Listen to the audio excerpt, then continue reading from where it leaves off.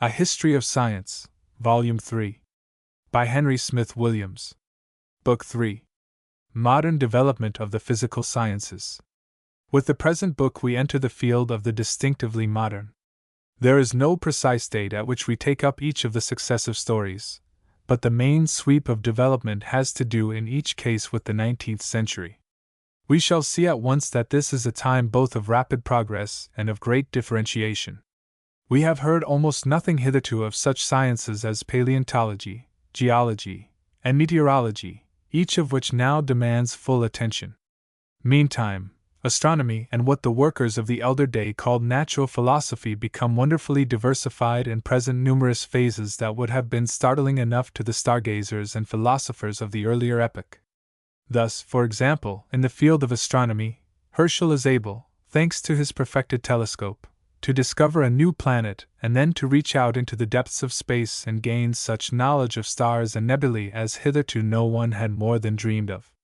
Then, in rapid sequence, a whole coterie of hitherto unsuspected minor planets is discovered, stellar distances are measured, some members of the starry galaxy are timed in their flight, the direction of movement of the solar system itself is investigated, the spectroscope reveals the chemical composition even of suns that are unthinkably distant. And a tangible theory is grasped of the universal cycle which includes the birth and death of worlds. Similarly, the new studies of the Earth's surface reveal secrets of planetary formation hitherto quite inscrutable. It becomes known that the strata of the Earth's surface have been forming throughout untold ages, and that successive populations differing utterly from one another have peopled the Earth in different geological epochs. The entire point of view of thoughtful men becomes changed in contemplating the history of the world in which we live, albeit the newest thought harks back to some extent to those days when the inspired thinkers of early Greece dreamed out the wonderful theories with which our earlier chapters have made our readers familiar. In the region of natural philosophy, progress is no less pronounced and no less striking. It suffices here, however, by way of anticipation, simply to name the greatest generalization of the century in physical science, the doctrine of the conservation of energy. I. The successors of Newton in astronomy. Hevelius and Halley. Strangely enough, the decade immediately following Newton was one of comparative barrenness and scientific progress, the early years of the 18th century not being as productive of great astronomers as the later years of the 17th, or, for that matter, as the later years of the 18th century itself. Several of the prominent astronomers of the later 17th century lived on into the opening years of the following century, however, and the younger generation soon developed a coterie of astronomers, among whom Euler, Lagrange, Laplace, and Herschel, as we shall see, were to accomplish great things in this field before the century closed. One of the great 17th century astronomers, who died just before the close of the century, was Johannes Hevelius, 1611 to 1687, of Danzig, who advanced astronomy by his accurate description of the face and the spots of the moon. But he is remembered also for having retarded progress by his influence in refusing to use telescopic sights in his observations, preferring until his death the plane sights long before discarded by most other astronomers. The advantages of these telescope sights have been discussed under the article treating of Robert Hooke, but no such advantages were ever recognized by Hevelius. So great was Hevelius's reputation as an astronomer that his refusal to recognize the advantage of the telescope sights caused many astronomers to hesitate before accepting them as superior to the plane, and even the famous Halley, of whom we shall speak further in a moment, was sufficiently in doubt over the matter to pay the aged astronomer a visit to test his skill in using the old-style sights. Side by side, Hevelius and Halley made their observations, Hevelius with his old instrument and Halley with the new. The results showed slightly in the younger man's favor, but not enough to make it an entirely convincing demonstration.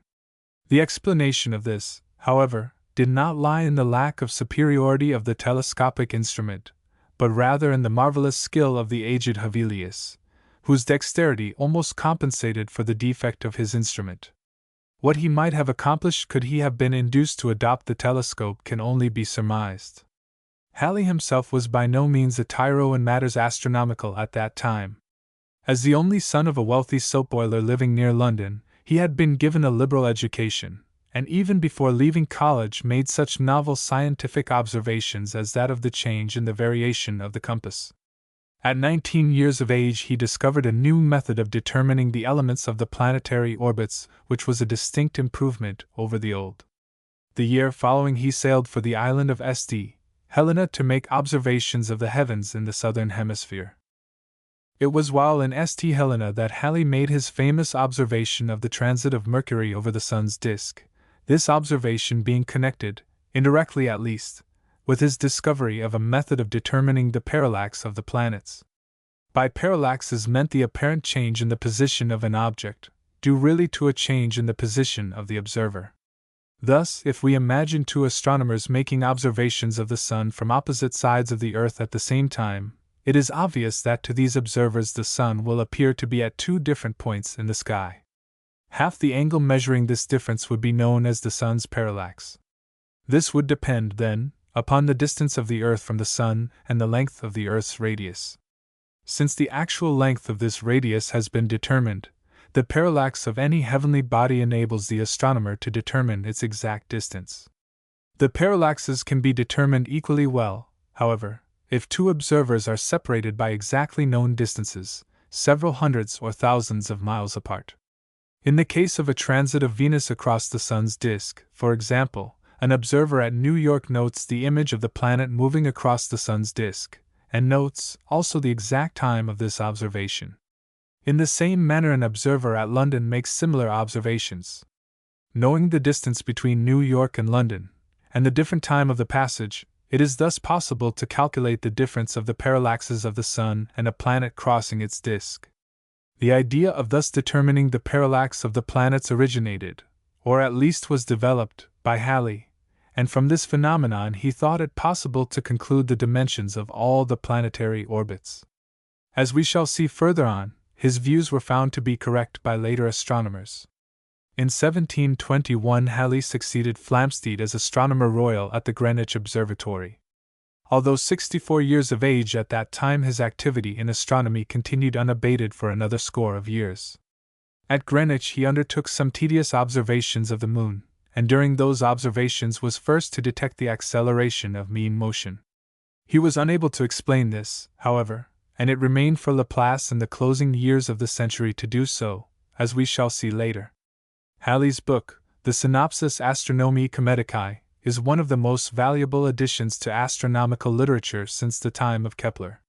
He was first to attempt the calculation of the orbit of a comet, having revived the ancient opinion that comets belong to the solar system, moving in eccentric orbits round the Sun, and his calculation of the orbit of the comet of 1682 led him to predict correctly the return of that comet in 1758.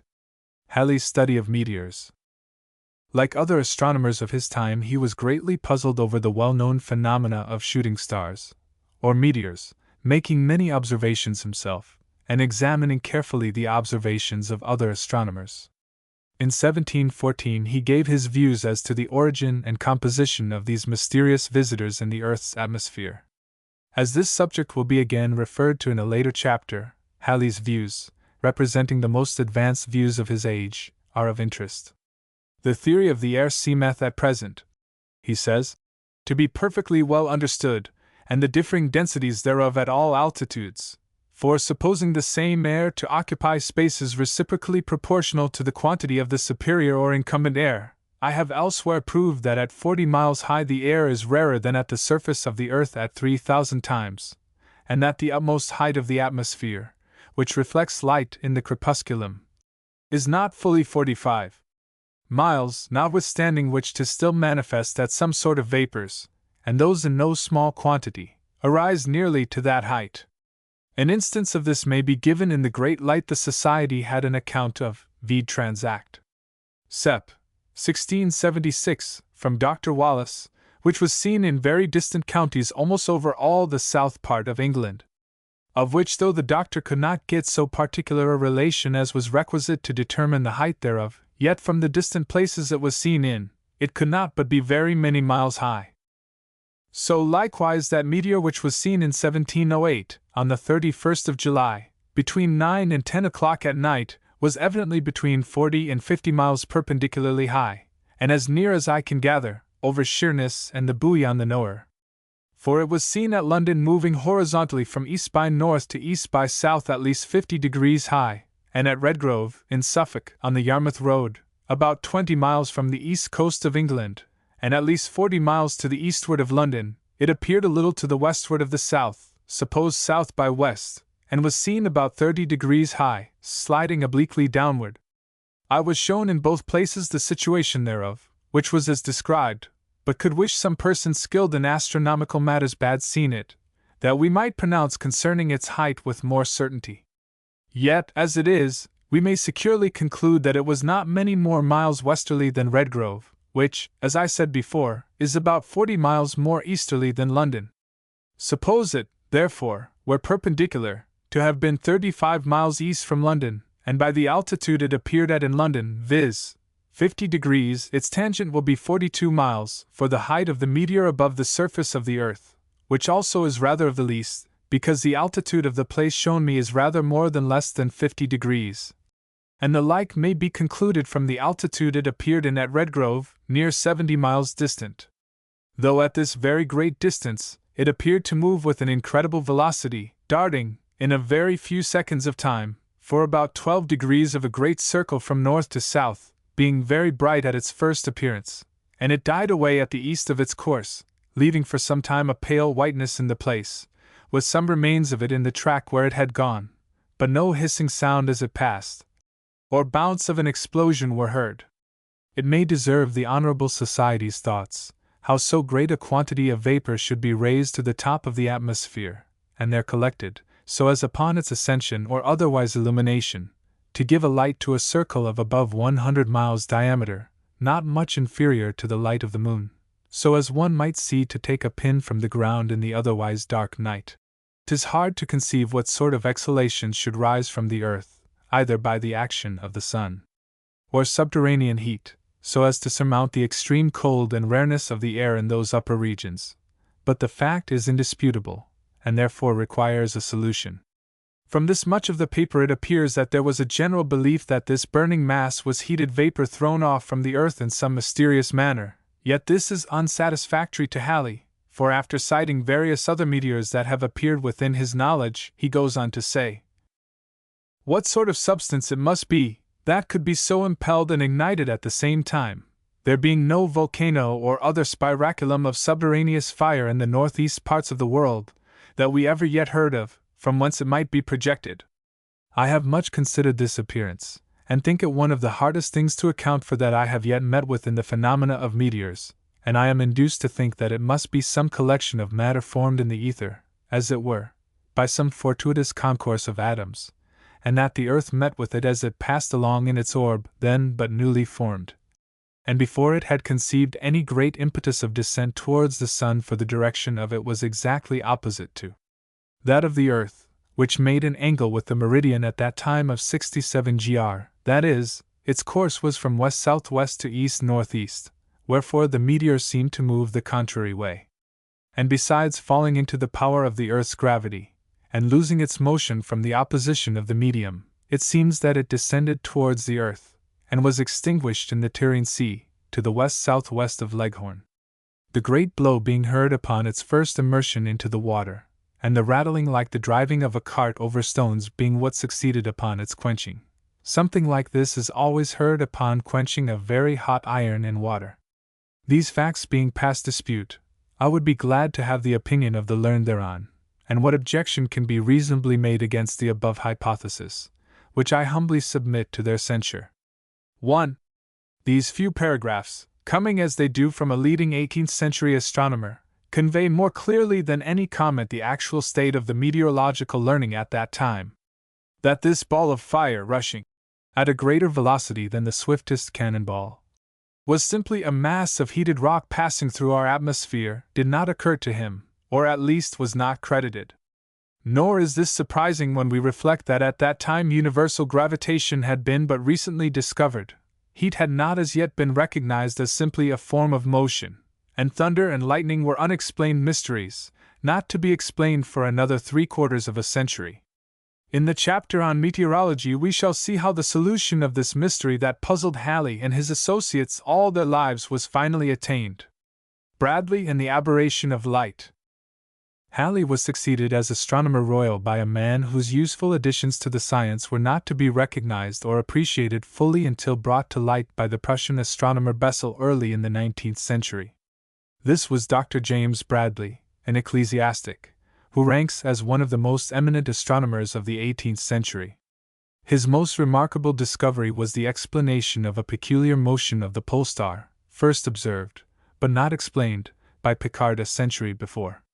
For many years a satisfactory explanation was sought unsuccessfully by Bradley and his fellow astronomers, but at last he was able to demonstrate that the Stare Draconis, on which he was making his observations, described, or appeared to describe, a small ellipse. If this observation was correct, it afforded a means of computing the aberration of any star at all times. The explanation of the physical cause of this aberration, as Bradley thought, and afterwards demonstrated, was the result of the combination of the motion of light with the annual motion of the Earth. Bradley first formulated this theory in 1728, but it was not until 1748, 20 years of continuous struggle and observation by him, that he was prepared to communicate the results of his efforts to the Royal Society. This remarkable paper is thought by the Frenchman, D'Alembert, to entitle its author to a place in science beside such astronomers as Hipparchus and Kepler. Bradley's studies led him to discover also the libratory motion of the Earth's axis. As this appearance of Draconis indicated a diminution of the inclination of the Earth's axis to the plane of the ecliptic, he says, and as several astronomers have supposed that inclination to diminish regularly, if this phenomenon depended upon such a cause, and amounted to 18, in 9 years, the obliquity of the ecliptic would, at that rate, alter a whole minute in 30 years. Which is much faster than any observations, before made, would allow. I had reason, therefore, to think that some part of this motion at the least, if not the whole, was owing to the moon's action upon the equatorial parts of the Earth, which, I conceived, might cause a libratory motion of the Earth's axis. But as I was unable to judge, from only 9 years' observations, whether the axis would entirely recover the same position that it had in the year 1727, I found it necessary to continue my observations through a whole period of the moon's nodes, at the end of which I had the satisfaction to see that the stars returned into the same position again, as if there had been no alteration at all in the inclination of the Earth's axis, which fully convinced me that I had guessed rightly as to the cause of the phenomena. This circumstance proves likewise that if there be a gradual diminution of the obliquity of the ecliptic, it does not arise only from an alteration in the position of the Earth's axis, but rather from some change in the plane of the ecliptic itself, because the stars, at the end of the period of the moon's nodes, appeared in the same places, with respect to the equator, as they ought to have done, if the Earth's axis had retained the same inclination to an invariable plane. 2. French astronomers. Meanwhile, astronomers across the Channel were by no means idle. In France, several successful observers were making many additions to the already long list of observations of the first astronomer of the Royal Observatory of Paris, Dominic Cassini, 1625 to 1712, whose reputation among his contemporaries was much greater than among succeeding generations of astronomers. Perhaps the most deserving of these successors was Nicolas Louis de Lacaille, 1713 to 1762. A theologian who had been educated at the expense of the Duke of Bourbon, and who, soon after completing his clerical studies, came under the patronage of Cassini, whose attention had been called to the young man's interest in the sciences. One of Lacaille's first undertakings was the remeasuring of the French hour of the meridian, which had been incorrectly measured by his patron in 1684. This was begun in 1739, and occupied him for 2 years before successfully completed. As a reward, however, he was admitted to the Academy and appointed mathematical professor in Mazarine College. In 1751 he went to the Cape of Good Hope for the purpose of determining the sun's parallax by observations of the parallaxes of Mars and Venus, and incidentally to make observations on the other southern hemisphere stars. The results of this undertaking were most successful, and were given in his Column Australe Stelligerum, etc., published in 1763. In this he shows that in the course of a single year he had observed some 10,000 stars, and computed the places of 1,942 of them, measured a degree of the meridian, and made many observations of the moon, productive industry seldom equaled in a single year in any field.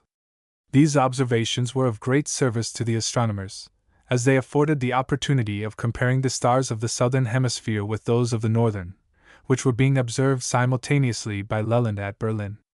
Lacaille's observations followed closely upon the determination of an absorbing question which occupied the attention of the astronomers in the early part of the century.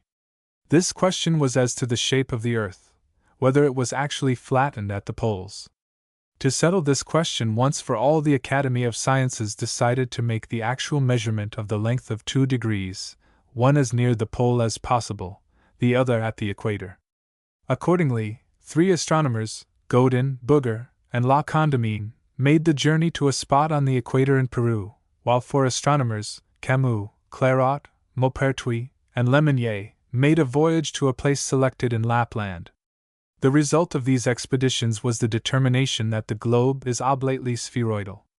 A great contemporary and fellow countryman of Lacaille was Jean-Laurent D'Alembert, 1717–1783, who, although not primarily an astronomer, did so much with his mathematical calculations to aid that science that his name is closely connected with its progress during the 18th century. D'Alembert, who became one of the best-known men of science of his day, and whose services were eagerly sought by the rulers of Europe, began life as a foundling, having been exposed in one of the markets of Paris. The sickly infant was adopted and cared for in the family of a poor glazier, and treated as a member of the family.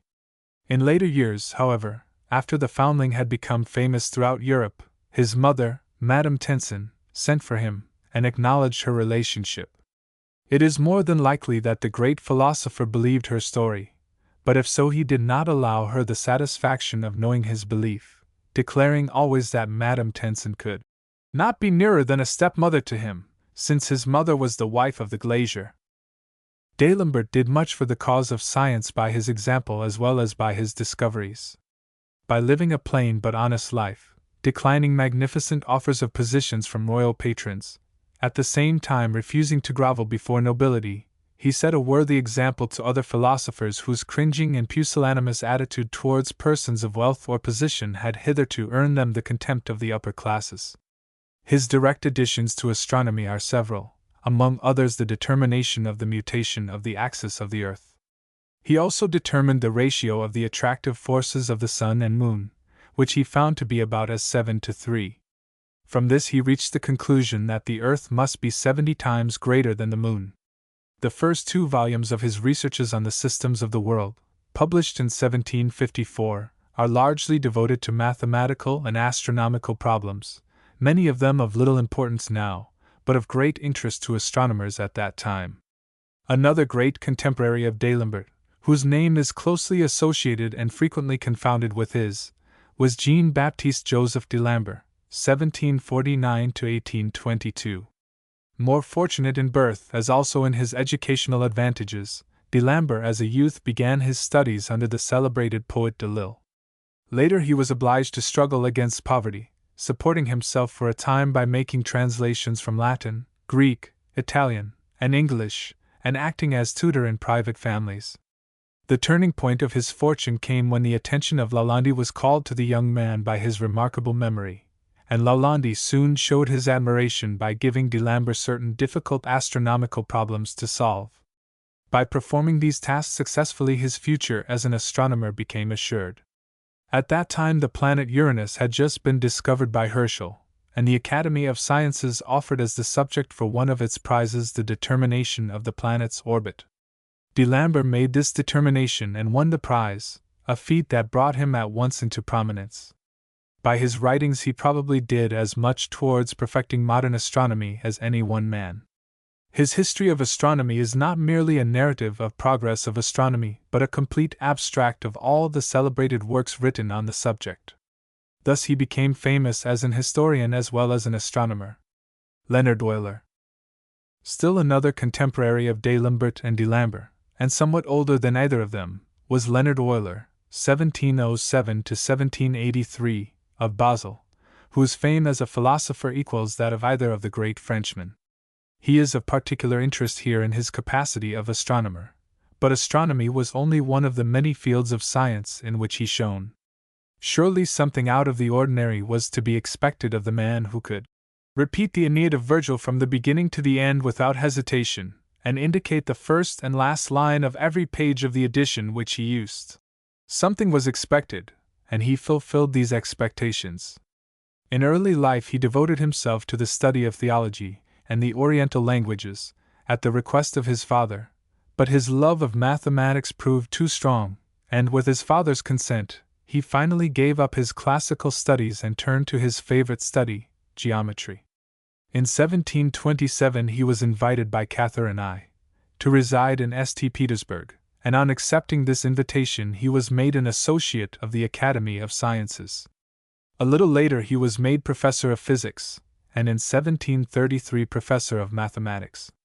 In 1735 he solved a problem in 3 days which some of the eminent mathematicians would not undertake under several months. In 1741 Frederick the Great invited him to Berlin, where he soon became a member of the Academy of Sciences and professor of mathematics. But in 1766 he returned to St. Petersburg. Towards the close of his life he became virtually blind, being obliged to dictate his thoughts, sometimes to persons entirely ignorant of the subject in hand. Nevertheless, his remarkable memory, still further heightened by his blindness, enabled him to carry out the elaborate computations frequently involved. Euler's first memoir, transmitted to the Academy of Sciences of Paris in 1747, was on the planetary perturbations. This memoir carried off the prize that had been offered for the analytical theory of the motions of Jupiter and Saturn. Other memoirs followed, one in 1749 and another in 1750, with further expansions of the same subject. As some slight errors were found in these, such as a mistake in some of the formulae expressing the secular and periodic inequalities, the Academy proposed the same subject for the prize of 1752. Euler again competed, and won this prize also. The contents of this memoir laid the foundation for the subsequent demonstration of the permanent stability of the planetary system by Laplace and Lagrange. It was Euler also who demonstrated that within certain fixed limits the eccentricities and places of the aphelia of Saturn and Jupiter are subject to constant variation, and he calculated that after a lapse of about 30,000 years the elements of the orbits of these two planets recover their original values. 2. The progress of modern astronomy. A new epoch in astronomy begins with the work of William Herschel, the Hanoverian, whom England made hers by adoption. He was a man with a positive genius for sidereal discovery. At first a mere amateur in astronomy, he snatched time from his duties as music teacher to grind him a telescopic mirror, and began gazing at the stars. Not content with his first telescope, he made another and another, and he had such genius for the work that he soon possessed a better instrument than was ever made before. His patience in grinding the curved reflective surface was monumental. Sometimes for 16 hours together he must walk steadily about the mirror, polishing it, without once removing his hands. Meantime his sister, always his chief lieutenant, cheered him with her presence, and from time to time put food into his mouth. The telescope completed, the astronomer turned night into day, and from sunset to sunrise, year in and year out, swept the heavens unceasingly, unless prevented by clouds or the brightness of the moon. His sister sat always at his side, recording his observations. They were in the open air, perched high at the mouth of the reflector, and sometimes it was so cold that the ink froze in the bottle in Caroline Herschel's hand. But the two enthusiasts hardly noticed a thing so commonplace as terrestrial weather. They were living in distant worlds. The results? What could they be? Such enthusiasm would move mountains. But after all, the moving of mountains seems a Lilliputian task compared with what Herschel really did with those wonderful telescopes. He moved worlds, stars, a universe, even, if you please, a galaxy of universes. At least he proved that they move, which seems scarcely less wonderful, and he expanded the cosmos, as man conceives it, to thousands of times the dimensions it had before. As a mere beginning, he doubled the diameter of the solar system by observing the great outlying planet which we now call Uranus, but which he christened Georgium Sidus, in honor of his sovereign, and which his French contemporaries, not relishing that name, preferred to call Herschel. This discovery was but a trifle compared with what Herschel did later on, but it gave him worldwide reputation nonetheless. Comets and moons aside, this was the first addition to the solar system that had been made within historic times, and it created a veritable furor of popular interest and enthusiasm. Incidentally, King George was flattered at having a world named after him, and he smiled on the astronomer, and came with his court to have a look at his namesake. The inspection was highly satisfactory, and presently the royal favor enabled the astronomer to escape the thraldom of teaching music and to devote his entire time to the more congenial task of stargazing. Thus relieved from the burden of mundane embarrassments, he turned with fresh enthusiasm to the skies, and his discoveries followed one another in bewildering profusion. He found various hitherto unseen moons of our sister planets. He made special studies of Saturn, and proved that this planet, with its rings, revolves on its axis. He scanned the spots on the sun, and suggested that they influenced the weather of our Earth. In short, he extended the entire field of solar astronomy. But very soon this field became too small for him, and his most important researches carried him out into the regions of space compared with which the span of our solar system is a mere point. With his perfected telescopes he entered abysmal vistas which no human eye ever penetrated before, which no human mind had hitherto more than vaguely imagined. He tells us that his 40-foot reflector will bring him light from a distance of at least 11 3/4 millions of miles, light which left its source 2 million years ago. The smallest stars visible to the unaided eye are those of the 6th magnitude. This telescope, he thinks, has power to reveal stars of the 1342d magnitude. But what did Herschel learn regarding these awful depths of space and the stars that people them? That was what the world wished to know. Copernicus, Galileo, Kepler had given us a solar system, but the stars had been a mystery. What says the great reflector? Are the stars points of light, as the ancients taught, and as more than one philosopher of the 18th century has still contended, or are they suns, as others hold? Herschel answers, they are suns, each and every one of all the millions, suns, many of them, larger than the one that is the center of our tiny system. Not only so, but they are moving suns. Instead of being fixed in space, as has been thought, they are whirling in gigantic orbits about some common center. Is our sun that center? Far from it. Our sun is only a star like all the rest, circling on with its attendant satellites.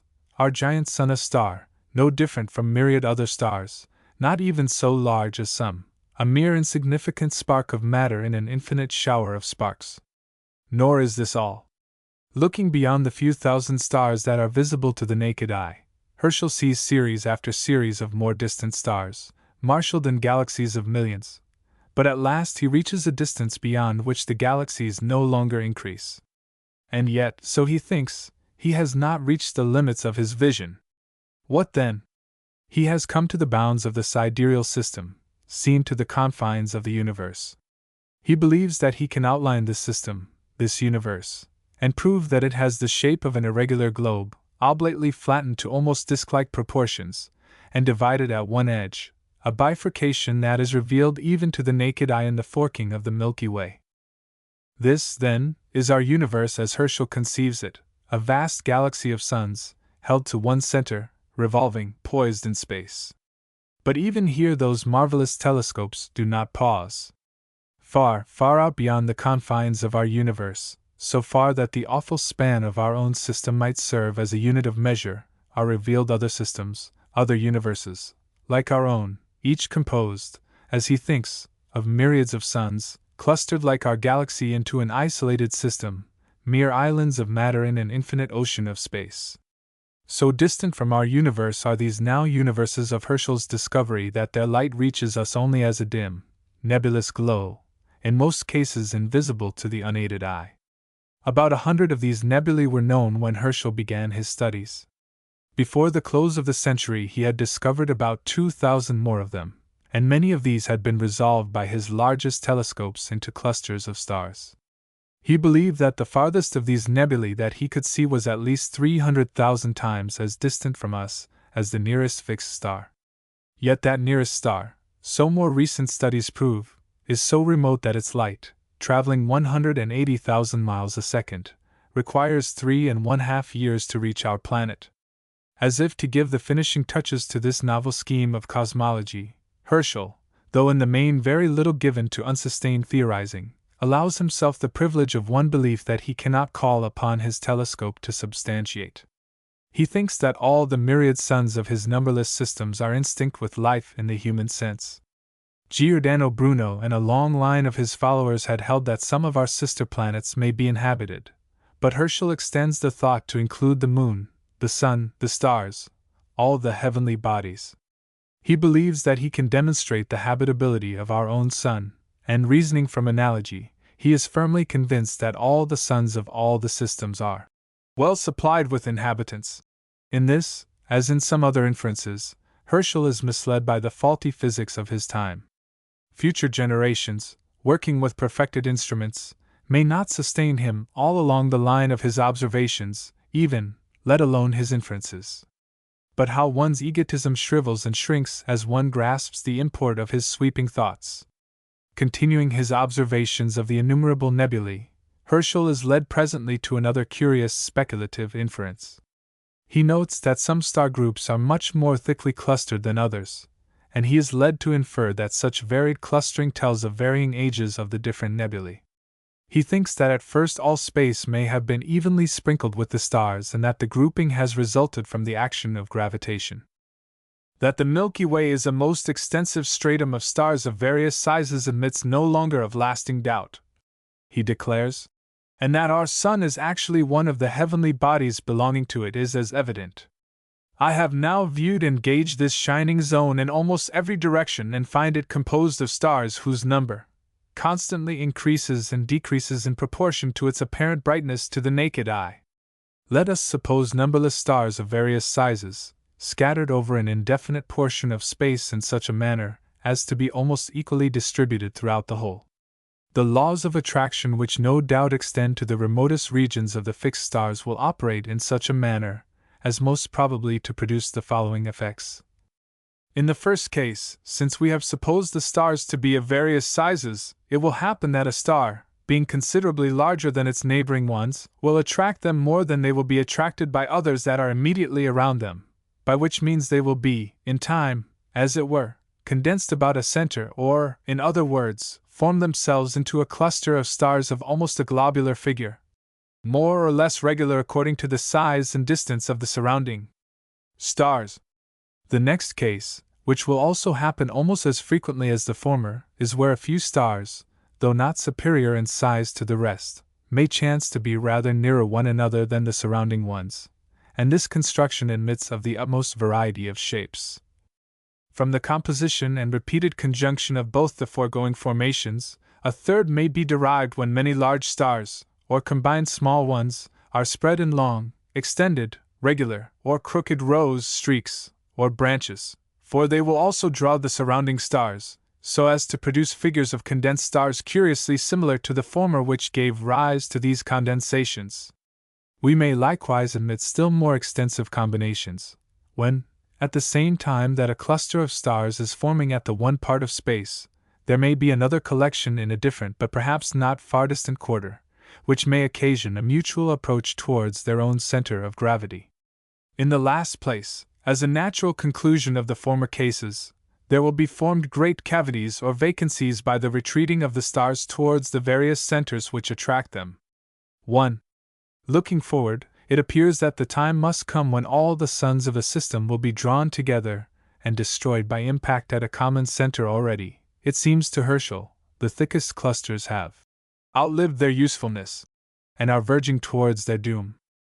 But again, other nebulae present an appearance suggestive of an opposite condition. They are not resolvable into stars, but present an almost uniform appearance throughout, and are hence believed to be composed of a shining fluid, which in some instances is seen to be condensed at the center into a glowing mass. In such a nebula, Herschel thinks he sees a sun in process of formation. The nebular hypothesis of Kant. Taken together, these two conceptions outline a majestic cycle of world formation and world destruction, a broad scheme of cosmogony, such as had been vaguely adumbrated 2 centuries before by Kepler and in more recent times by Wright and Swedenborg.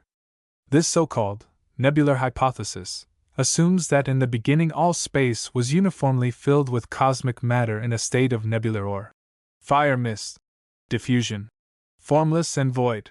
It pictures the condensation, coagulation, if you will, of portions of this mass to form segregated masses, and the ultimate development out of these masses of the sidereal bodies that we see. Perhaps the first elaborate exposition of this idea was that given by the great German philosopher Immanuel Kant, born at Königsberg in 1724, died in 1804, known to every one as the author of the Critique of Pure Reason. Let us learn from his own words how the imaginative philosopher conceived the world to have come into existence. I assume, says Kant, that all the material of which the globes belonging to our solar system, all the planets and comets, consist, at the beginning of all things was decomposed into its primary elements, and filled the whole space of the universe in which the bodies formed out of it now revolve. This state of nature, when viewed in and by itself without any reference to a system, seems to be the very simplest that can follow upon nothing. At that time nothing has yet been formed. The construction of heavenly bodies at a distance from one another, their distances regulated by their attraction, their form arising out of the equilibrium of their collected matter, exhibit a later state. In a region of space filled in this manner, a universal repose could last only a moment. The elements have essential forces with which to put each other in motion, and thus are themselves a source of life. Matter immediately begins to strive to fashion itself.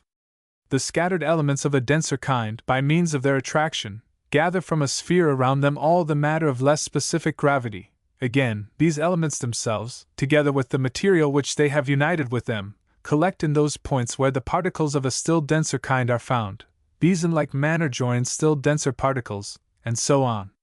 If we follow in imagination this process by which nature fashions itself into form through the whole extent of chaos, we easily perceive that all the results of the process would consist in the formation of divers masses which, when their formation was complete, would by the equality of their attraction be at rest and be forever unmoved. But nature has other forces in store which are specially exerted when matter is decomposed into fine particles. They are those forces by which these particles repel one another, and which, by their conflict with attractions, bring forth that movement which is, as it were, the lasting life of nature. This force of repulsion is manifested in the elasticity of vapors, the effluences of strong-smelling bodies, and the diffusion of all spirituous matters. This force is an uncontestable phenomenon of matter.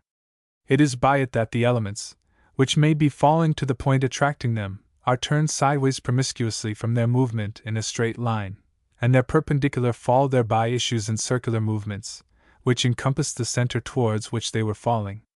In order to make the formation of the world more distinctly conceivable, we will limit our view by withdrawing it from the infinite universe of nature and directing it to a particular system, as the one which belongs to our Sunday. Having considered the generation of this system, we shall be able to advance to a similar consideration of the origin of the great world systems, and thus to embrace the infinitude of the whole creation in one conception. From what has been said, it will appear that if a point is situated in a very large space where the attraction of the elements there situated acts more strongly than elsewhere, then the matter of the elementary particles scattered throughout the whole region will fall to that point.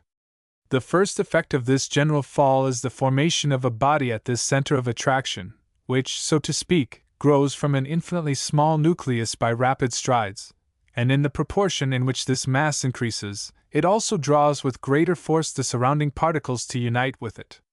When the mass of this central body has grown so great that the velocity with which it draws the particles to itself with great distances is bent sideways by the feeble degree of repulsion with which they impede one another, and when it issues in lateral movements which are capable by means of the centrifugal force of encompassing the central body in an orbit, then there are produced whirls or vortices of particles, each of which by itself describes a curved line by the composition of the attracting force and the force of revolution that had been bent sideways. These kinds of orbits all intersect one another, for which their great dispersion in this space gives place. Yet these movements are in many ways in conflict with one another, and they naturally tend to bring one another to a uniformity, that is, into a state in which one movement is as little obstructive to the other as possible. This happens in two ways: first, by the particles limiting one another's movement till they all advance in one direction, and secondly, in this way, that the particles limit their vertical movements in virtue of which they are approaching the center of attraction, till they all move horizontally, i.e., in parallel circles round the Sun as their center, no longer intercept one another, and by the centrifugal force becoming equal with the falling force they keep themselves constantly in free circular orbits at the distance at which they move. The result, finally, is that only those particles continue to move in this region of space which have acquired by their fall of velocity, and through the resistance of the other particles a direction, by which they can continue to maintain a free circular movement. The view of the formation of the planets in this system has the advantage over every other possible theory in holding that the origin of the movements, and the position of the orbits in arising at that same point of time, nay, more, in showing that even the deviations from the greatest possible exactness in their determinations, as well as the accordances themselves, become clear at a glance. The planets are formed out of particles which, at the distance at which they move, have exact movements in circular orbits, and therefore the masses composed out of them will continue the same movements, and at the same rate, and in the same direction. 2. It must be admitted that this explanation leaves a good deal to be desired. It is the explanation of a metaphysician rather than that of an experimental scientist. Such phrases as, matter immediately begins to strive to fashion itself, for example, have no place in the reasoning of inductive science. Nevertheless, the hypothesis of Kant is a remarkable conception. It attempts to explain along rational lines something which hitherto had for the most part been considered altogether inexplicable. But there are various questions that at once suggest themselves which the Kantian theory leaves unanswered. How happens it, for example, that the cosmic mass which gave birth to our solar system was divided into several planetary bodies instead of remaining a single mass? Were the planets struck from the Sun by the chance impact of comets, as Buffon has suggested? Or thrown out by explosive volcanic action, in accordance with the theory of Dr. Darwin? Or do they owe their origin to some unknown law? In any event, how chanced it that all were projected in nearly the same plane as we now find them? Laplace and the nebular hypothesis. It remained for a mathematical astronomer to solve these puzzles. The man of all others competent to take the subject in hand was the French astronomer Laplace. For a quarter of a century he had devoted his transcendent mathematical abilities to the solution of problems of motion of the heavenly bodies. Working in friendly rivalry with his countryman Lagrange, his only peer among the mathematicians of the age, he had taken up and solved one by one the problems that Newton left obscure. Largely through the efforts of these two men, the last lingering doubts as to the solidarity of the Newtonian hypothesis of universal gravitation had been removed. The share of Lagrange was hardly less than that of his co-worker, but Laplace will longer be remembered, because he ultimately brought his completed labors into a system, and incorporating with them the labors of his contemporaries, produced in the Mécanique Céleste the undisputed mathematical monument of the century, a fitting complement to the Principia of Newton, which it supplements and in a sense completes. In the closing years of the 18th century, Laplace took up the nebular hypothesis of cosmogony, to which we have just referred, and gave it definite proportions. In fact, made it so thoroughly his own that posterity will always link it with his name. Discarding the crude notions of cometary impact and volcanic eruption, Laplace filled up the gaps in the hypothesis with the aid of well-known laws of gravitation and motion. He assumed that the primitive mass of cosmic matter which was destined to form our solar system was revolving on its axis even at a time when it was still nebular in character, and filled all space to a distance far beyond the present limits of the system. As this vaporous mass contracted through loss of heat, it revolved more and more swiftly, and from time to time, through balance of forces at its periphery, rings of its substance were whirled off and left revolving there, subsequently to become condensed into planets, and in their turn whirl off minor rings that became moons. The main body of the original mass remains in the present as the still contracting and rotating body which we call the Sun. Let us allow Laplace to explain all this in detail. In order to explain the prime movements of the planetary system, he says, there are the 5 following phenomena, the movement of the planets in the same direction and very nearly in the same plane, the movement of the satellites in the same direction as that of the planets, the rotation of these different bodies and the Sun in the same direction as their revolution, and in nearly the same plane, the slight eccentricity of the orbits of the planets and of the satellites, and finally, the great eccentricity of the orbits of the comets, as if their inclinations had been left to chance. Buffon is the only man I know who, since the discovery of the true system of the world, has endeavored to show the origin of the planets and their satellites. He supposes that a comet, in falling into the Sun, drove from it a mass of matter which was reassembled at a distance in the form of various globes more or less large, and more or less removed from the Sun, and that these globes, becoming opaque and solid, are now the planets and their satellites. This hypothesis satisfies the first of the 5 preceding phenomena, for it is clear that all the bodies thus formed would move very nearly in the plane which passed through the center of the Sun, and in the direction of the torrent of matter which was produced. But the 4 other phenomena appear to be inexplicable to me by this means. Indeed, the absolute movement of the molecules of a planet ought then to be in the direction of the movement of its center of gravity, but it does not at all follow that the motion of the rotation of the planets should be in the same direction. Thus the Earth should rotate from east to west, but nevertheless the absolute movement of its molecules should be from east to west, and this ought also to apply to the movement of the revolution of the satellites, in which the direction, according to the hypothesis which he offers, is not necessarily the same as that of the progressive movement of the planets. A phenomenon not only very difficult to explain under this hypothesis, but one which is even contrary to it, is the slight eccentricity of the planetary orbits. We know, by the theory of central forces, that if a body moves in a closed orbit around the Sun and touches it, it also always comes back to that point at every revolution, whence it follows that if the planets were originally detached from the Sun, they would touch it at each return towards it, and their orbits, far from being circular, would be very eccentric. It is true that a mass of matter driven from the Sun cannot be exactly compared to a globe which touches its surface, for the impulse which the particles of this mass receive from one another and the reciprocal attractions which they exert among themselves, could, in changing the direction of their movements, remove their perihelions from the Sun, but their orbits would be always most eccentric, or at least they would not have slight eccentricities except by the most extraordinary chance. Thus we cannot see, according to the hypothesis of Buffon, why the orbits of more than 100 comets already observed are so elliptical. This hypothesis is therefore very far from satisfying the preceding phenomena. Let us see if it is possible to trace them back to their true cause. Whatever may be its ultimate nature, seeing that it has caused or modified the movements of the planets, it is necessary that this cause should embrace every body, and in view of the enormous distances which separate them, it could only have been a fluid of immense extent. In order to have given them an almost circular movement in the same direction around the Sun, it is necessary that this fluid should have enveloped the Sun as in an atmosphere. The consideration of the planetary movements leads us then to think that, on account of excessive heat, the atmosphere of the Sun originally extended beyond the orbits of all the planets, and that it was successively contracted to its present limits.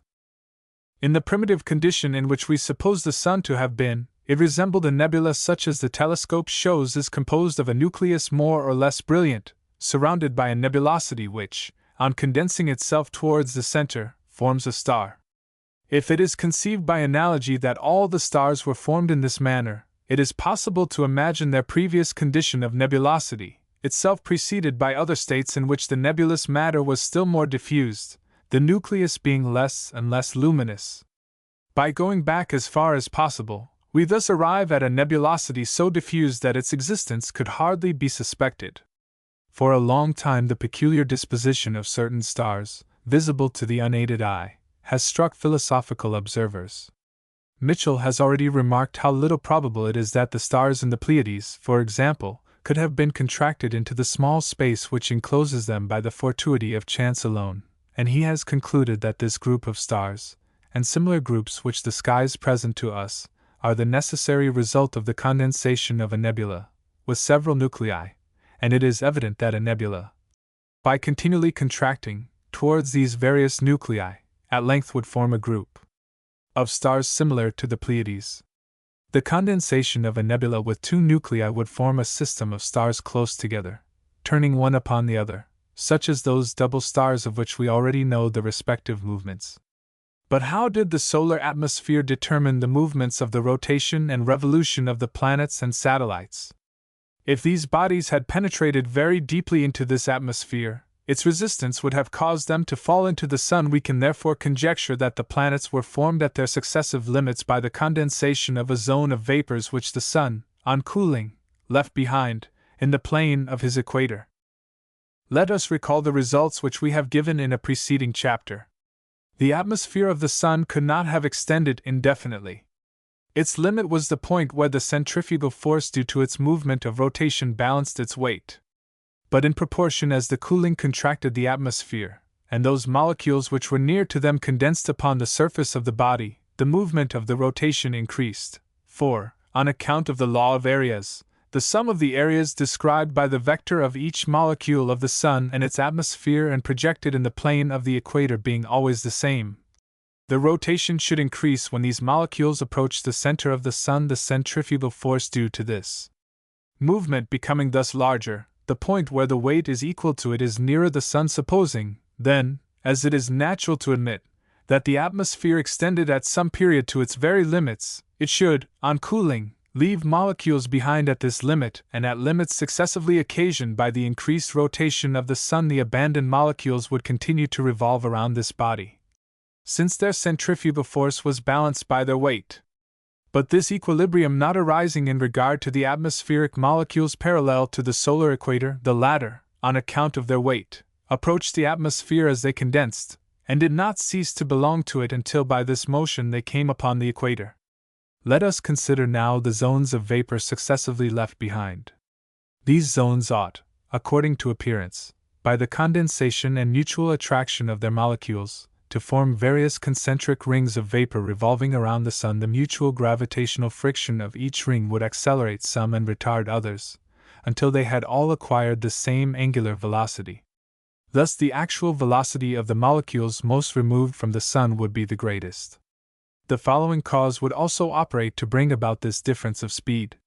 The molecules farthest from the Sun, and which by the effects of cooling and condensation approach one another to form the outer part of the ring, would have always described areas proportional to the time, since the central force by which they were controlled has been constantly directed towards this body. But this constancy of areas necessitates an increase of velocity proportional to the distance. It is thus seen that the same cause would diminish the velocity of the molecules which form the inner part of the ring. If all the molecules of the ring of vapor continued to condense without disuniting, they would at length form a ring either solid or fluid. But this formation would necessitate such a regularity in every part of the ring, and in its cooling, that this phenomenon is extremely rare, and the solar system affords us, indeed, but one example, namely, in the ring of Saturn.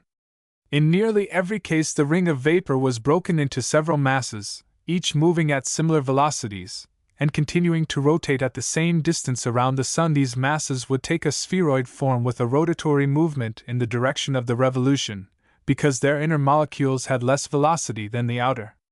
Thus were formed so many planets in a condition of vapor. But if one of them were powerful enough to reunite successively by its attraction all the others around its center of gravity, the ring of vapor would be thus transformed into a single spheroidal mass of vapor revolving around the Sun with a rotation in the direction of its revolution. The latter case has been that which is the most common, but nevertheless the solar system affords us an instance of the first case in the 4 small planets which move between Jupiter and Mars, at least, if we do not suppose, as does M. Olbers, that they originally formed a single planet which a mighty explosion broke up into several portions, each moving at different velocities. According to our hypothesis, the comets are strangers to our planetary system. In considering them, as we have done, as minute nebulosities, wandering from solar system to solar system, and formed by the condensation of the nebulous matter everywhere existent in profusion in the universe, we see that when they come into that part of the heavens where the Sun is all-powerful, he forces them to describe orbits either elliptical or hyperbolic, their paths being equally possible in all directions, and at all inclinations of the ecliptic, conformably to what has been observed. thus the condensation of nebulous matter, by which we have at first explained the motions of the rotation and revolution of the planets and their satellites in the same direction, and in nearly approximate planes, explains also why the movements of the comets escape this general law. 3. The nebular hypothesis thus given detailed completion by Laplace is a worthy complement of the grand cosmologic scheme of Herschel. Whether true or false, the two conceptions stand as the final contributions of the 18th century to the history of man's ceaseless efforts to solve the mysteries of cosmic origin and cosmic structure. The world listened eagerly and without prejudice to the new doctrines, and that attitude tells of a marvelous intellectual growth of our race. Mark the transition. In the year 1600, Bruno was burned at the stake for teaching that our Earth is not the center of the universe. In 1700, Newton was pronounced impious and heretical by a large school of philosophers for declaring that the force which holds the planets in their orbits is universal gravitation. In 1800, Laplace and Herschel are honored for teaching that gravitation built up the system which it still controls, that our universe is but a minor nebula, our sun but a minor star, our Earth a mere atom of matter, our race only one of myriad races peopling an infinity of worlds. Doctrines which but the span of 2 human lives before would have brought their enunciators to the stake were now pronounced not impious, but sublime. Asteroids and satellites. The first day of the 19th century was fittingly signalized by the discovery of a new world. On the evening of January 1, 1801, an Italian astronomer, Piazzi, observed an apparent star of about the 8th magnitude, hence, of course, quite invisible to the unaided eye, which later on was seen to have moved, and was thus shown to be vastly nearer the Earth than any true star. He at first supposed, as Herschel had done when he first saw Uranus, that the unfamiliar body was a comet, but later observation proved it a tiny planet, occupying a position in space between Mars and Jupiter. It was christened Ceres, after the tutelary goddess of Sicily. Though unpremeditated, this discovery was not unexpected, for astronomers had long surmised the existence of a planet in the wide gap between Mars and Jupiter. Indeed, they were even preparing to make concerted search for it, despite the protests of philosophers, who argued that the planets could not possibly exceed the magic number 7, when Piazzi forestalled their efforts. But a surprise came with the sequel, for the very next year Dr. Olbers, the wonderful physician-astronomer of Bremen, while following up the course of Ceres, happened on another tiny moving star, similarly located, which soon revealed itself as planetary.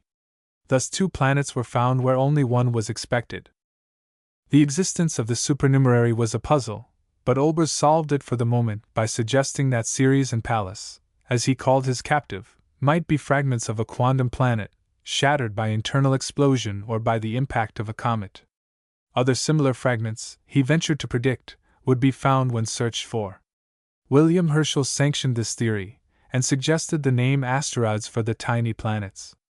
The explosion theory was supported by the discovery of another asteroid, by Harding, of Lilienthal, in 1804, and it seemed clinched when Olbers himself found a fourth in 1807. The newcomers were named Juno and Vesta respectively. There the case rested till 1845, when a Prussian amateur astronomer named Henk found another asteroid, after long searching, and opened a new epoch of discovery. From then on the finding of asteroids became a commonplace. Latterly, with the aid of photography, the list has been extended to above 400, and as yet there seems no dearth in the supply, though doubtless all the larger members have been revealed. Even these are but a few hundreds of miles in diameter, while the smaller ones are too tiny for measurement. The combined bulk of these minor planets is believed to be but a fraction of that of the Earth. Olbers's explosion theory, long accepted by astronomers, has been proven open to fatal objections. The minor planets are now believed to represent a ring of cosmical matter, cast off from the solar nebula like the rings that went to form the major planets, but prevented from becoming aggregated into a single body by the perturbing mass of Jupiter. The discovery of Neptune. As we have seen, the discovery of the first asteroid confirmed a conjecture. The other important planetary discovery of the 19th century fulfilled a prediction. Neptune was found through scientific prophecy. No one suspected the existence of a trans-Uranian planet till Uranus itself, by hairbreadth departures from its predicted orbit, gave out the secret. No one saw the disturbing planet till the pencil of the mathematician, with almost occult divination, had pointed out its place in the heavens. The general predication of a trans-Uranian planet was made by Bessel, the great Königsberg astronomer, in 1840. The analysis that revealed its exact location was undertaken, half a decade later, by two independent workers, John Couch Adams, just graduated senior wrangler at Cambridge, England, and U.J. Leverrier, the leading French mathematician of his generation. Adams's calculation was first begun and first completed. But it had one radical defect: it was the work of a young and untried man. So it found lodgment in a pigeonhole of the desk of England's Astronomer Royal, and an opportunity was lost which English astronomers have never ceased to mourn. Had the search been made, an actual planet would have been seen shining there, close to the spot where the pencil of the mathematician had placed its hypothetical counterpart. But the search was not made, and while the prophecy of Adams gathered dust in that regrettable pigeonhole, Leverrier's calculation was coming on, his tentative results meeting full encouragement from Arago and other French savants. At last the laborious calculations proved satisfactory, and confident of the result, Leverrier sent to the Berlin Observatory, requesting that search be made for the disturber of Uranus in a particular spot of the heavens. Dr. Gao received the request September 23, 1846. That very night he turned his telescope to the indicated region, and there, within a single degree of the suggested spot, he saw a seeming star, invisible to the unaided eye, which proved to be the long-sought planet, henceforth to be known as Neptune. To the average mind, which finds something altogether mystifying about abstract mathematics, this was a feat savoring of the miraculous. Stimulated by this success, Leverrier calculated an orbit for an interior planet from perturbations of Mercury. But though prematurely christened Vulcan, this hypothetical nursling of the Sun still haunts the realm of the undiscovered, along with certain equally hypothetical trans-Neptunian planets, whose existence has been suggested by residual perturbations of Uranus and by the movements of comets. No other veritable additions of the Sun's planetary family have been made in our century, beyond the finding of 7 small moons, which chiefly attest the advance in telescopic powers. Of these, the tiny attendants of our Martian neighbor, discovered by Professor Hall with the great Washington refractor, are of greatest interest, because of their small size and extremely rapid flight. One of them is poised only 6,000 miles from Mars, and whirls about him almost 4 times as fast as he revolves, seeming thus, as viewed by the Martian, to rise in the west and set in the east, and making the month only 1/4 as long as the day. The rings of Saturn. The discovery of the inner or crape ring of Saturn, made simultaneously in 1850 by William C. Bond, at the Harvard Observatory, in America, and the Rev. W. R. Dawes in England, was another interesting optical achievement, but our most important advances in knowledge of Saturn's unique system are due to the mathematician. Laplace, like his predecessors, supposed these rings to be solid, and explained their stability as due to certain irregularities of contour which Herschel bad pointed out. But about 1851 Professor Peirce, of Harvard, showed the untenability of this conclusion, proving that were the rings such as Laplace thought them they must fall of their own weight. Then Professor J. Clerk Maxwell, of Cambridge, took the matter in hand, and his analysis reduced the puzzling rings to a cloud of meteoric particles, a shower of brickbats, each fragment of which circulates exactly as if it were an independent planet, though of course perturbed and jostled more or less by its fellows. Mutual perturbations, and the disturbing pulls of Saturn's orthodox satellites, as investigated by Maxwell, explain nearly all the phenomena of the rings in a manner highly satisfactory. After elaborate mathematical calculations covering many pages of his paper entitled On the Stability of Saturn's Rings, he summarizes his deductions as follows. Let us now gather together the conclusions we have been able to draw from the mathematical theory of various kinds of conceivable rings. We found that the stability of the motion of a solid ring depended on so delicate an adjustment, and at the same time so unsymmetrical a distribution of mass, that even if the exact conditions were fulfilled, it could scarcely last long, and if it did, the immense preponderance of one side of the ring would be easily observed, contrary to experience. These considerations, with others derived from the mechanical structure of so vast a body, compel us to abandon any theory of solid rings. We next examined the motion of a ring of equal satellites, and found that if the mass of the planet is sufficient, any disturbances produced in the arrangement of the ring will be propagated around it in the form of waves, and will not introduce dangerous confusion. If the satellites are unequal, the propagations of the waves will no longer be regular, but disturbances of the ring will in this, as in the former case, produce only waves, and not growing confusion. Supposing the ring to consist, not of a single row of large satellites, but a cloud of evenly distributed unconnected particles, we found that such a cloud must have a very small density in order to be permanent, and that this is inconsistent with its outer and inner parts moving with the same angular velocity. Supposing the ring to be fluid and continuous, we found that it will be necessarily broken up into small portions. We conclude, therefore, that the rings must consist of disconnected particles. These must be either solid or liquid, but they must be independent. The entire system of rings must, therefore, consist either of a series of many concentric rings each moving with its own velocity and having its own system of waves, or else of a confused multitude of revolving particles not arranged in rings and continually coming into collision with one another.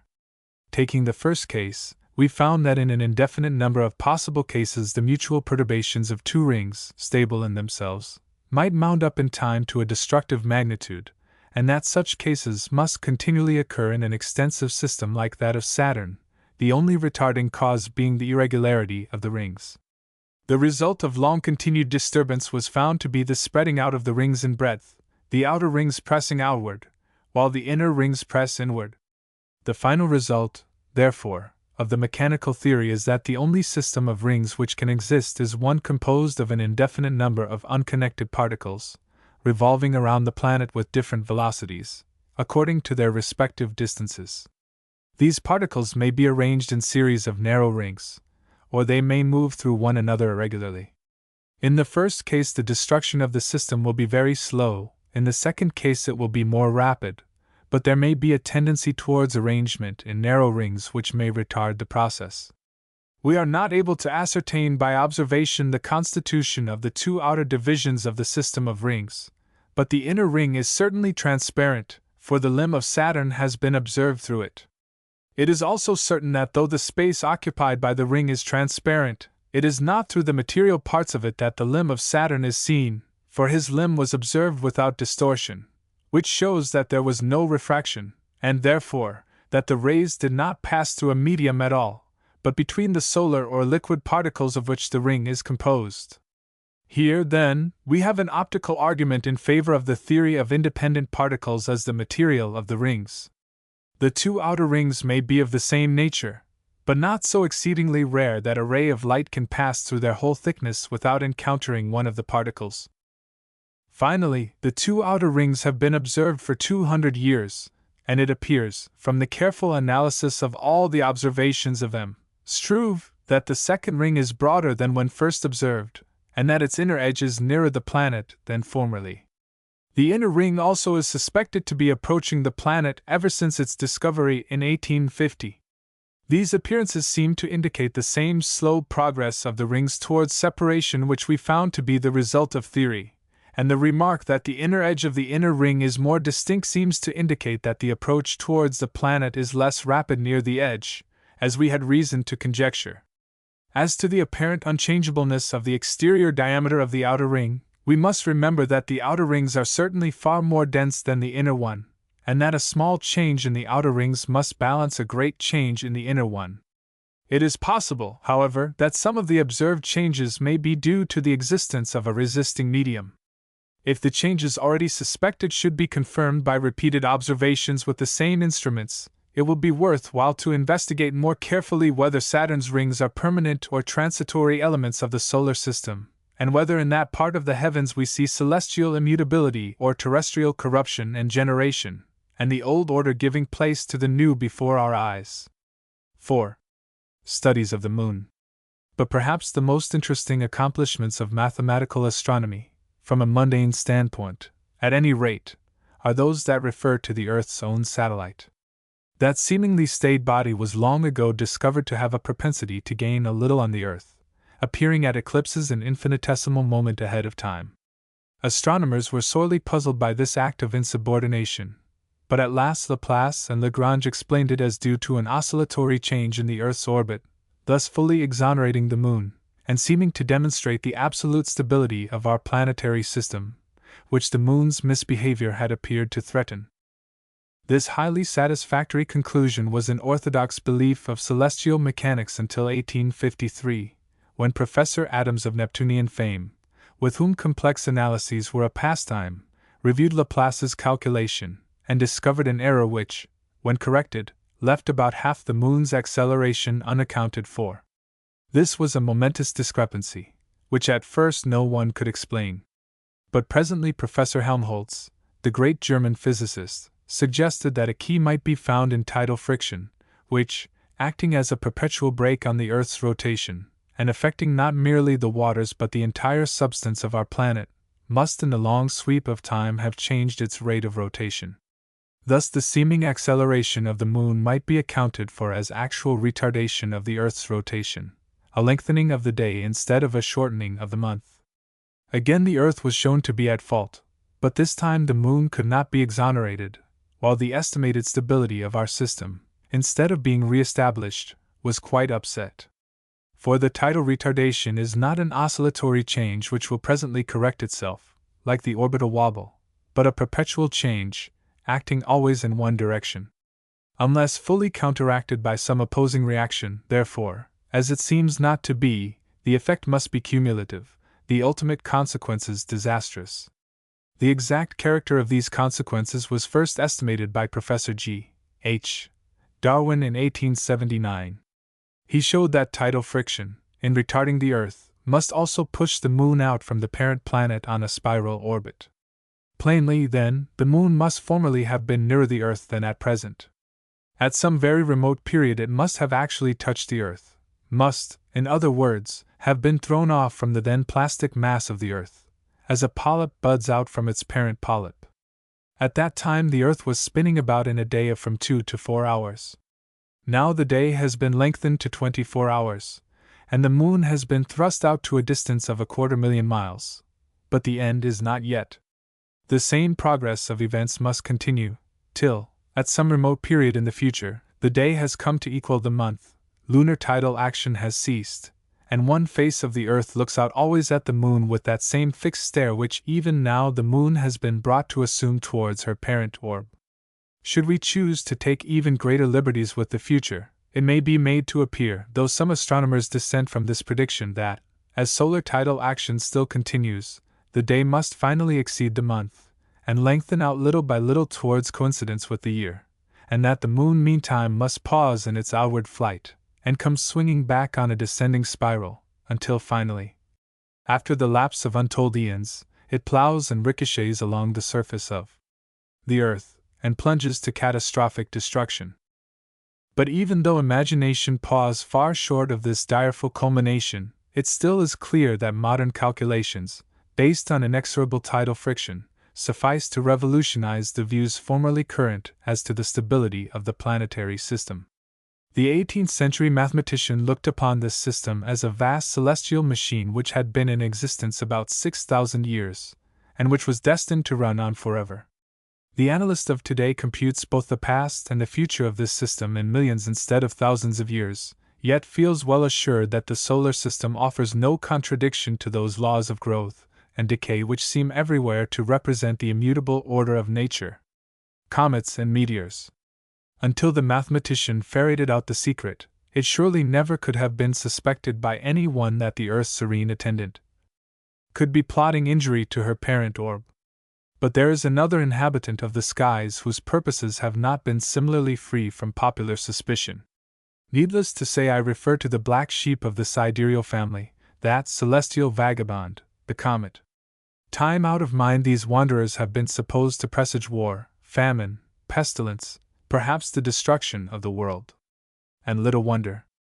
Here is a body which comes flashing out of boundless space into our system, shooting out a pyrotechnic tail some hundreds of millions of miles in length, whirling, perhaps, through the very atmosphere of the Sun at a speed of 300 or 400 miles a second, then darting off on a hyperbolic orbit that forbids it ever to return, or an elliptical one that cannot be closed for hundreds or thousands of years.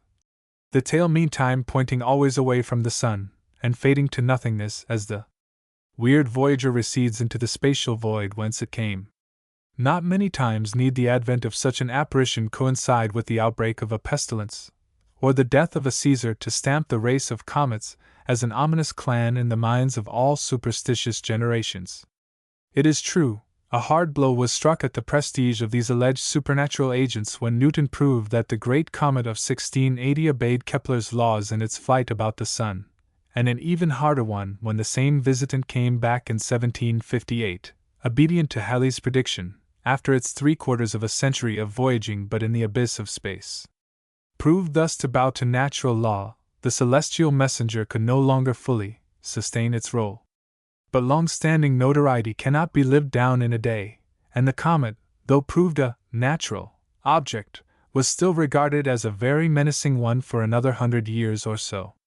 It remained for the 19th century to completely unmask the pretender, and show how egregiously our forebears had been deceived. The unmasking began early in the century, when Dr. Olbers, then the highest authority on the subject, expressed the opinion that the spectacular tail, which had all along been the comet's chief stock in trade as an earth-threatener, is in reality composed of the most filmy vapors, repelled from the cometary body by the Sun, presumably through electrical action, with a velocity comparable to that of light. This luminous suggestion was held more or less in abeyance for half a century.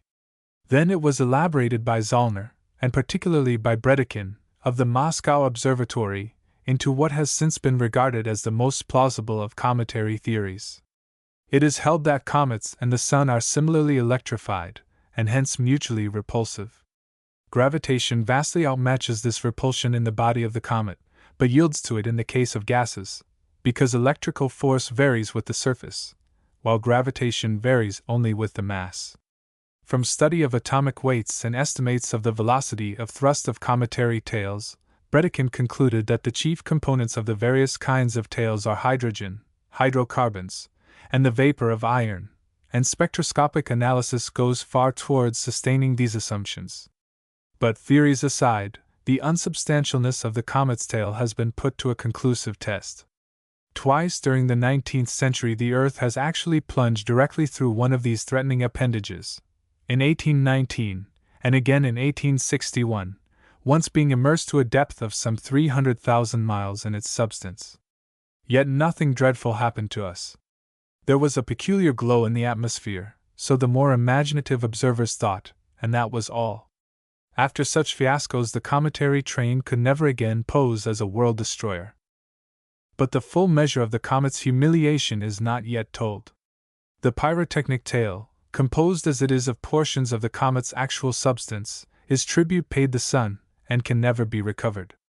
Should the obeisance to the Sun be many times repeated, the train-forming material will be exhausted, and the comet's chiefest glory will have departed. Such a fate has actually befallen a multitude of comets which Jupiter and the other outlying planets have dragged into our system and helped the Sun to hold captive here. Many of these tailless comets were known to the 18th century astronomers, but no one at that time suspected the true meaning of their condition. It was not even known how closely some of them are enchained until the German astronomer Encke, in 1822, showed that one which he had rediscovered, and which has since borne his name, was moving in an orbit so contracted that it must complete its circuit in about 3.5 years. Shortly afterwards another comet, revolving in a period of about 6 years, was discovered by Biela, and given his name. Only 2 more of these short-period comets were discovered during the first half of last century, but latterly they have been shown to be a numerous family. Nearly 20 are known which the giant Jupiter holds so close that the utmost reach of their elliptical tether does not let them go beyond the orbit of Saturn. These aforetime wanderers have adapted themselves wonderfully to planetary customs, for all of them revolve in the same direction with the planets, and in planes not wide of the ecliptic. checked in their proud hyperbolic sweep, made captive in a planetary net, deprived of their trains, these quantum freelances of the heavens are now mere shadows of their former selves. Considered as to mere bulk, they are very substantial shadows, their extent being measured in hundreds of thousands of miles. But their actual mass is so slight that they are quite at the mercy of the gravitation pulls of their captors. And worse is in store for them. So persistently do sun and planets tug at them that they are doomed presently to be torn into shreds. Such a fate has already overtaken one of them, under the very eyes of the astronomers, within the relatively short period during which these ill-fated comets have been observed. In 1832 Biela's comet passed quite near the Earth, as astronomers measured distance, and in doing so created a panic on our planet. It did no greater harm than that, of course, and passed on its way as usual. The very next time it came within telescopic hail it was seen to have broken into 2 fragments. 6 years later these fragments were separated by many millions of miles, and in 1852, when the comet was due again, astronomers looked for it in vain. It had been completely shattered. What had become of the fragments? At that time no one positively knew. But the question was to be answered presently. It chanced that just at this period astronomers were paying much attention to a class of bodies which they had hitherto somewhat neglected, the familiar shooting stars, or meteors. The studies of Professor Newton, of Yale, and Professor Adams, of Cambridge, with particular reference to the great meteor shower of November, 1866, which Professor Newton had predicted and shown to be recurrent at intervals of 33 years, showed that meteors are not mere sporadic swarms of matter flying at random, but exist in isolated swarms, and sweep about the sun in regular elliptical orbits. Presently it was shown by the Italian astronomer Schiaparelli that one of these meteor swarms moves in the orbit of a previously observed comet, and other coincidences of the kind were soon forthcoming. The conviction grew that meteor swarms are really the debris of comets, and this conviction became a practical certainty when, in November, 1872, the Earth crossed the orbit of the ill-starred Biela, and a shower of meteors came whizzing into our atmosphere in lieu of the lost comet. And so at last the full secret was out. The awe-inspiring comet, instead of being the planetary body it had all along been regarded, is really nothing more nor less than a great aggregation of meteoric particles, which have become clustered together out in space somewhere, and which by jostling one another or through electrical action become luminous. So widely are the individual particles separated that the cometary body as a whole has been estimated to be thousands of times less dense than the Earth's atmosphere at sea level. Hence the ease with which the comet may be dismembered and its particles strung out into streaming swarms. So thickly is the space we traverse strewn with this cometary dust that the Earth sweeps up, according to Professor Newcomb's estimate, 1,000,000 tons of it each day. Each individual particle, perhaps no larger than a millet seed, becomes a shooting star, or meteor, as it burns to vapor in the Earth's upper atmosphere. And if one tiny planet sweeps up such masses of this cosmic matter, the amount of it in the entire stretch of our system must be beyond all estimate. What a story it tells of the myriads of cometary victims that have fallen prey to the sun since first he stretched his planetary net across the heavens. The fixed stars. When Biela's comet gave the inhabitants of the Earth such a fright in 1832, it really did not come within 50 millions of miles of us. Even the great comet through whose filmy tail the Earth passed in 1861 was itself 14 millions of miles away. The ordinary mind, schooled to measure space by the tiny stretches of a pygmy planet, cannot grasp the import of such distances, yet these are mere units of measure compared with the vast stretches of sidereal space.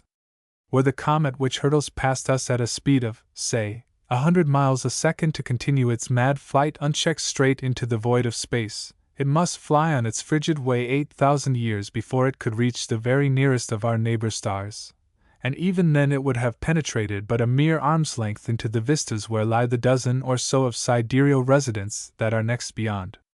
Even to the trained mind such distances are only vaguely imaginable.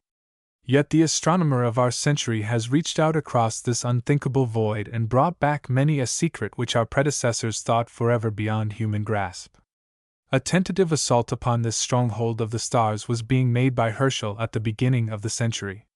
In 1802, that greatest of observing astronomers announced to the Royal Society his discovery that certain double stars had changed their relative positions towards one another since he first carefully charted them 20 years before. Hitherto it had been supposed that double stars were mere optical effects. Now it became clear that some of them, at any rate, are true binary systems, linked together presumably by gravitation and revolving about one another. Halley had shown, 3/4 of a century before, that the stars have an actual, or proper, motion in space. Herschel himself had proved that the sun shares this motion with the other stars. Here was another shift of place, hitherto quite unsuspected, to be reckoned with by the astronomer in fathoming sidereal secrets. Double stars. When John Herschel, the only son and the worthy successor of the great astronomer, began stargazing in earnest, after graduating senior wrangler at Cambridge, and making 2 or 3 tentative professional starts in other directions to which his versatile genius impelled him, his first extended work was the observation of his father's double stars. His studies, in which at first he had the collaboration of Mr. James South, brought to light scores of hitherto unrecognized pairs, and gave fresh data for the calculation of the orbits of those longer known. So also did the independent researches of F. G. W. Struve, the enthusiastic observer of the famous Russian observatory at the University of Dorpat, and subsequently at Pulkowa. Utilizing data gathered by these observers, M. Savary of Paris showed, in 1827, that the observed elliptical orbits of the double stars are explicable by the ordinary laws of gravitation, thus confirming the assumption that Newton's laws apply to these sidereal bodies. Henceforth there could be no reason to doubt that the same force which holds terrestrial objects on our globe pulls at each and every particle of matter throughout the visible universe. The pioneer explorers of the double stars early found that the systems into which the stars are linked are by no means confined to single pairs. Often 3 or 4 stars are found thus closely connected into gravitation systems. Indeed, there are all gradations between binary systems and great clusters containing hundreds, or even thousands of members. It is known, for example, that the familiar cluster of the Pleiades is not merely an optical grouping, as was formerly supposed, but an actual federation of associated stars, some 2,500 in number, only a few of which are visible to the unaided eye. And the more carefully the motions of the stars are studied, the more evident it becomes that widely separated stars are linked together into infinitely complex systems, as yet but little understood. At the same time, all instrumental advances tend to resolve more and more seemingly single stars into close pairs and minor clusters. The 2 Herschels between them discovered some thousands of these close multiple systems. Struve and others increased the list to above 10,000, and Mr. S. W. Burnham, of late years the most enthusiastic and successful of double-star pursuers, added 1,000 new discoveries while he was still an amateur in astronomy, and by profession the stenographer of a Chicago court. Clearly the actual number of multiple stars is beyond all present estimate. The elder Herschel's early studies of double stars were undertaken in the hope that these objects might aid him in ascertaining the actual distance of a star, through measurement of its annual parallax, that is to say, of the angle which the diameter of the Earth's orbit would subtend as seen from the star. The expectation was not fulfilled. The apparent shift of position of a star as viewed from opposite sides of the Earth's orbit, from which the parallax might be estimated, is so extremely minute that it proved utterly inappreciable, even to the almost preternaturally acute vision of Herschel, with the aid of any instrumental means then at command. So the problem of star distance allured and eluded him to the end, and he died in 1822 without seeing it even in prospect of solution. His estimate of the minimum distance of the nearest star, based though it was on the fallacious test of apparent brilliancy, was a singularly sagacious one, but it was at best a scientific guess, not a scientific measurement. The distance of the stars. Just about this time, however, a great optician came to the aid of the astronomers. Joseph Fraunhofer perfected the refracting telescope, as Herschel had perfected the reflector, and invented a wonderfully accurate heliometer, or sun measurer. With the aid of these instruments the old and almost infinitely difficult problem of star distance was solved. In 1838 Bessel announced from the Königsberg Observatory that he had succeeded, after months of effort, in detecting and measuring the parallax of a star. Similar claims had been made often enough before, always to prove fallacious when put to further test. But this time the announcement carried the authority of one of the greatest astronomers of the age, and skepticism was silenced. Nor did Bessel's achievement long await corroboration. Indeed, as so often happens in fields of discovery, two other workers had almost simultaneously solved the same problem: Struve at Pulkowa, where the great Russian observatory, which so long held the palm over all others, had now been established, and Thomas Henderson, then working at the Cape of Good Hope, but afterwards the Astronomer Royal of Scotland. Henderson's observations had actual precedence in point of time, but Bessel's measurements were so much more numerous and authoritative that he has been uniformly considered as deserving the chief credit of the discovery, which priority of publication secured him. By an odd chance, the star on which Henderson's observations were made, and consequently the first star the parallax of which was ever measured, is our nearest neighbor in sidereal space, being, indeed, some 10 billions of miles nearer than the one next beyond. Yet even this nearest star is more than 200,000 times as remote from us as the sun. The sun's light flashes to the Earth in 8 minutes, and to Neptune in about 3.5 hours, but it requires 3.5 years to signal Alpha Centauri. And as for the great majority of the stars, had they been blotted out of existence before the Christian era, we of today should still receive their light, and seem to see them just as we do. When we look up to the sky, we study ancient history. We do not see the stars as they are, but as they were years, centuries, even millennia ago. The information derived from the parallax of a star by no means halts with the disclosure of the distance of that body. Distance known, the proper motion of the star, hitherto only to be reckoned as so many seconds of arc, may readily be translated into actual speed of progress. Relative brightness becomes absolute luster, as compared with the sun, and in the case of the double stars the absolute mass of the components may be computed from the laws of gravitation. It is found that stars differ enormously among themselves in all these regards. As to speed, some, like our sun, barely creep through space, compassing 10 or 20 miles a second, it is true, yet even at that rate only passing through the equivalent of their own diameter in a day. At the other extreme, among measured stars, is one that moves 200 miles a second, yet even this flying star, as seen from the Earth, seems to change its place by only about 3.5 lunar diameters in 1,000 years. In brightness, some stars yield to the sun, while others surpass him as the arc light surpasses a candle. Arcturus, the brightest measured star, shines like 200 suns, and even this giant orb is dim beside those other stars which are so distant that their parallax cannot be measured, yet which greet our eyes at first magnitude. As to actual bulk, of which apparent luster furnishes no adequate test, some stars are smaller than the sun, while others exceed him hundreds or perhaps thousands of times. Yet one and all, so distant are they, remain mere disk-like points of light before the utmost powers of the modern telescope. Revelations of the spectroscope.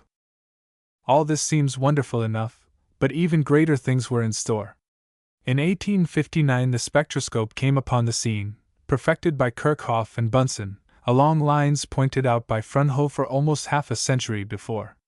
That marvelous instrument, by revealing the telltale lines sprinkled across a prismatic spectrum, discloses the chemical nature and physical condition of any substance whose light is submitted to it, telling its story equally well, provided the light be strong enough, whether the luminous substance be near or far, in the same room or at the confines of space.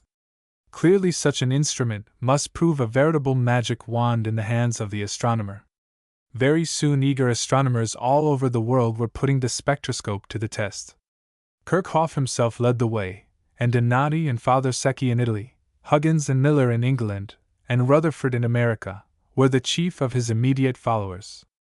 The results exceeded the dreams of the most visionary. At the very outset, in 1860, it was shown that such common terrestrial substances as sodium, iron, calcium, magnesium, nickel, barium, copper, and zinc exist in the form of glowing vapors in the sun, and very soon the stars gave up a corresponding secret. Since then the work of solar and sidereal analysis has gone on steadily in the hands of a multitude of workers, prominent among whom, in this country, are Professor Young of Princeton, Professor Langley of Washington, and Professor Pickering of Harvard, and more than half the known terrestrial elements have been definitely located in the Sun, while fresh discoveries are in prospect. It is true the Sun also contains some seeming elements that are unknown on the Earth, but this is no matter for surprise. The modern chemist makes no claim for his elements except that they have thus far resisted all human efforts to dissociate them.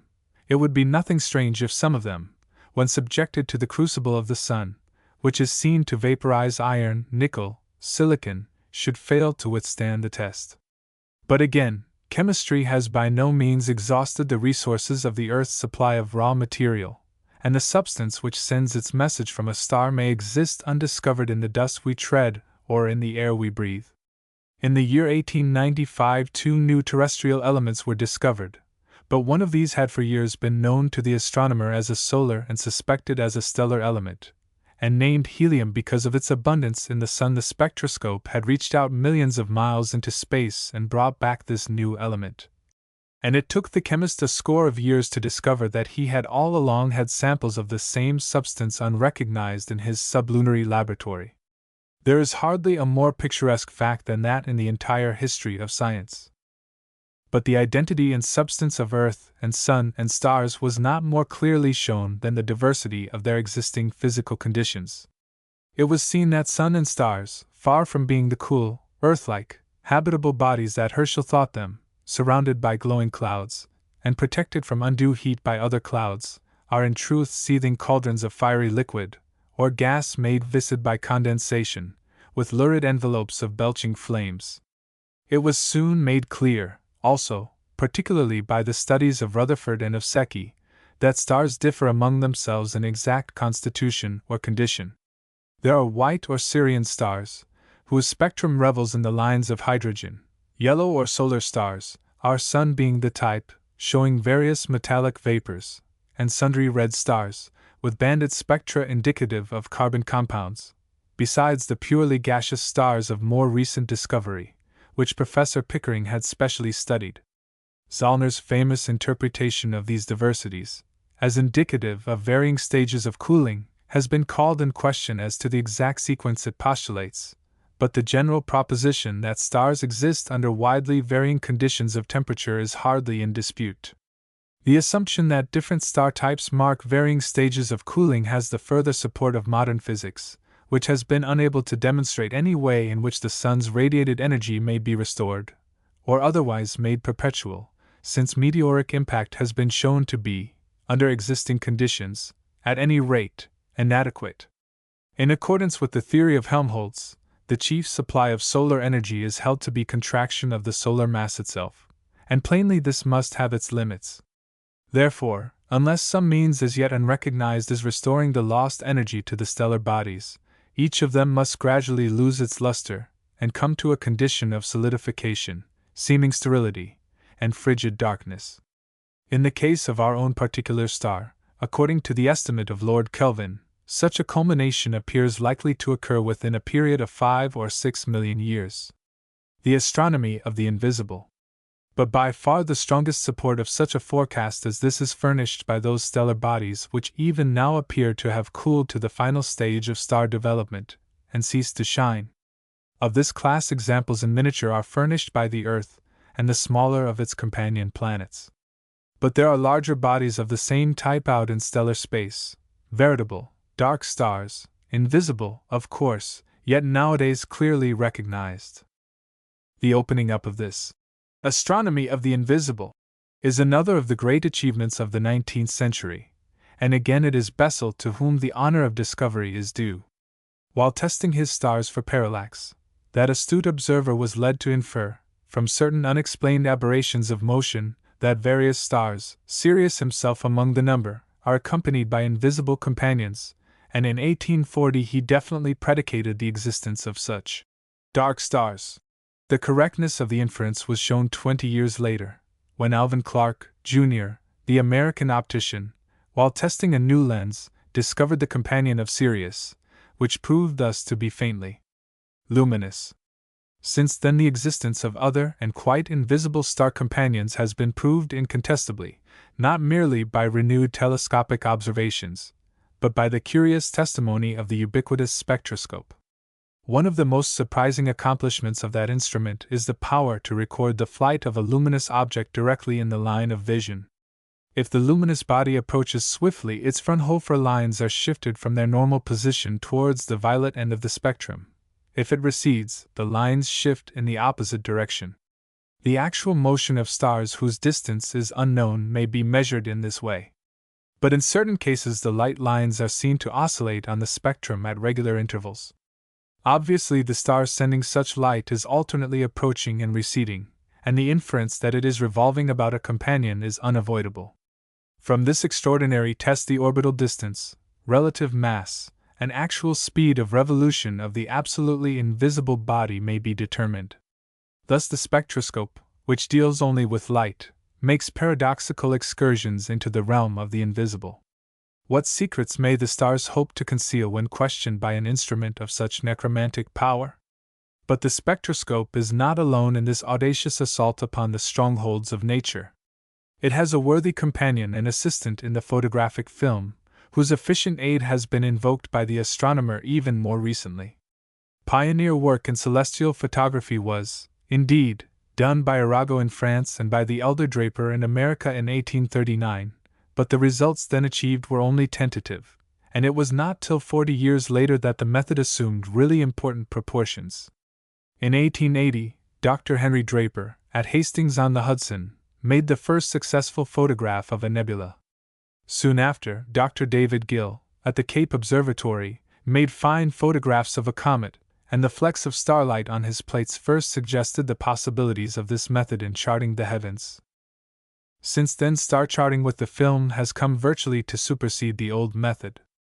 A concerted effort is being made by astronomers in various parts of the world to make a complete chart of the heavens, and before the close of our century this work will be accomplished, some 50 or 60 millions of visible stars being placed on record with a degree of accuracy hitherto unapproachable. Moreover, other millions of stars are brought to light by the negative, which are too distant or dim to be visible with any telescopic powers yet attained, a fact which wholly discredits all previous inferences as to the limits of our sidereal system. Hence, notwithstanding the wonderful instrumental advances of the 19th century, knowledge of the exact form and extent of our universe seems more unattainable than it seemed a century ago.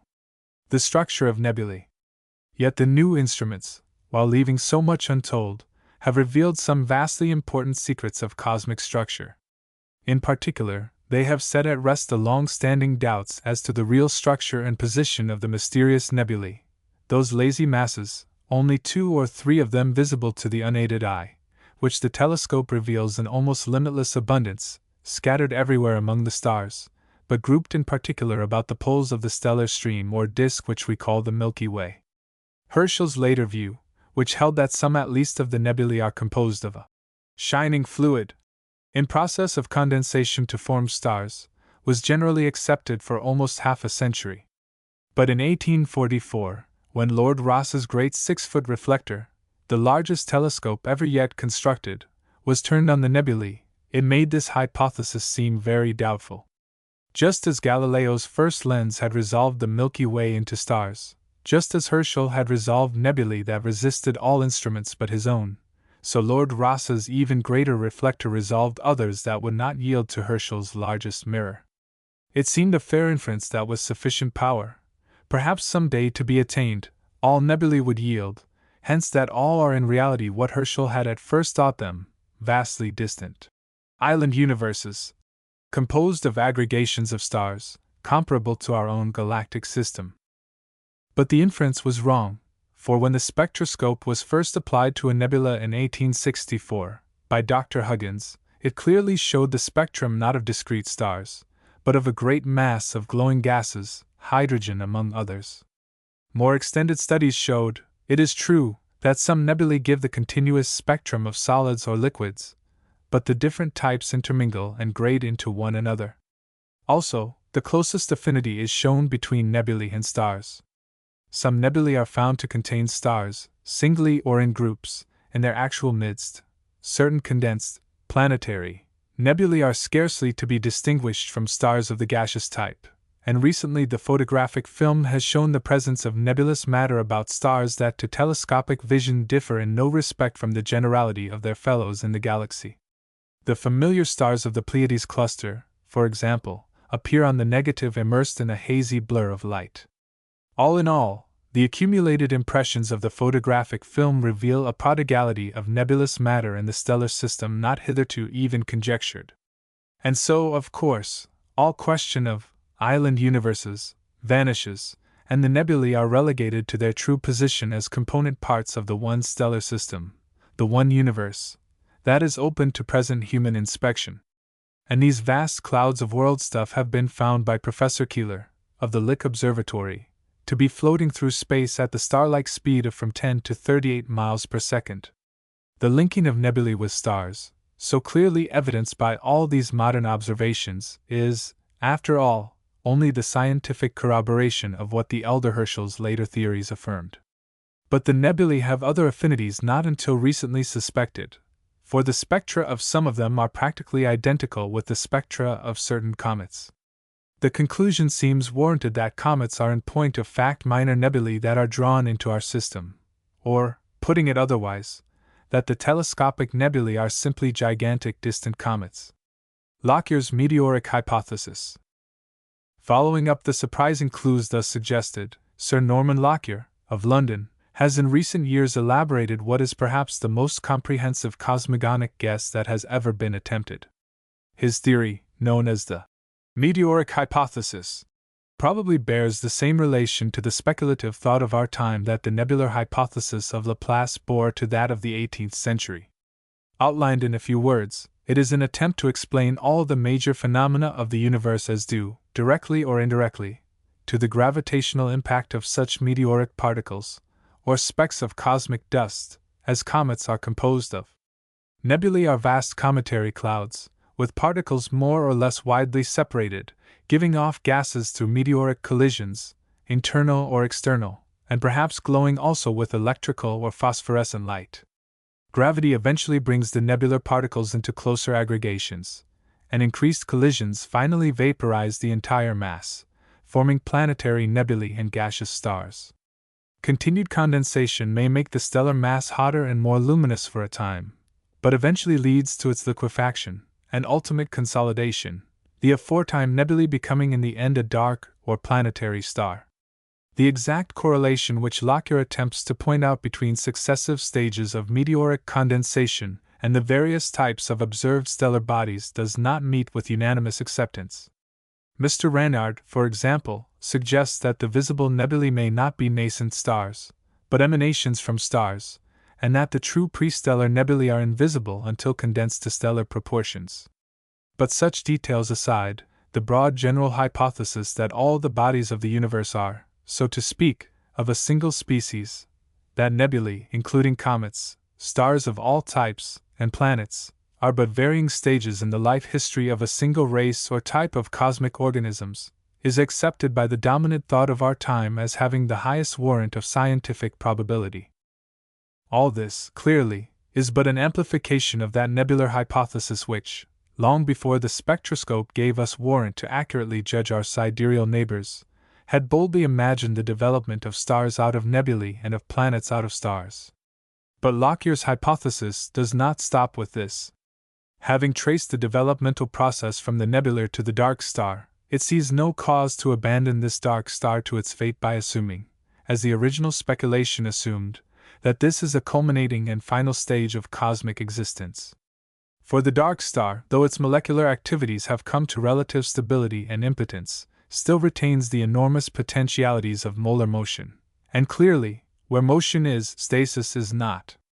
Sooner or later, in its ceaseless flight through space, the dark star must collide with some other stellar body, as Dr. Krall imagines of the dark bodies which his pre-nebular theory postulates. Such collision may be long delayed. The dark star may be drawn in comet-like circuit about thousands of other stellar masses, and be hurtled on thousands of diverse parabolic or elliptical orbits, before it chances to collide, but that matters not. Billions are the units in the arithmetic of eternity, and sooner or later, we can hardly doubt, a collision must occur. Then without question the mutual impact must shatter both colliding bodies into vapor, or vapor combined with meteoric fragments. In short, into a veritable nebula, the matrix of future worlds. Thus the dark star, which is the last term of one series of cosmic changes, becomes the first term of another series, at once a post-nebular and a pre-nebular condition, and the nebular hypothesis, thus amplified, ceases to be a mere linear scale, and is rounded out to connote an unending series of cosmic cycles, more nearly satisfying the imagination. In this extended view, nebulae and luminous stars are but the infantile and adolescent stages of the life history of the cosmic individual. The dark star, its adult stage, or time of true virility.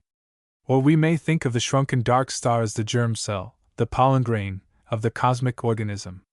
Reduced in size, as becomes a germ cell, to a mere fraction of the nebular body from which it sprang, it yet retains within its seemingly non-vital body all the potentialities of the original organism, and requires only to blend with a fellow cell to bring a new generation into being.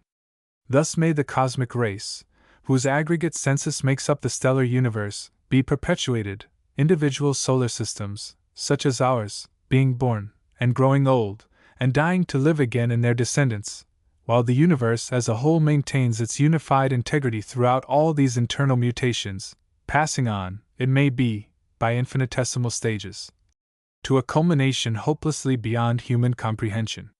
3. The new science of paleontology. William Smith and fossil shells. Ever since Leonardo da Vinci first recognized the true character of fossils, there had been here and there a man who realized that the Earth's rocky crust is one gigantic mausoleum. Here and there a dilettante had filled his cabinets with relics from this monster crypt. Here and there a philosopher had pondered over them, questioning whether perchance they had once been alive, or whether they were not mere abortive souvenirs of that time when the fertile matrix of the earth was supposed to have. Some few of these philosophers, as Robert Hooke and Steno in the 17th century, and Moreau, Leibniz, Buffon, Whitehurst, Werner, Hutton, and others in the 18th, had vaguely conceived the importance of fossils as records of the Earth's ancient history. But the wisest of them no more suspected the full import of the story written in the rocks than the average stroller in a modern museum suspects the meaning of the hieroglyphs on the case of a mummy. It was not that the rudiments of this story are so very hard to decipher, though in truth they are hard enough, but rather that the men who made the attempt had all along viewed the subject through an atmosphere of preconception, which gave a distorted image.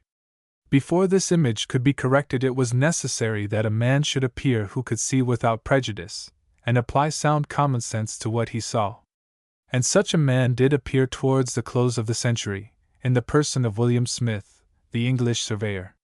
He was a self-taught man, and perhaps the more independent for that, and he had the gift, besides his sharp eyes and receptive mind, of a most tenacious memory.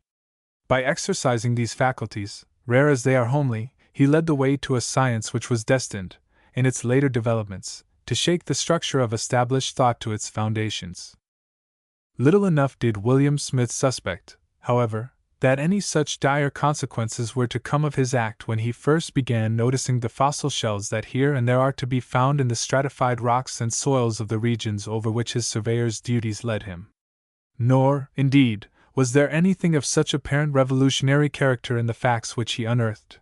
Yet in their implications these facts were the most disconcerting of any that had been revealed since the days of Copernicus and Galileo.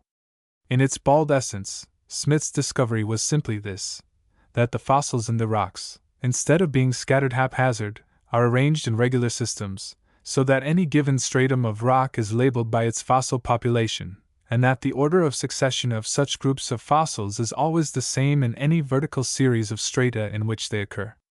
That is to say, if fossil underlies fossil B in any given region, it never overlies it in any other series, though a kind of fossils found in one set of strata may be quite omitted in another. Moreover, a fossil once having disappeared never reappears in any later stratum. From these novel facts Smith drew the common-sense inference that the Earth had had successive populations of creatures, each of which in its turn had become extinct. He partially verified this inference by comparing the fossil shells with existing species of similar orders, and found that such as occur in older strata of the rocks had no counterparts among living species. But on the whole, being eminently a practical man, Smith troubled himself but little about the inferences that might be drawn from his facts.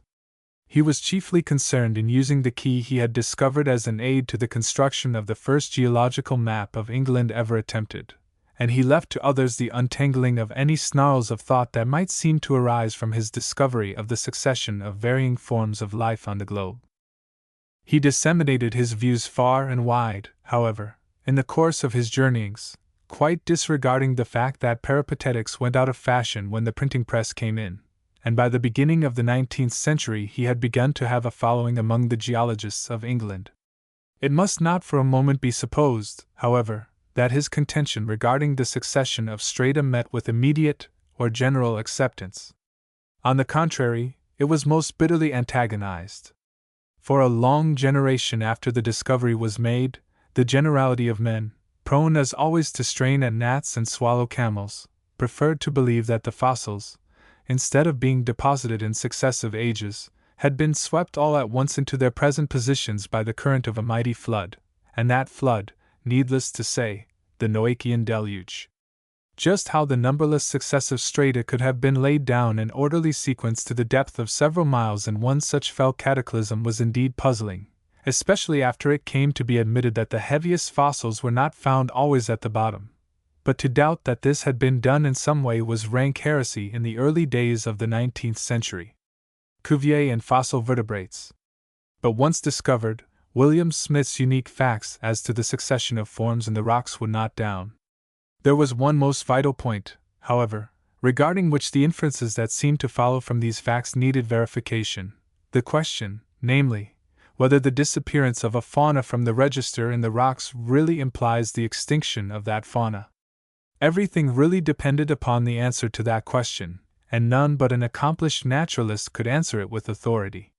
Fortunately, the most authoritative naturalist of the time, George Cuvier, took the question in hand, not, indeed, with the idea of verifying any suggestion of Smith's, but in the course of his own original studies, at the very beginning of the century, when Smith's views were attracting general attention.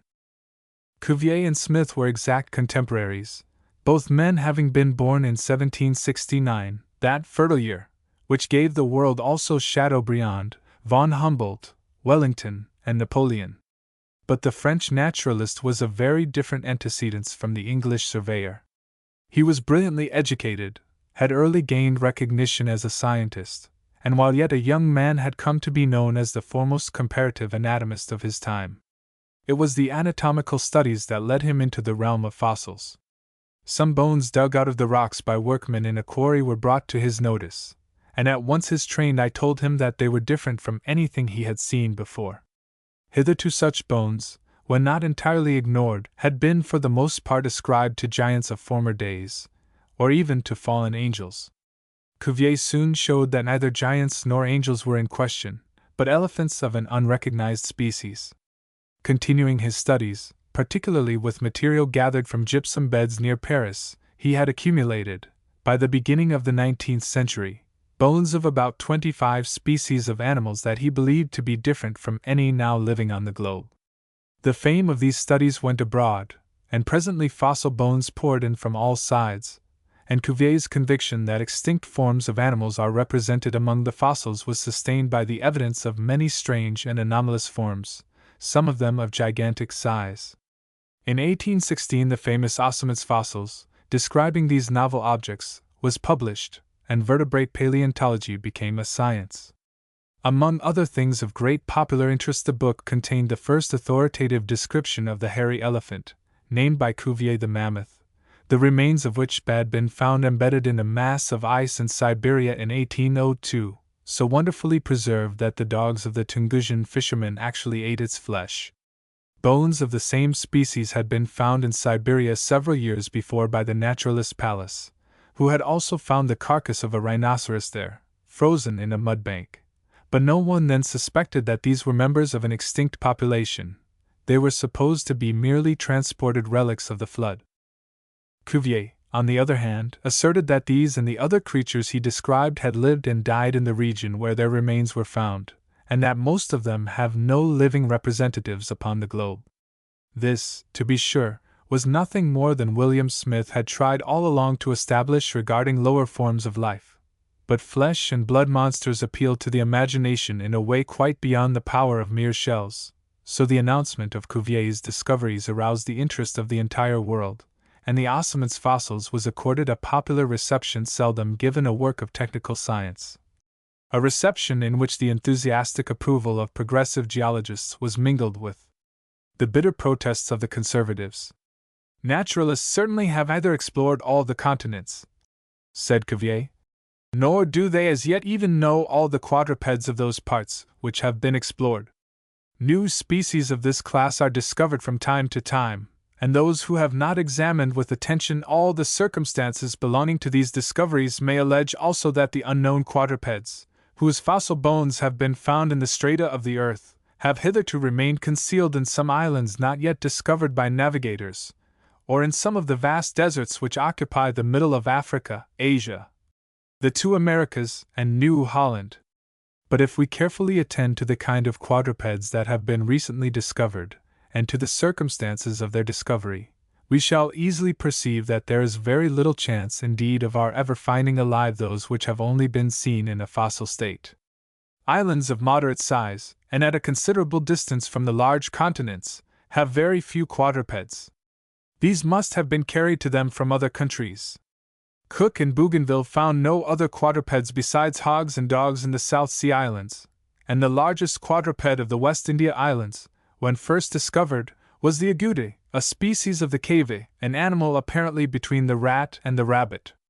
It is true that the great continents, as Asia, Africa, the two Americas, and New Holland, have large quadrupeds, and generally speaking, contain species common to each, insomuch that upon discovering countries which are isolated from the rest of the world, the animals they contain of the class of quadruped were found entirely different from those which existed in other countries. Thus, when the Spaniards first penetrated into South America, they did not find it to contain a single quadruped exactly the same with those of Europe, Asia, and Africa.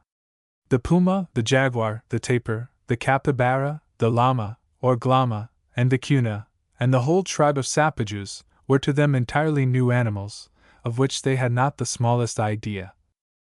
If there still remained any great continent to be discovered, we might perhaps expect to be made acquainted with new species of large quadrupeds, among which some might be found more or less similar to those of which we find the exuvi in the bowels of the earth. But it is merely sufficient to glance the eye over the maps of the world and observe the innumerable directions in which navigators have traversed the ocean, in order to be satisfied that there does not remain any large land to be discovered, unless it may be situated towards the Antarctic Pole, where eternal ice necessarily forbids the existence of animal life. 1. Cuvier then points out that the ancients were well acquainted with practically all the animals on the continents of Europe, Asia, and Africa now known to scientists. He finds little grounds, therefore, for belief in the theory that at one time there were monstrous animals on the earth which it was necessary to destroy in order that the present fauna and men might flourish. After reviewing these theories and beliefs in detail, he takes up his inquiry respecting the fabulous animals of the ancients. It is easy, he says, to reply to the foregoing objections by examining the descriptions that are left us by the ancients of those unknown animals, and by inquiring into their origins. Now that the greater number of these animals have an origin, the descriptions given of them bear the most unequivocal marks, as in almost all of them we see merely the different parts of known animals united by an unbridled imagination, and in contradiction to every established law of nature. 2.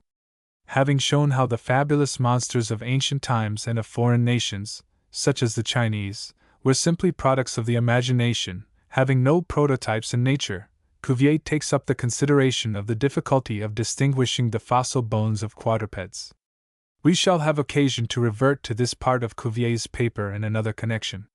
Here it suffices to pass at once to the final conclusion that the fossil bones in question are the remains of an extinct fauna, the like of which has no present-day representation on the earth.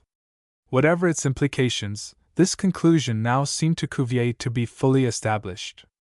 In England, the interest thus aroused was sent to fever heat in 1821 by the discovery of abundant beds of fossil bones in the stalagmite-covered floor of a cave at Kirkdale, Yorkshire, which went to show that England, too, had once had her share of gigantic beasts.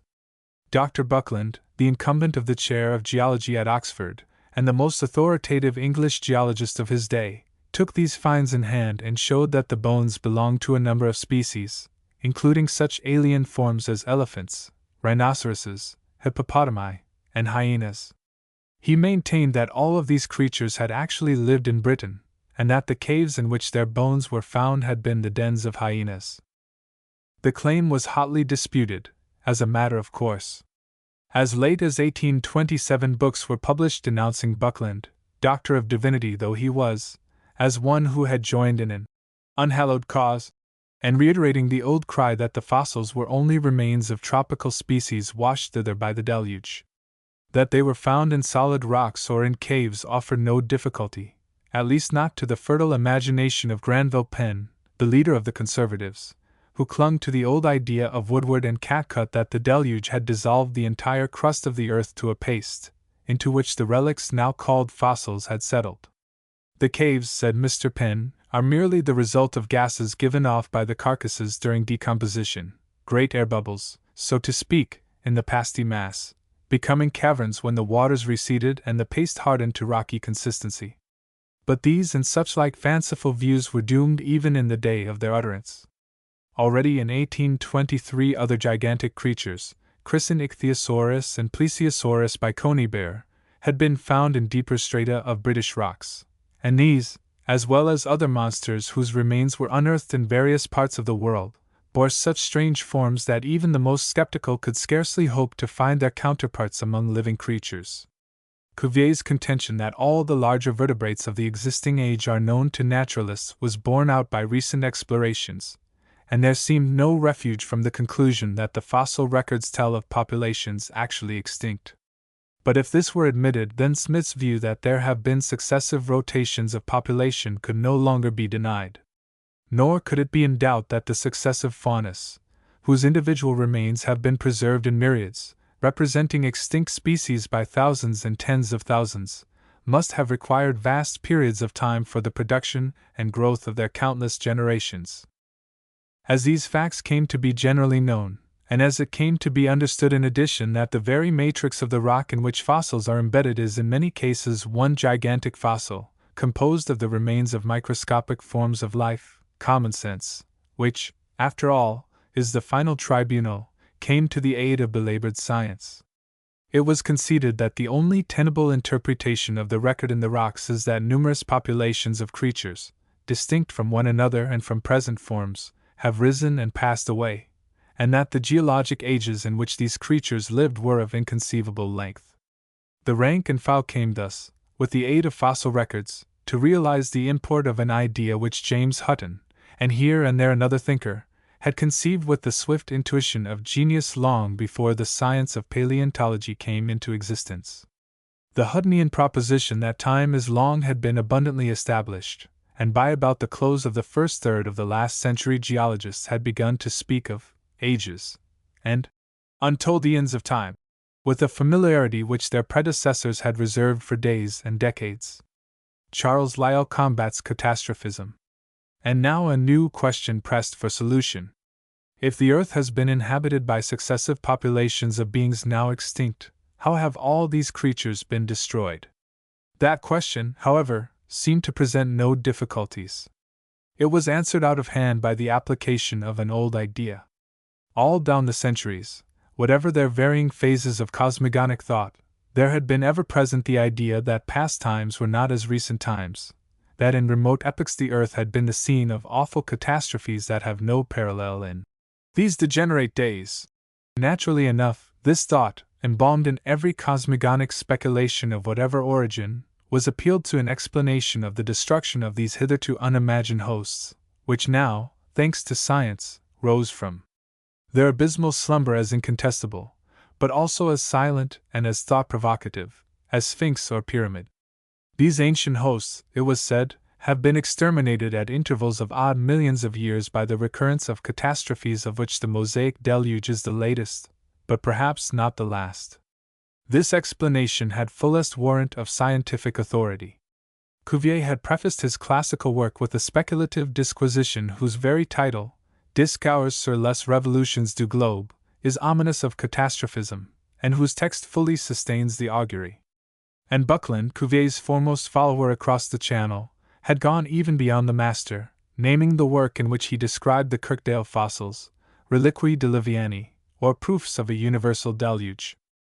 Both these authorities supposed the creatures whose remains they studied to have perished suddenly in the mighty flood whose awful current, as they supposed, gouged out the modern valleys and hurled great blocks of granite broadcast over the land. And they invoked similar floods for the extermination of previous populations. It is true these scientific citations had met with only qualified approval at the time of their utterance, because then the conservative majority of mankind did not concede that there had been a plurality of populations or revolutions. But now that the belief in past geologic ages had ceased to be a heresy, the recurring catastrophes of the great paleontologists were accepted with acclaim. For the moment science and tradition were at one, and there was a truce to controversy, except indeed in those outlying skirmish lines of thought whither news from headquarters does not permeate till it has become ancient history at its source. The truce, however, was not for long. Hardly had contemporary thought begun to adjust itself to the conception of past ages of incomprehensible extent, each terminated by a catastrophe of the Noachian type, when a man appeared who made the utterly bewildering assertion that the geological record, instead of proving numerous catastrophic revolutions in the Earth's past history, gives no warrant to the pretensions of any universal catastrophe whatever, near or remote. This iconoclast was Charles Lyell, the Scotchman, who was soon to be famous as the greatest geologist of his time. As a young man he had become imbued with the force of the Huttonian proposition that present causes are one with those that produce the past changes of the globe, and he carried that idea to what he conceived to be its logical conclusion. To his mind this excluded the thought of catastrophic changes in either inorganic or organic worlds. But to deny catastrophism was to suggest a revolution in current thought. Needless to say, such revolution could not be effected without a long contest. For a score of years the matter was argued pro and con, often with most unscientific ardor. A mere outline of the controversy would fill a volume, yet the essential facts with which Lyell at last established his proposition, in its bearings on the organic world, may be epitomized in a few words. The evidence which seems to tell of past revolutions is the apparently sudden change of fossils from one stratum to another of the rocks. But Lyell showed that this change is not always complete. Some species live on from one alleged epoch into the next. By no means all the contemporaries of the mammoth are extinct, and numerous marine forms vastly more ancient still have living representatives. Moreover, the blanks between strata in any particular vertical series are amply filled in with records in the form of thick strata in some geographically distant series. For example, in some regions Silurian rocks are directly overlaid by the coal measures, but elsewhere this sudden break is filled in with the Devonian rocks that tell of a great age of fishes. So commonly are breaks in the strata in one region filled up in another that we are forced to conclude that the record shown by any single vertical series is of but local significance, telling, perhaps, of a time when that particular seabed oscillated above the waterline, and so ceased to receive sediment until some future age when it had oscillated back again. But if this be the real significance of the seemingly sudden change from stratum to stratum, then the whole case for catastrophism is hopelessly lost. For such breaks in the strata furnish the only suggestion geology can offer of sudden and catastrophic changes of wide extent. Let us see how Lyell elaborates these ideas, particularly with reference to the rotation of species. 2. I have deduced as a corollary, he says, that the species existing at any particular period must, in the course of ages, become extinct, one after the other. They must die out, to borrow an emphatic expression from Buffon, because time fights against them. If the views which I have taken are just, there will be no difficulty in explaining why the habitations of so many species are now restrained within exceeding narrow limits. Every local revolution tends to circumscribe the range of some species, while it enlarges that of others, and if we are led to infer that new species originate in one spot only, each must require time to diffuse itself over a wide area. It will follow, therefore, from the adoption of our hypothesis that the recent origin of some species and the high antiquity of others are equally consistent with the general fact of their limited distribution, some being local because they have not existed long enough to admit of their wide dissemination, others because circumstances in the animate or inanimate world have occurred to restrict the range within which they may once have obtained. If the reader should infer, from the facts laid before him, that the successive extinction of animals and plants may be part of the constant and regular course of nature, he will naturally inquire whether there are any means provided for the repair of these losses? Is it possible, as a part of the economy of our system, that the habitable globe should to a certain extent become depopulated, both in the ocean and on the land, or that the variety of species should diminish until some new era arrives when a new and extraordinary effort of creative energy is to be displayed? Or is it possible that new species can be called into being from time to time, and yet that so astonishing a phenomenon can escape the naturalist? In the first place, it is obviously more easy to prove that a species once numerously represented in a given district has ceased to be than that some other which did not pre-exist had made its appearance, assuming always, for reasons before stated, that single stocks only of each animal and plant are originally created, and that individuals of new species did not suddenly start up in many different places at once. So imperfect has the science of natural history remained down to our own times that, within the memory of persons now living, the numbers of known animals and plants have doubled, or even quadrupled, in many classes. New and often conspicuous species are annually discovered in parts of the old continent long inhabited by the most civilized nations. Conscious, therefore, of the limited extent of our information, we always infer, when such discoveries are made, that the beings in question had previously eluded our research, or had at least existed elsewhere, and only migrated at a recent period into the territories where we now find them. What kind of proofs, therefore, could we reasonably expect to find of the origin at a particular period of a new species? Perhaps, it may be said in reply, that within the last 2 or 3 centuries some forest tree or new quadruped might have been observed to appear suddenly in those parts of England or France which had been most thoroughly investigated, that naturalists might have been able to show that no such being inhabited any other region of the globe, and that there was no tradition of anything similar having been observed in the district where it had made its appearance. Now, although this objection may seem plausible, yet its force will be found to depend entirely on the rate of fluctuation which we suppose to prevail in the animal world, and on the proportions which such conspicuous subjects of the animal and vegetable kingdoms bear to those which are less known and escape our observation.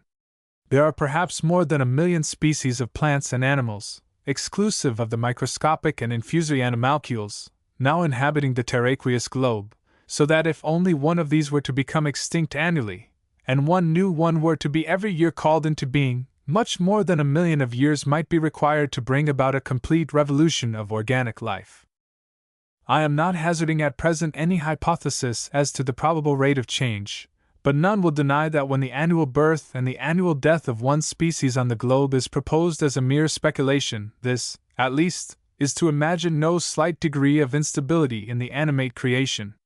If we divide the surface of the earth into 20 regions of equal area, one of these might comprehend a space of land and water about equal in dimensions to Europe, and might contain a 20th part of the million of species which may be assumed to exist in the animal kingdom. In this region one species only could, according to the rate of mortality before assumed, perish in 20 years, or only 5 out of 50,000 in the course of a century. But as a considerable portion of the whole world belongs to the aquatic classes, with which we have a very imperfect acquaintance, we must exclude them from our consideration, and if they constitute half of the entire number, then one species only might be lost in 40 years among the terrestrial tribes. Now the mammalia, whether terrestrial or aquatic, bears so small a proportion to other classes of animals, forming less, perhaps, than 1,000th part of a whole, that, if the longevity of species in the different orders were equal, a vast period must elapse before it would come to the turn of this conspicuous class to lose one of their number. If one species only of the whole animal kingdom died out in 40 years, no more than one mammifer might disappear in 40,000 years, in a region of the dimensions of Europe. It is easy, therefore, to see that in a small portion of such an area, in countries, for example, of the size of England and France, periods of much greater duration must elapse before it would be possible to authenticate the first appearance of one of the larger plants or animals, assuming the annual birth and death of one species to be the rate of vicissitude in the animal creation throughout the world. 3. In a word, then, said Lyell, it becomes clear that the numberless species that have been exterminated in the past have died out one by one, just as individuals of a species die, not in vast shoals. If whole populations have passed away, it has been not by instantaneous extermination, but by the elimination of a species now here, now there. Much as one generation succeeds another in the life history of any single species. The causes which have brought about such gradual exterminations, and in the long lapse of ages have resulted in rotations of population, are the same natural causes that are still in operation. Species have died out in the past as they are dying out in the present, under influence of changed surroundings, such as altered climate, or the migration into their territory of more masterful species. Past and present causes are one, natural law is changeless and eternal. Such was the essence of the Huttonian doctrine, which Lyell adopted and extended, and with which his name will always be associated. Largely through his efforts, though of course not without the aid of many other workers after a time, this idea, the doctrine of uniformitarianism, it came to be called, became the accepted dogma of the geologic world not long after the middle of the 19th century. The catastrophists, after clinging madly to their phantom for a generation, at last capitulated without terms. The old heresy became the new orthodoxy, and the way was paved for a fresh controversy. The origin of species. The fresh controversy followed quite as a matter of course. For the idea of catastrophism had not concerned the destruction of species merely, but their introduction as well. If whole faunas had been extirpated suddenly, new faunas had presumably been introduced with equal suddenness by special creation. But if species die out gradually, the introduction of new species may be presumed to be correspondingly gradual. Then may not the new species of a later geological epoch be the modified lineal descendants of the extinct population of an earlier epoch? The idea that such might be the case was not new. It had been suggested when fossils first began to attract conspicuous attention, and such sagacious thinkers as Buffon and Kant and Goethe and Erasmus Darwin had been disposed to accept it in the closing days of the 18th century. Then, in 1809, it had been contended for by one of the early workers in systematic paleontology, Jean-Baptiste Lamarck, who had studied the fossil shells about Paris while Cuvier studied the vertebrates, and who had been led by these studies to conclude that there had been not merely a rotation but a progression of life on the globe. He found the fossil shells, the fossils of invertebrates, as he himself had christened them, in deeper strata than Cuvier's vertebrates, and he believed that there had been long ages when no higher forms than these were in existence, and that in successive ages fishes, and then reptiles, had been the highest of animate creatures, before mammals, including man, appeared. Looking beyond the pale of his bare facts, as genius sometimes will, he had insisted that these progressive populations had developed one from another, under influence of changed surroundings, in unbroken series. Of course, such a thought as this was hopelessly misplaced in a generation that doubted the existence of extinct species, and hardly less so in the generation that accepted catastrophism, but it had been kept alive by here and there an advocate like Geoffrey St. Hilaire, and now the banishment of catastrophism opened the way for its more respectful consideration. Respectful consideration was given it by Lyell in each recurring edition of his Principles, but such consideration led to its unqualified rejection. In its place, Lyell put forward a modified hypothesis of special creation. He assumed that from time to time, as the extirpation of a species had left room, so to speak, for a new species, such new species had been created de novo, and he supposed that such intermittent, spasmodic impulses of creation manifest themselves nowadays quite as frequently as at any time in the past. He did not say in so many words that no one need be surprised today were he to see a new species of deer, for example, come up out of the ground before him, pawing to get free, like Milton's lion, but his theory implied as much. And that theory, let it be noted, was not the theory of Lyell alone, but of nearly all his associates in the geologic world.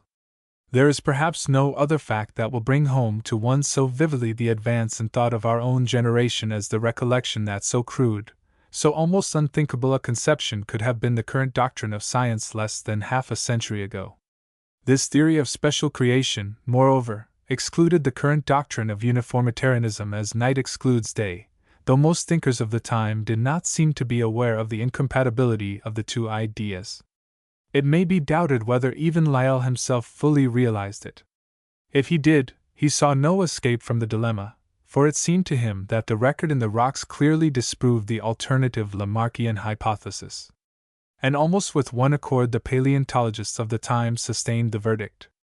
Owen, Agassiz, Falconer, Baran, Pictet, Forbes repudiated the idea as unqualifiedly as their great predecessor Cuvier had done in the earlier generation. Some of them did, indeed, come to believe that there is evidence of a progressive development of life in the successive ages, but no such graded series of fossils had been discovered as would give countenance to the idea that one species had ever been transformed into another. And to nearly every one this objection seemed insuperable. But in 1859 appeared a book which, though not dealing primarily with paleontology, yet contained a chapter that revealed the geological record in an altogether new light. The book was Charles Darwin's Origin of Species, the chapter that wonderful citation of the imperfections of the geological record. In this epoch-making chapter Darwin shows what conditions must prevail in any given place in order that fossils shall be formed, how unusual such conditions are, and how probable it is that fossils once embedded in sediment of a seabed will be destroyed by metamorphosis of the rocks, or by denudation when the strata are raised above the water level. Add to this the fact that only small territories of the earth have been explored geologically, he says, and it becomes clear that the paleontological record as we now possess it shows but a mere fragment of the past history of organisms on the earth. It is a history, imperfectly kept and written in a changing dialect. Of this history we possess the last volume alone, relating only to 2 or 3 countries. Of this volume only here and there a short chapter has been preserved, and of each page only here and there a few lines. For a paleontologist to dogmatize from such a record would be as rash, he thinks, as for a naturalist to land for 5 minutes on a barren point of Australia and then discuss the number and range of its productions. This citation of observations, which when once pointed out seemed almost self-evident, came as a revelation to the geological world. In the clarified view now possible, old facts took on a new meaning. It was recalled that Cuvier had been obliged to establish a new order for some of the first fossil creatures he examined, and that Buckland had noted that the nondescript forms were intermediate in structure between allied existing orders. More recently such intermediate forms had been discovered over and over, so that, to name but one example, Owen had been able, with the aid of extinct species, to dissolve by gradations the apparently wide interval between the pig and the camel. Owen, moreover, had been led to speak repeatedly of the generalized forms of extinct animals, and Agassiz had called them synthetic or prophetic types, these terms clearly implying that such forms are in fact intermediate or connecting links. Darwin himself had shown some years before that the fossil animals of any continent are closely related to the existing animals of that continent, edentates predominating, for example, in South America, and marsupials in Australia. Many observers had noted that recent strata everywhere show a fossil fauna more nearly like the existing one than do more ancient strata, and that fossils from any 2 consecutive strata are far more closely related to each other than are the fossils of 2 remote formations, the fauna of each geological formation being, indeed, in a wide view, intermediate between preceding and succeeding faunas. So suggestive were all these observations that Lyell, the admitted leader of the geological world, after reading Darwin's citations, felt able to drop his own crass explanation of the introduction of species and adopt the transmutation hypothesis, thus rounding out the doctrine of uniformitarianism to the full proportions in which Lamarck had conceived it half a century before. Not all paleontologists could follow him at once, of course. The proof was not yet sufficiently demonstrative for that, but all were shaken in the seeming security of their former position, which is always a necessary stage in the progress of thought. and popular interest in the matter was raised to white heat in a twinkling. So, for the third time in this first century of its existence, paleontology was called upon to play a leading role in a controversy whose interest extended far beyond the bounds of staid truth-seeking science. And the controversy waged over the age of the earth had not been more bitter, that over catastrophism not more acrimonious, than that which now raged over the question of the transmutation of species. The question had implications far beyond the bounds of paleontology, of course. The main evidence yet presented had been drawn from quite other fields, but by common consent the record in the rocks might furnish a crucial test of the truth or falsity of the hypothesis. He who rejects this view of the imperfections of the geological record, said Darwin, will rightly reject the whole theory. With something more than mere scientific zeal, therefore, paleontologists turned anew to the records in the rocks, to inquire what evidence and proof or refutation might be found in unread pages of the Great Stone Book. And, as might have been expected, many minds being thus prepared to receive new evidence, such evidence was not long withheld. Fossil man.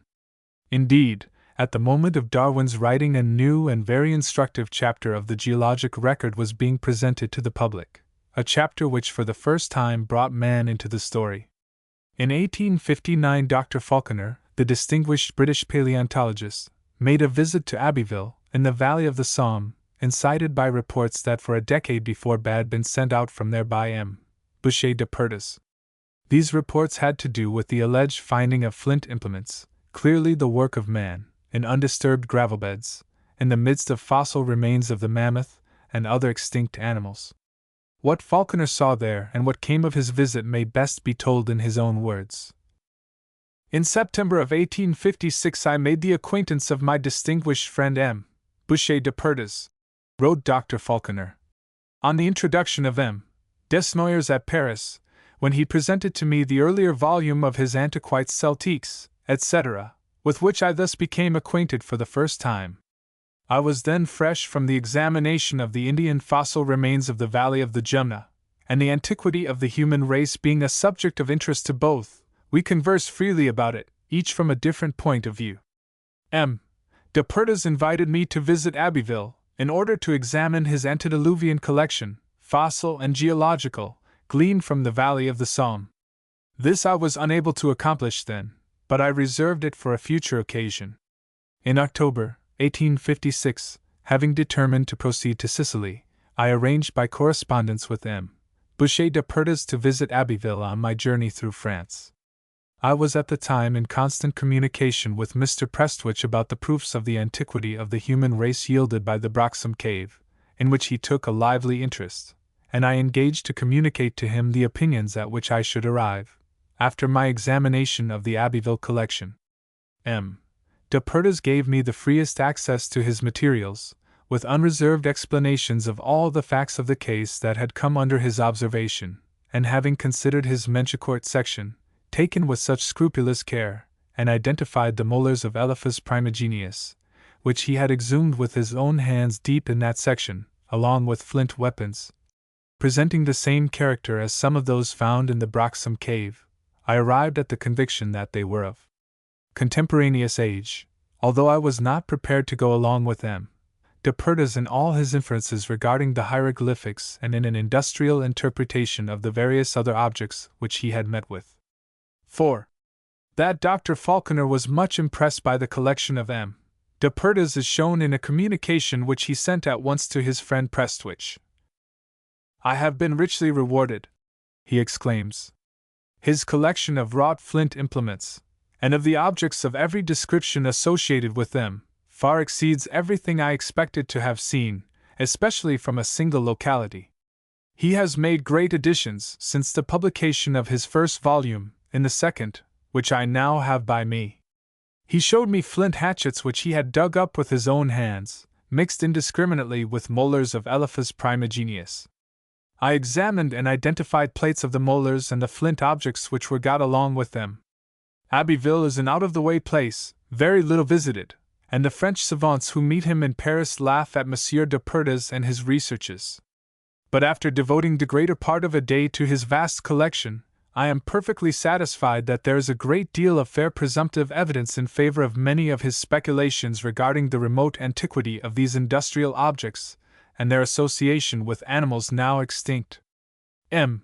Boucher's hotel is, from the ground floor to garret, a continued museum, filled with pictures, medieval art, and Gaulish antiquities, including antediluvian flint knives, fossil bones, etc. If, during next summer, you should happen to be paying a visit to France, let me strongly recommend you to come to Abbeville. I am sure you would be richly rewarded. 5. This letter aroused the interest of the English geologists, and in the spring of 1859 Prestwich and Mr. afterwards Sir John Evans made a visit to Abbeville to see the specimens and examine at first hand the evidences as pointed out by Dr. Falconer. The evidence yielded by the valley of the Somme, continues Falconer, in speaking of this visit, was gone into with the scrupulous care and severe and exhaustive analysis which are characteristic of Mr. Prestwich's researches. The conclusions to which he was conducted were communicated to the Royal Society on May 12, 1859, in his celebrated memoir, read on May 26 and published in the Philosophical Transactions of 1860, which, in addition to researches made in the valley of the Somme, contained an account of similar phenomena presented by the valley of the Waveny, near Hoxne, in Suffolk. Mr. Evans communicated to the Society of Antiquaries a memoir on the character and geological position of the flint implements in the drift, which appeared in the Archaeologia for 1860. The results arrived at by Mr. Prestwich were expressed as follows. First, that the flint implements are the result of design and the work of man. Second, that they are found in beds of gravel, sand, and clay, which have never been artificially disturbed. Third, that they occur associated with the remains of land, fresh water, and marine testacea, of species now living, and most of them still common in the same neighborhood, and also with the remains of various mammalia, a few species now living, but more of extinct forms. Fourth, that the period at which their entombment took place was subsequent to the Boulder-clay period, and to that extent post-glacial, and also that it was among the latest in geological time, one apparently anterior to the surface assuming its present form, so far as it regards some of the minor features. 6. These reports brought the subject of the very significant human fossils at Abbeville prominently before the public, whereas the publications of the original discoverer, Boucher de Perthes, bearing date of 1847, had been altogether ignored. A new aspect was thus given to the current controversy. As Dr. Falconer remarked, geology was now passing through the same ordeal that astronomy passed in the age of Galileo. But the times were changed since the day when the author of the Dialogues was humbled before the congregation of the Index, and now no Index Librorum Prohibitorum could avail to hide from eager human eyes such pages of the geologic story as nature herself had spared.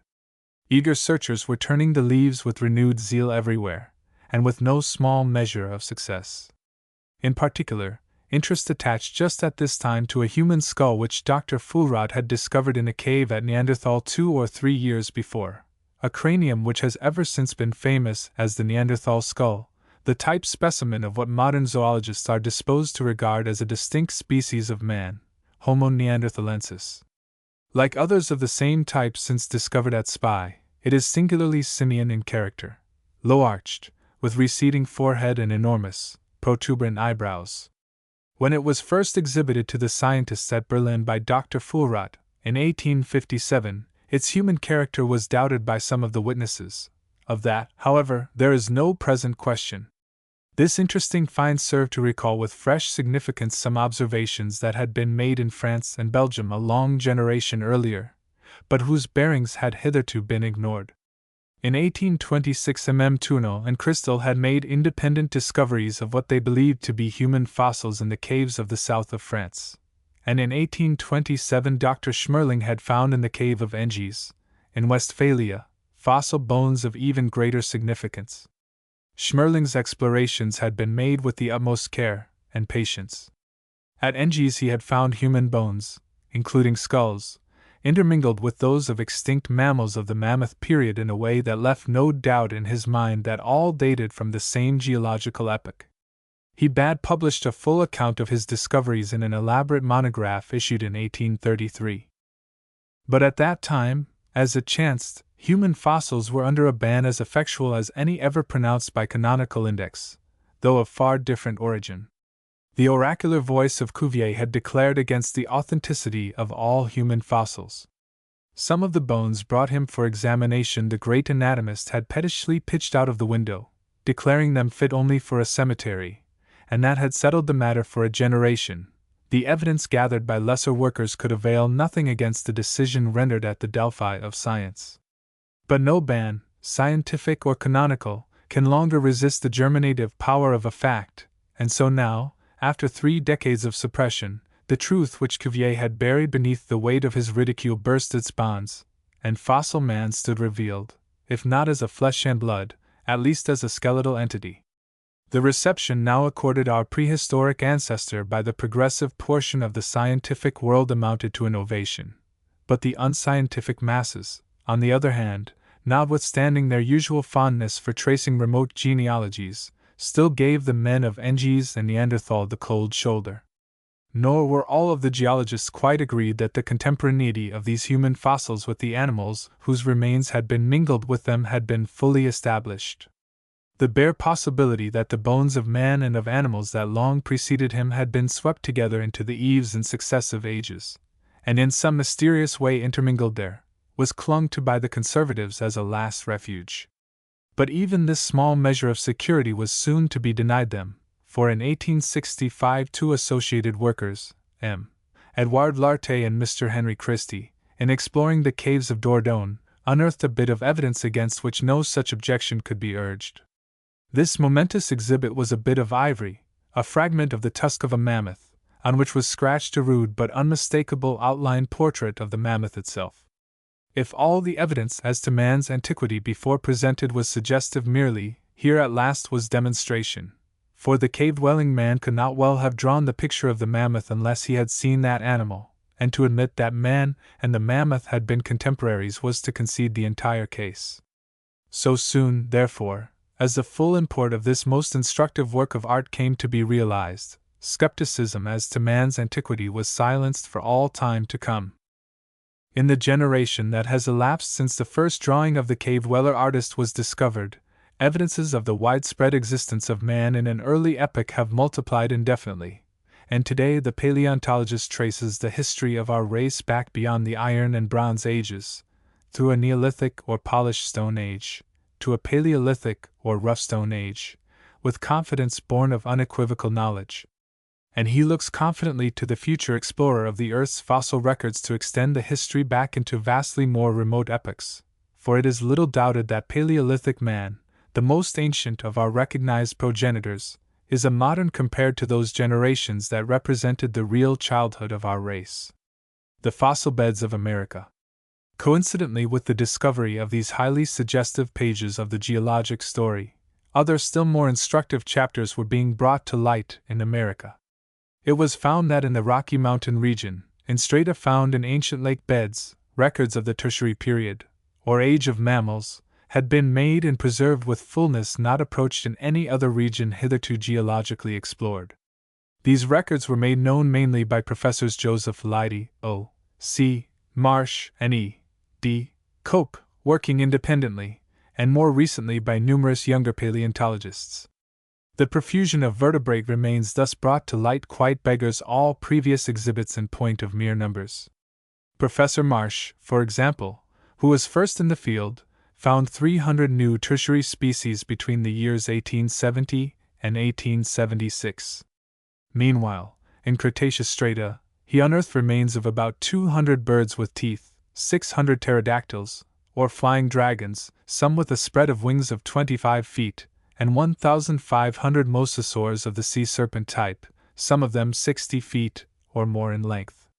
In a single bed of Jurassic rock, not larger than a good-sized lecture room, he found the remains of 160 individuals of mammals, representing 20 species and 9 genera, while beds of the same age have yielded 300 reptiles, varying from the size of a rabbit to 60 or 80 feet in length. But the chief interest of these fossils from the West is not their number but their nature, for among them are numerous illustrations of just such intermediate types of organisms as must have existed in the past if the succession of life on the globe has been an unbroken lineal succession. Here are reptiles with bat-like wings, and others with bird-like pelvises and legs adapted for bipedal locomotion. Here are birds with teeth, and other reptilian characters. In short, what with reptilian birds and bird-like reptiles, the gap between modern reptiles and birds is quite bridged over. In a similar way, various diverse mammalian forms, as the tapir, the rhinoceros, and the horse, are linked together by fossil progenitors. And, most important of all, Professor Marsh has discovered a series of mammalian remains, occurring in successive geological epochs, which are held to represent beyond cavil the actual line of descent of the modern horse, tracing the lineage of our one-toed species back through two- and three-toed forms, to an ancestor in the Eocene or early Tertiary that had 4 functional toes and the rudiment of a 5th. This discovery is too interesting and too important not to be detailed at length in the words of the discoverer. Marsh describes the fossil horse. "It is a well-known fact," says Professor Marsh, "that the Spanish discoverers of America discovered no horses on this continent, and that the modern horse, Equus caballus, Linn., was subsequently introduced from the Old World. It is, however, not so generally known that these animals had formerly been abundant here, and that long before, in Tertiary time, near relatives of the horse, and probably his ancestors, existed in the far west in countless numbers and in a marvelous variety of forms.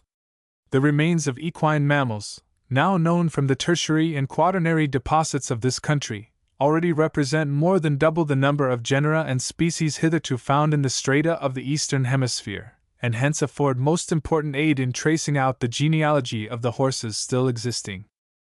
The animals of this group which lived in America during the 3 diversions of the Tertiary period were especially numerous in the Rocky Mountain regions, and their remains are well preserved in the old lake basins which then covered so much of that country.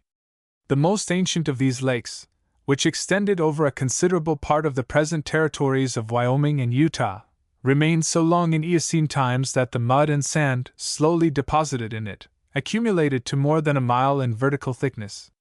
In these deposits vast numbers of tropical animals were entombed, and here the oldest equine remains occur, 4 species of which have been described. These belong to the genus Orohippus, Marsh, and are all of a diminutive size, hardly bigger than a fox. The skeletons of these animals resemble that of the horse in many respects, much more indeed than any other existing species, but, instead of the single toe on each foot, so characteristic of all modern equines, the various species of Orohippus had 4 toes before and 3 behind, all of which reached the ground. The skull, too, was proportionately shorter, and the orbit was not enclosed behind by a bridge of bone. There were 54 teeth in all, and the premolars were larger than the molars. The crowns of these teeth were very short. The canine teeth were developed in both sexes, and the incisors did not have the mark, which indicates the age of the modern horse. The radius and ulna were separate, and the latter was entire through the whole length. The tibia and fibula were distinct. In the forefoot all the digits except the pollex, or first, were well developed. The 3rd digit is the largest, and its close resemblance to that of the horse is clearly marked. The terminal phalanx, or coffin bone, has a shallow median bone in front, as in many species of this group in the later Tertiary. The 4th digit exceeds the 2nd in size, and the 2nd is much the shortest of all. Its metacarpal bone is considerably curved outward. In the hind foot of this genus there are but 3 digits. The 4th metatarsal is much larger than the 2nd. The larger number of equine mammals now known from the Tertiary deposits of this country, and their regular distributions through the subdivisions of this formation, afford a good opportunity to ascertain the probable descent of the modern horse. The American representative of the latter is the extinct Equus fraternus, Lydi, a species almost, if not wholly, identical with the Old World Equus caballus, Linnaeus, to which our recent horse belongs. Huxley has traced successfully the later genealogy of the horse through European extinct forms, but the line in America was probably a more direct one, and the record is more complete. Taking, then, as the extreme of a series Orohippus agilis, Marsh, from the Eocene, and Equus fraternus, Lydi, from the Quaternary, intermediate forms may be intercalated with considerable certainty from 30 or more well-marked species that lived in the intervening periods. The natural line of descent would seem to be through the following genera: Orohippus, of the Eocene; Myohippus and Anchitherium, of the Miocene; and Chippus, Hipparion, Protohippus, Phohippus, of the Pliocene; and Equus, Quaternary and recent. The most marked changes undergone by the successive equine genera are as follows: first, increase in size; second, increase in speed, through concentration of limb bones; third, elongation of head and neck, and modifications of skull. The Eocene Orohippus was the size of a fox.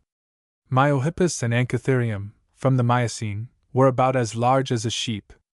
Hipparion and Pliohippus, of the Pliocene, equaled the ass in height, while the size of the quaternary equus was fully up to that of a modern horse. The increase of speed was equally well marked, and was a direct result of the gradual formation of the limbs. The latter were slowly concentrated by the reduction of their lateral elements and enlargement of the axial bone, until the force exerted by each limb came to act directly through its axis in the line of motion. This concentration is well seen, example, in the forelimb.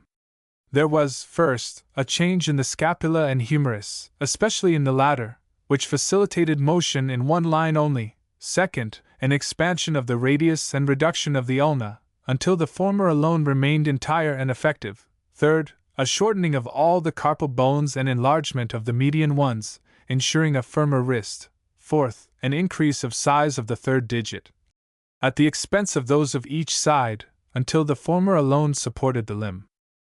Such is, in brief, a general outline of the more marked changes that seem to have produced in America the highly specialized modern equus from his diminutive four-toed predecessor, the Eocene Orohippus. The line of descent appears to have been direct, and the remains now known supply every important intermediate form. It is, of course, impossible to say with certainty through which of the three-toed genera of the Pliocene that lived together the succession came. It is not impossible that the latter species, which appear generically identical, are the descendants of more distinct Pliocene types, as the persistent tendency in all the earlier forms was in the same direction. Considering the remarkable development of the group through the Tertiary period, and its existence even later, it seems very strange that none of the species should have survived, and that we are indebted for our present horse to the Old World. 7. Paleontology of evolution.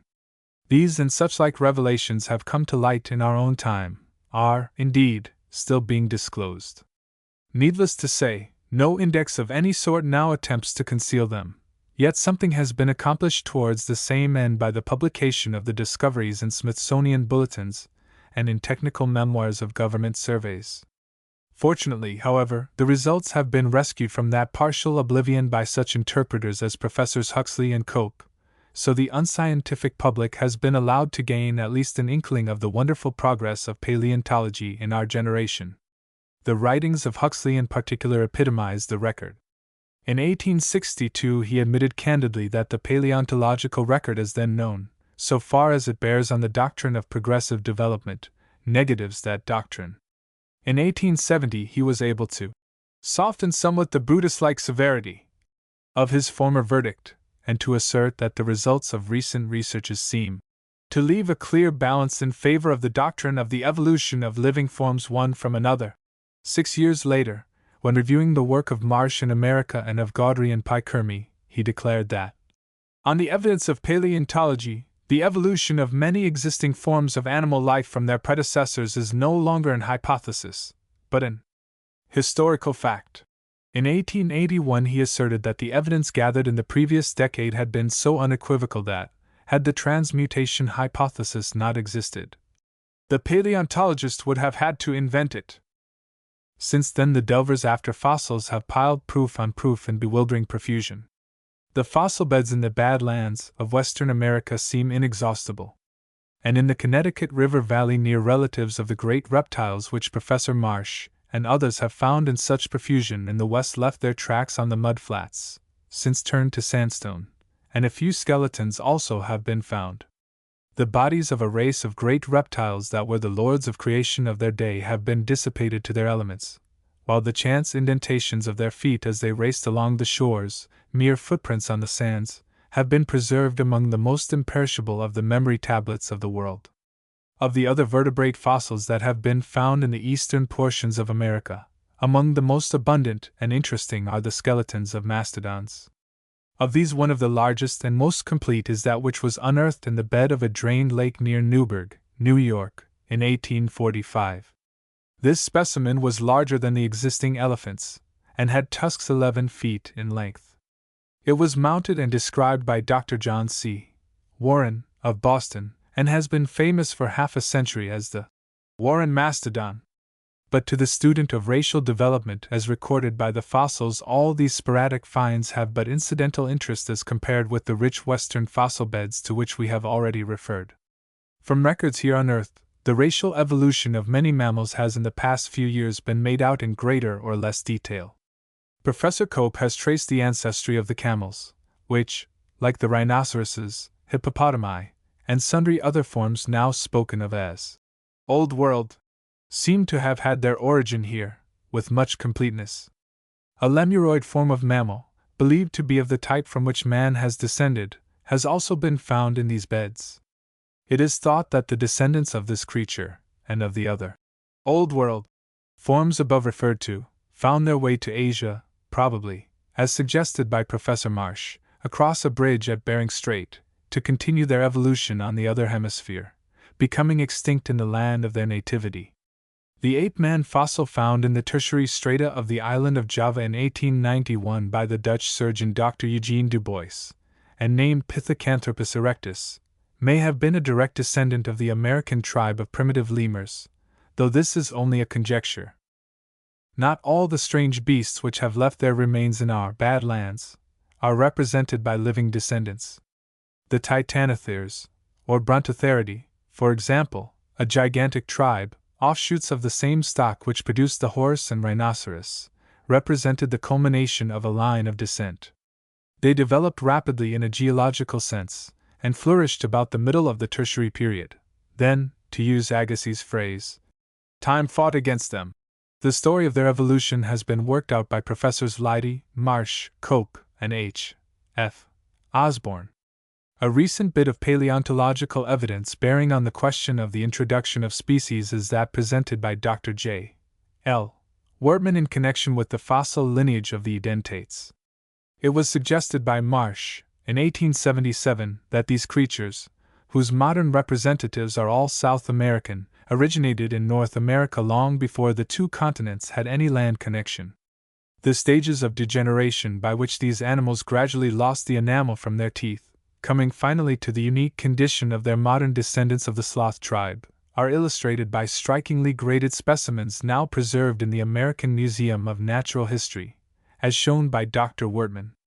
All these and a multitude of other recent observations that cannot be even outlined here tell the same story. With one accord, paleontologists of our time regard the question of the introduction of new species as solved. As Professor Marsh has said, to doubt evolution today is to doubt science, and science is only another name for truth. Thus, the third great battle over the meaning of the fossil records has come to a conclusion. Again, there is a truce to controversy, and it may seem to the casual observer that the present stand of the science of fossils is final and impregnable. But does this really mean that a full synopsis of the story of paleontology has been told?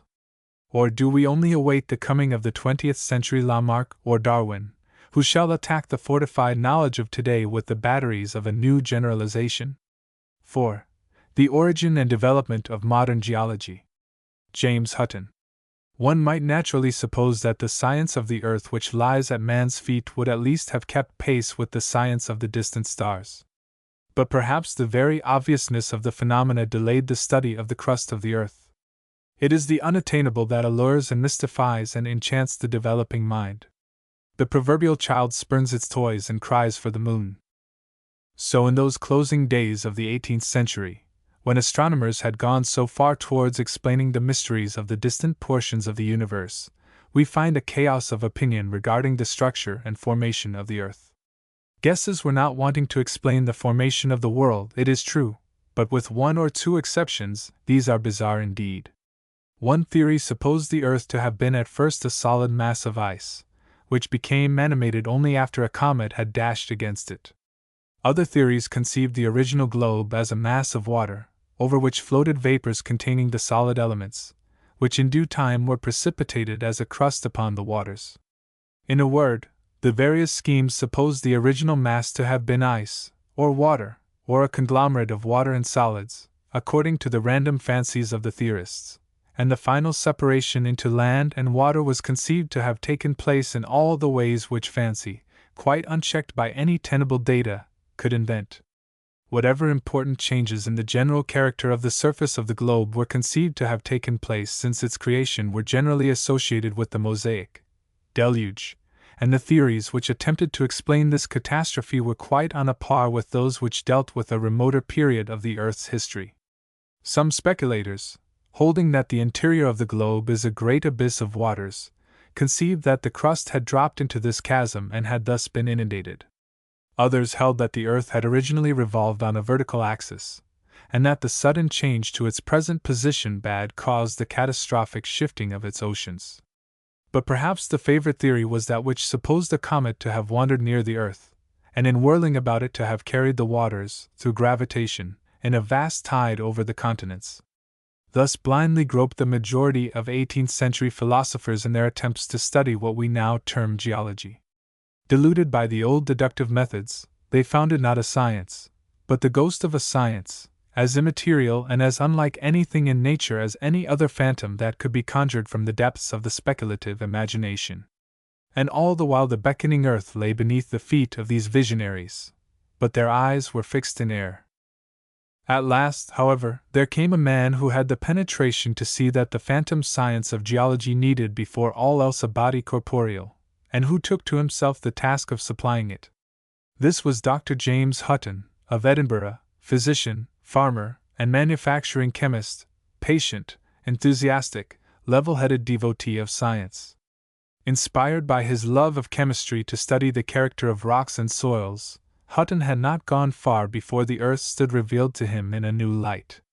He saw, what generations of predecessors had blindly refused to see, that the face of nature everywhere, instead of being rigid and immutable, is perennially plastic, and year by year is undergoing metamorphic changes. The solidest rocks are day by day disintegrated slowly, but none the less surely, by wind and rain and frost, by mechanical attrition and chemical decomposition, to form the pulverized earth and clay. This soil is being swept away by perennial showers, and carried off to the oceans. The oceans themselves beat on their shores, and eat insidiously into the structure of sands and rocks. Everywhere, slowly but surely, the surface of the land is being worn away, its substance is being carried to burial in the seas. Should this denudation continue long enough, thinks Hutton, the entire surface of the continents must be worn away. Should it be continued long enough? And with that thought there flashes on his mind an inspiring conception, the idea that solar time is long, indefinitely long. That seems a simple enough thought, almost a truism, to the 20th century mind, but it required genius to conceive it in the 18th. Hutton pondered it, grasped its full import, and made it the basis of his hypothesis, his theory of the Earth. Modern geology. The hypothesis is this, that the observed changes of the surface of the Earth, continued through indefinite lapses of time, must result in conveying all the land at last to the sea, in wearing continents away till the oceans overflow them. What then? Why, as the continents wear down, the oceans are filling up. Along their bottoms the detritus of wasted continents is deposited in strata, together with the bodies of marine animals and vegetables. Why might not this debris solidify to form layers of rocks, the basis of new continents? Why not, indeed? But have we any proof that such formation of rocks in an ocean bed has, in fact, occurred? To be sure we have. It is furnished by every bed of limestone, every outcropping fragment of fossil-bearing rock, every stratified cliff. How else than through such formation in an ocean bed came these rocks to be stratified? How else came they to contain the shells of once living organisms embedded in their depths? The ancients, finding fossil shells embedded in the rocks, explained them as mere freaks of nature and the stars. Less superstitious generations had repudiated this explanation, but had failed to give a tenable solution of the mystery. To Hutton it is a mystery no longer. To him it seems clear that the basis of the present continents was laid in ancient seabeds, formed of the detritus of continents yet more ancient. But two links are still wanting to complete the chain of Hutton's hypothesis. Through what agency has the ooze of the ocean bed been transformed into solid rock? And through what agency has this rock been lifted above the surface of the water to form new continents? Hutton looks about him for a clue, and soon he finds it. Everywhere about us there are outcropping rocks that are not stratified, but which give evidence to the observant eye of having once been in a molten state. Different minerals are mixed together, pebbles are scattered through masses of rock like plums in a pudding, irregular crevices in otherwise solid masses of rock, so-called veinings, are seen to be filled with equally solid granite of a different variety, which can have gotten there in no conceivable way, so Hutton thinks, but by running in while molten, as liquid metal is run into the molds of the founder. Even the stratified rocks, though they seemingly have not been melted, give evidence in some instances of having been subjected to the action of heat. Marble, for example, is clearly nothing but calcined limestone. With such evidence before him, Hutton is at no loss to complete his hypothesis. The agency which has solidified the ocean beds, he says, is subterranean heat.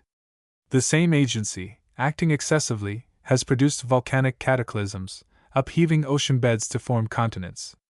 The rugged and uneven surfaces of mountains, the tilted and broken character of stratified rocks everywhere, are the standing witnesses of these gigantic upheavals. And with this the imagined cycle is complete. The continents, worn away and carried to the sea by the action of the elements, have been made over into rocks again in the ocean beds, and then raised once more into continents. And this massive cycle, in Hutton's scheme, is supposed to have occurred not once only, but over and over again, times without number. In this unique view ours is indeed a world without beginning and without end. Its continents have been making and unmaking an endless series since time began. Hutton formulated his hypothesis while yet a young man, not long after the middle of the century. He first gave it publicity in 1781, in a paper before the Royal Society of Edinburgh. A solid body of land could not have answered the purpose of a habitable world, said Hutton, for a soil is necessary to the growth of plants, and a soil is nothing but the material collected from the destruction of the solid land. Therefore the surface of this land inhabited by man, and covered by plants and animals, is made by nature to decay, in dissolving from that hard and compact state in which it is found, and this soil is necessarily washed away by the continual circulation of the water running from the summits of the mountains towards the general receptacle of that fluid. The heights of our land are thus leveled with our shores, our fertile plains are formed from the ruins of the mountains, and those traveling materials are still pursued by the moving water, and propelled along the inclined surface of the earth. These movable materials, delivered into the sea, cannot, for a long continuance, rest upon the shore, for by the agitation of the winds, the tides, and the currents every movable thing is carried farther and farther along the shelving bottom of the sea, towards the unfathomable regions of the ocean. If the vegetable soil is thus constantly removed from the surface of the land, and if its place is then to be supplied from the dissolution of the solid earth as here represented, we may perceive an end to this beautiful machine, an end arising from no error in its constitution as a world, but from that destructibility of its land which is so necessary in the system of the globe. In the economy of life and vegetation, the immense time necessarily required for the total destruction of the land must not be opposed to that view of future events which is indicated by the surest facts and most approved principles. Time, which measures everything in our idea, and is often deficient to our schemes, is to nature endless, and as nothing, it cannot limit that by which alone it has existence, and as the natural course of time, which to us seems infinite, cannot be bounded by any operation that may have an end, the progress of things upon this globe that in the course of nature cannot be limited by time must proceed in a continual succession. We are, therefore, to consider as inevitable the destruction of our land, so far as affected by those operations which are necessary in the purpose of the globe, considered as a habitable world, and so far as we have not examined any other part of the economy of nature, in which other operations and a different intention might appear.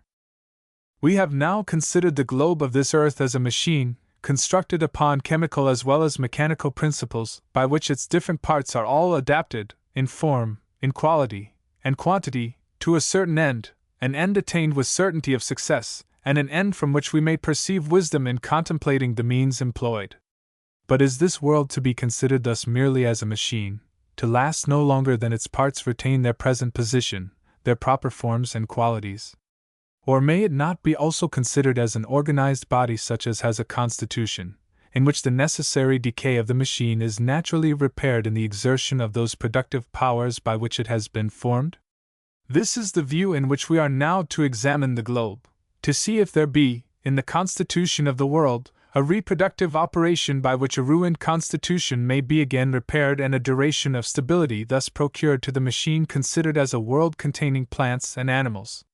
If no such reproductive power, or reforming operation, after due inquiry, is to be found in the constitution of this world, we should have reason to conclude that the system of this earth has either been intentionally made imperfect, or has not been the work of infinite power and wisdom. 1. This, then, was the important question to be answered, the question of the constitution of the globe. To accomplish this, it was necessary, first of all, to examine without prejudice the material already in hand, adding such new discoveries from time to time as might be made, but always applying to the whole unvarying scientific principles and inductive methods of reasoning.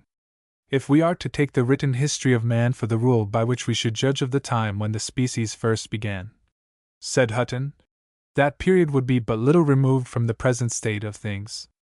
The Mosaic history places this beginning of man at no great distance, and there has not been found, in natural history, any document by which high antiquity might be attributed to the human race. But this is not the case with regard to the inferior species of animals, particularly those which inhabit the ocean and its shores. We find in natural history monuments which prove that those animals had long existed, and we thus procure a measure for the computation of a period of time extremely remote, though far from being precisely ascertained. In examining things present, we have data from which to reason with regard to what has been, and from what actually has been we have data for concluding with regard to that which is to happen hereafter. Therefore, upon the supposition that the operations of nature are equable and steady, we find, in natural appearances, means for concluding a certain portion of time to have necessarily elapsed in the production of those events of which we see the effects. It is thus that, in finding the relics of sea animals of every kind in the solid body of our earth, a natural history of those animals is formed, which includes a certain portion of time, and for the ascertaining this portion of time we must again have recourse to the regular operations of this world. We shall thus arrive at facts which indicate a period to which no other species of chronology is able to remount. We find the marks of marine animals in the most solid parts of the earth. Consequently, those solid parts have been formed after the ocean was inhabited by those animals which are proper to that fluid medium. If, therefore, we knew the natural history of these solid parts, and could trace the operations of the globe by which they have been formed, we would have some means for computing the time through which those species of animals have continued to live. But how shall we describe a process which nobody has seen performed and of which no written history gives any account?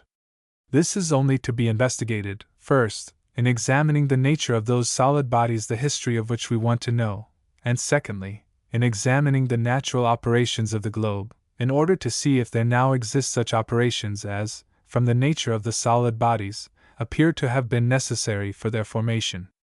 There are few beds of marble or limestone in which may not be found some of those objects which indicate the marine object of the mass.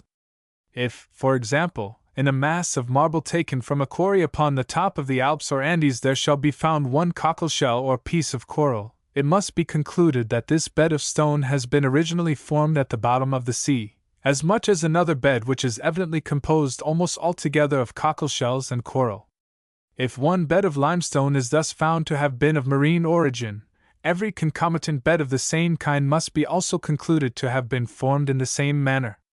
In those calcareous strata, which are evidently of marine origin, there are many parts which are of sparry structure, that is to say, the original texture of those beds in such places has been dissolved, and a new structure has been assumed which is peculiar to a certain state of the calcareous earth. This change is produced by crystallization, in consequence of a previous state of fluidity, which has so disposed the concerning parts as to allow them to assume a regular shape and structure proper to that substance. A body whose external form has been modified by this process is called a crystal. One whose internal arrangement of parts is determined by it is said to be of a sparry structure, and this is known from its fracture. There are, in all the regions of the earth, huge masses of calcareous matter in that crystalline form or sparry state in which, perhaps, no vestige can be found of any organized body, nor any indication that such calcareous matter has belonged to animals. But as in other masses, this sparry structure or crystalline state is evidently assumed by the marine calcareous substances in operations which are natural to the globe, and which are necessary to the consolidation of the strata. It does not appear that the sparry masses in which no figured body is formed have been originally different from other masses, which, being only crystallized in part, and in part still retaining their original form, have ample evidence of their marine origin. We are led, in this manner, to conclude that all the strata of the earth, not only those consisting of such calcareous masses, but others superincumbent upon these, have had their origin at the bottom of the sea. The general amount of our reasoning is this, that 9/10, perhaps, or 99/100 of this earth, so far as we see, have been formed by natural operations of the globe in collecting loose materials and depositing them at the bottom of the sea, consolidating those collections in various degrees, and either elevating those consolidated masses above the level on which they were formed or lowering the level of that sea. Let us now consider how far the other proposition of strata being elevated by the power of heat above the level of the sea may be confirmed from the examination of natural appearances.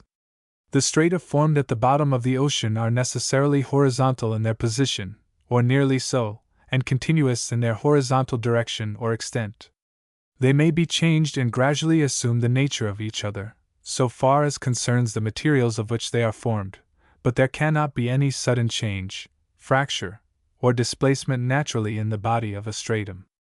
But if the strata are cemented by the heat of fusion, and erected with an expansive power acting below, we may expect to find every species of fracture, dislocation, and contortion in those bodies and every degree of departure from a horizontal towards a vertical position. The strata of the globe are actually found in every possible position, for from horizontal they are frequently found vertical, from continuous they are broken and separated in every possible direction, and from a plane they are bent and doubled. It is impossible that they could have originally been formed, by the known laws of nature, in their present state and position, and the power that has been necessarily required for their change has not been inferior to that which might have been required for their elevation from the place in which they have been formed. 2. From all this, therefore, Hutton reached the conclusion that the elevation of the bodies of land above the water on the earth's surface had been effected by the same force which had acted in consolidating the strata and giving them stability. This force he conceived to be exerted by the expansion of heated matter. We have, he said, been now supposing that the beginning of our present earth had been laid in the bottom of the ocean, at the completion of the former land, but this was only for the sake of distinctness. The just view is this, that when the former land of the globe had been complete, so as to begin to waste and be impaired by the encroachment of the sea, the present land began to appear above the surface of the ocean. In this manner we suppose a due proportion to be always preserved of land and water upon the surface of the globe, for the purpose of a habitable world such as this which we possess. We thus also allow time and opportunity for the translation of animals and plants to occupy the earth. But if the earth on which we live began to appear in the ocean at the time when the last began to be resolved, it could not be from the materials of the continent immediately preceding this which we examine that the present earth has been constructed, for the bottom of the ocean must have been filled with materials before land could be made to appear above its surface. Let us suppose that the continent which is to succeed our land is at present beginning to appear above the water in the middle of the Pacific Ocean. It must be evident that the materials of this great body, which is formed and ready to be brought forth, must have been collected from the destruction of an earth which does not now appear.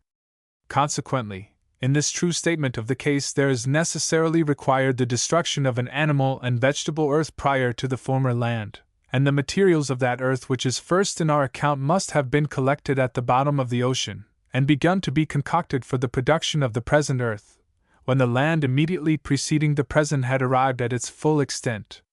We have now got to the end of our reasoning. We have no data further to conclude immediately from that which actually is, but we have got enough. We have the satisfaction to find that in nature there are wisdom, system, and consistency. For having in the natural history of the earth seen a succession of worlds, we may from this conclude that there is a system in nature. In like manner as, from seeing revolutions of the planets, it is concluded that there is a system by which they are intended to continue those revolutions. But if the succession of worlds is established in the system of nature, it is in vain to look for anything higher in the origin of the earth. The result, therefore, of our present inquiry is that we find no vestige of a beginning, no prospect of an end. Altogether remarkable as this paper seems in the light of later knowledge, either friend nor foe deigned to notice it at the moment. It was not published in book form until the last decade of the century, when Hutton had lived with and worked over his theory for almost 50 years. Then it caught the eye of the world. A school of followers expounded the Huttonian doctrines. A rival school under Werner in Germany opposed some details of the hypothesis, and the educated world as a whole viewed the disputants askance. The very novelty of the new views forbade their immediate acceptance. Bitter attacks were made upon the heresies, and that was meant to be a soberly tempered judgment which in 1800 pronounced Hutton's theories not only hostile to sacred history, but equally hostile to the principles of probability, to the results of the ablest observations on the mineral kingdom, and to the dictates of rational philosophy. And all this because Hutton's theory presupposed the earth to have been in existence more than 6,000 years. Thus it appears that though the thoughts of men had widened, in those closing days of the 18th century, to include the stars, they had not as yet expanded to receive the most patent records that are written everywhere on the surface of the earth. Before Hutton's views could be accepted, his pivotal conception that time is long must be established by convincing proofs. The evidence was being gathered by William Smith, Cuvier, and other devotees of the budding science of paleontology in the last days of the century, but their labors were not brought to completion till a subsequent epoch. Neptunists versus Plutonists. In the meantime, James Hutton's theory that continents wear away and are replaced by volcanic upheaval gained comparatively few adherents. Even the lucid illustrations of the Huttonian theory, which Playfair, the pupil and friend of the great Scotchman, published in 1802, did not at once prove convincing. The world had become enamored of the rival theory of Hutton's famous contemporary, Werner of Saxony, the theory which taught that, in the beginning, all the solids of the earth's present crust were dissolved in the heated waters of a universal sea. Werner affirmed that all rocks, of whatever character, had been formed by precipitation from this sea as the waters cooled, that even veins have originated in this way, and that mountains are gigantic crystals, not upheaved masses. In a word, he practically ignored volcanic action, and denied in toto the theory of metamorphosis of rocks through the agency of heat. The followers of Werner came to be known as Neptunists, the Huttonians as Plutonists. The history of geology during the first quarter of the 19th century is mainly a recital of the intemperate controversy between these opposing schools, though it should not be forgotten that, meantime, the members of the Geological Society of London were making an effort to hunt for facts and avoid compromising theories. Fact and theory, however, were too closely linked to be thus divorced. The brunt of the controversy settled about the unstratified rocks, granites and their allies, which the Plutonists claimed as of igneous origin. This contention had the theoretical support of the nebular hypothesis, then gaining ground, which supposed the earth to be a cooling globe. The Plutonists laid great stress, too, on the observed fact that the temperature of the earth increases at a pretty constant ratio as descent towards its center is made in mines. But in particular they appealed to the phenomena of volcanoes. The evidence from this source was gathered and elaborated by Mr. G. Paulette Scrope, Secretary of the Geological Society of England, who, in 1823, published a classical work on volcanoes in which he claimed that volcanic mountains, including some of the highest known peaks, are merely accumulated masses of lava belched forth from a crevice in the earth's crust. Supposing the globe to have had any irregular shape when detached from the sun, said Scrope. The vaporization of its surface, and of course, of its projecting angles, together with its rotatory motion on its axis and the liquefaction of its outer envelope, would necessarily occasion its actual figure of an oblate spheroid. As the process of expansion proceeded in depth, the original granitic beds were first partially disaggregated, next disintegrated, and more or less liquefied, the crystals being merged in the elastic vehicle produced by the vaporization of the water contained between the laminae. Where this fluid was produced in abundance by great dilatation, that is, in the outer and highly disintegrated strata, the superior specific gravity of the crystals forced it to ooze upward, and thus a great quantity of aqueous vapor was produced on the surface of the globe. As this elastic fluid rose into outer space, its continually increasing expansion must have proportionately lowered its temperature, and in consequence, a part was recondensed into water and sank back towards the more solid surface of the globe. And in this manner, for a certain time, a violent reciprocation of atmospheric phenomena must have continued, torrents of vapor rising outwardly, while equally tremendous torrents of condensed vapor, or rain, fell towards the earth. The accumulation of the latter on the yet unstable and unconsolidated surface of the globe constituted the primeval ocean. The surface of this ocean was exposed to continued vaporization owing to intense heat, but this process, abstracting caloric from the stratum of the water below, by partially cooling it, tended to preserve the remainder in a liquid form. The ocean will have contained, both in solution and suspension, many of the matters carried upward from the granitic bed in which the vapors from whose condensation it proceeded were produced, and which they had traversed in their rise. The dissolved matters will have been silex, carbonates, and sulfates of lime, and those other mineral substances which water at an intense temperature and under such circumstances was enabled to hold in solution. The suspended substances will have been all the lighter and finer particles of the upper beds where the disintegration had been extreme, and particularly their mica, which, owing to the tenuity of its plate-shaped crystals, would be most readily carried up by the ascending fluid, and will have remained longest in suspension. But as the torrents of vapor, holding these various matters in solution and suspension, were forced upward, the greater part of the disintegrated crystals by degrees subsided, those of feldspar and quartz first, the mica being, as observed above, from the form of its plates, of peculiar buoyancy, and therefore held longest in suspension. The crystals of feldspar and quartz, as they subsided, together with a small proportion of mica, would naturally arrange themselves so as to have their longest dimensions more or less parallel to the surface on which they rest, and this parallelism would be subsequently increased, as we shall see hereafter, by the pressure of these beds sustained between the weight of the supported column of matter and the expansive force beneath them. These beds I conceive, when consolidated, to constitute the gneiss formation. The farther the process of expansion proceeded in depth, the more was the column of liquid matter lengthened, which, gravitating towards the center of the globe, tended to check any further expansion. It is, therefore, obvious that after the globe settled into its actual orbit, and thenceforward lost little of its enveloping matter, the whole of which began from that moment to gravitate towards its center, the progress of expansion inwardly would continually increase in rapidity. And a moment must have at length arrived when the forces of expansion and repression had reached an equilibrium, and the process was stopped from progressing farther inwardly by the great pressure of the gravitating column of liquid.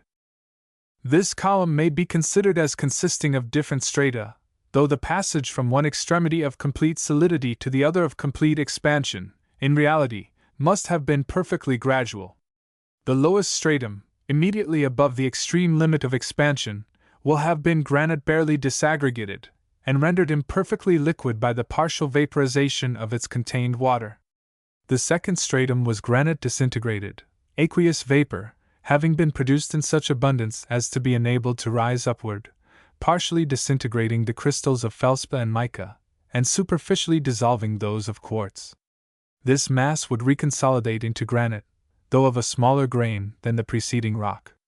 The third stratum was so disintegrated that a greater part of the mica had been carried up by the escaping vapor in suspension, and that of quartz in solution, the feldspar crystals, with the remaining quartz and mica, subsiding by their specific gravity and arranging themselves in horizontal planes. The consolidation of this stratum produced the gneiss formation. The fourth zone will have been composed of the ocean of turbid and heated water, holding mica, etc., in suspension, and quartz, carbonate of lime, etc., in solution, and continually traversed by reciprocating bodies of heated water rising from below, and of cold fluid sinking from the surface, by reason of their specific gravities. The disturbance thus occasioned will have long retarded the deposition of the suspended particles. But this must by degrees have taken place, the quartz grains and the larger and coarser plates of mica subsiding first, and the finest last. But the fragments of quartz and mica were not deposited alone. A great proportion of the quartz held in solution must have been precipitated at the same time as the water cooled, and therefore by degrees lost its faculty of so much in solution. Thus was gradually produced the formation of mica schist, the mica imperfectly recrystallizing or being merely aggregated together in horizontal plates, between which the quartz either spread itself generally in minute grains or unified into crystalline nuclei. On other spots, instead of silex, carbonate of lime was precipitated, together with more or less of the nacreous sediment, and gave rise to saccharoidal limestones. At a later period, when the ocean was yet further cooled down, rock salt and sulfate of lime were locally precipitated in a similar mode. The fifth stratum was aeriform, and consisted in great part of aqueous vapors, the remainder being a compound of other elastic fluids, permanent gases, which had been formed probably from the volatilization of some of the substances contained in the primitive granite and carried upward with the aqueous vapor from below. These gases will have been either mixed together or otherwise disposed, according to their different specific gravities or chemical affinities, and this stratum constituted the atmosphere or aerial envelope of the globe. When, in this manner, the general and positive expansion of the globe, occasioned by the sudden reduction of outward pressure, had ceased, in consequence of the repressive force, consisting of the weight of its fluid envelope, having reached an equilibrium with the expansive force, consisting of the caloric of the heated nucleus, the rapid superficial evaporation of the ocean continued, and, by gradually reducing its temperature, occasioned the precipitation of a proportionate quantity of the minerals it held in solution, particularly its silex. These substances falling to the bottom, accompanied by a large proportion of the matters held in solution, particularly the mica, in consequence of the greater comparative tranquility of the ocean, agglomerated these into more or less compact beds of rock, the mica schist formation, producing the first crust or solid envelope of the globe. Upon this, other stratified rocks, composed sometimes of a mixture, sometimes of an alternation of precipitations, sediments, and occasionally of conglomerates, were by degrees deposited, giving rise to the transition formations. Beneath this crust a new process now commenced.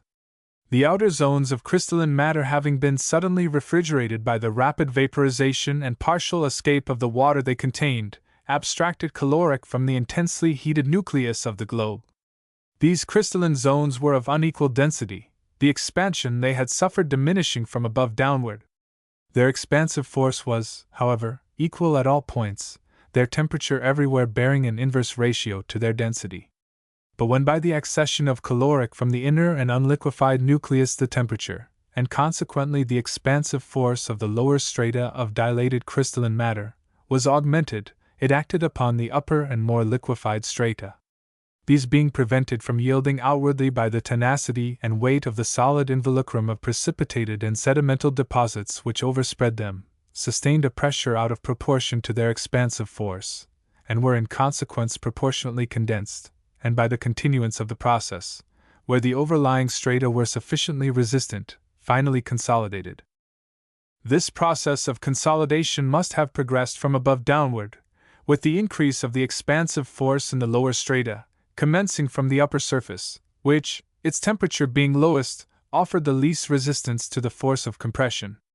By this process the upper zone of crystalline matter, which had intumesced so far as to allow of the escape of its aqueous vapor and of much of its mica and quartz, was resolidified, the component crystals arranging themselves in planes perpendicular to the direction of the pressure by which the mass was consolidated, that is, to the radius of the globe. The gneiss formation, as already observed, was the result. The inferior zone of barely disintegrated granite, from which only a part of the steam and quartz and none of the mica had escaped, reconsolidated in a confused or granitoidal manner, but exhibits marks of the process it had undergone in its broken crystals of felspar and mica, its rounded and superficially dissolved grains of quartz, its embedded fragments, broken from the more solid parts of the mass. As it rose and enveloped by the softer parts, its concretionary nodules and new minerals, etc. Beneath this, the granite which had been simply disintegrated was again solidified, and returned in all respects to its former condition. The temperature, however, and with it the expansive force of the inferior zone, was continually on the increase, the caloric of the interior of the globe still endeavoring to put itself in equilibrio by passing off towards the less intensely heated crust. This continually increasing expansive force must at length have overcome the resistance opposed by the tenacity and weight of the overlying consolidated strata. It is reasonable to suppose that this result took place contemporaneously, or nearly so, on many spots, wherever accidental circumstances in the texture or composition of the oceanic deposits led them to yield more readily, and in this manner were produced those original fissures in the primeval crust of the earth through some of which, fissures of elevation, were intruded portions of interior crystalline zones in a solid or nearly solid state, together with more or less of the intumescent granite, in the manner above described, while others, fissures of eruption, gave rise to extravasations of the heated crystalline matter, in the form of lavas, that is, still further liquefied by the greater comparative reduction of the pressure they endured. 3. The Neptunists stoutly contended for the aqueous origin of volcanic as of other mountains. But the facts were with Scrope, and as time went on it came to be admitted that not merely volcanoes, but many formations not taking the form of craters, had been made by the obtrusion of molten rock through fissures and overlying strata. Such, for example, to cite familiar illustrations, are Mount Holyoke, in Massachusetts, and the well-known formation of the Palisades along the Hudson. But to admit the plutonic origin of such widespread formations was practically to abandon the Neptunian hypothesis. So gradually the Huttonian explanation of the origin of granites and other igneous rocks, whether massed or in veins, came to be accepted. Most geologists then came to think of the earth as a molten mass, on which the crust rests as a mere film. Some, indeed, with Lyell, preferred to believe that the molten areas exist only as lakes in a solid crust, heated to melting, perhaps, by electrical or chemical action, as Davy suggested. More recently, a popular theory attempts to reconcile geological facts with the claim of the physicists that the Earth's entire mass is at least as rigid as steel, by supposing that a molten film rests between the observed solid crust and the alleged solid nucleus. But be that as it may, the theory that subterranean heat has been instrumental in determining the condition of primary rocks, and in producing many other phenomena of the Earth's crust, has never been in dispute since the long controversy between the Neptunists and the Plutonists led to its establishment. Lyell and uniformitarianism.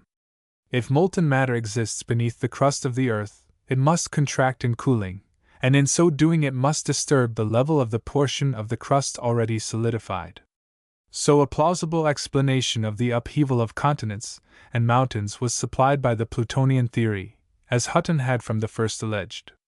But now an important difference of opinion arose as to the exact rationale of such upheavals. Hutton himself, and practically every one else who accepted his theory, had supposed that there are long periods of relative repose, during which the level of the crust is undisturbed, followed by short periods of active stress, when continents are thrown up with volcanic suddenness, as by the throes of a gigantic earthquake. But now came Charles Lyell with his famous extension of the uniformitarian doctrine, claiming that past changes of the Earth's surface have been like present changes in degree as well as in kind. The making of continents and mountains, he said, is going on as rapidly today as at any time in the past. There have been no gigantic cataclysmic upheavals at any time, but all changes in level of the strata as a whole have been gradual, by slow oscillation, or at most by repeated earthquake shocks such as are still often experienced. In support of this very startling contention, Lyell gathered a mass of evidence of the recent changes in level of continental areas. He corroborated by personal inspection the claim which had been made by Playfair in 1802, and by von Buch in 1807, that the coastline of Sweden is rising at the rate of from a few inches to several feet in a century. He cited Darwin's observations going to prove that Patagonia is similarly rising, and Pingel's claim that Greenland is slowly sinking. Proof as to sudden changes of level of several feet, over large areas, due to earthquakes, was brought forward in abundance. Cumulative evidence left it no longer open to question that such oscillatory changes of level, either upward or downward, are quite the rule, and it could not be denied that these observed changes, if continued long enough in one direction, would produce the highest elevations. The possibility that the making of even the highest ranges of mountains had been accomplished without exaggerated catastrophic action came to be freely admitted. It became clear that the supposedly stable land surfaces are in reality much more variable than the surface of the shifting sea, that continental masses, seemingly so fixed, are really rising and falling in billows thousands of feet in height, ages instead of moments being consumed in the sweep between crest and hollow. These slow oscillations of land surfaces being understood, many geological enigmas were made clear, such as the alternation of marine and freshwater formations in a vertical series, which Cuvier and Brongniart had observed near Paris, or the sandwiching of layers of coal, of subaerial formation, between layers of subaqueous clay or sandstone, which may be observed everywhere in the coal measures.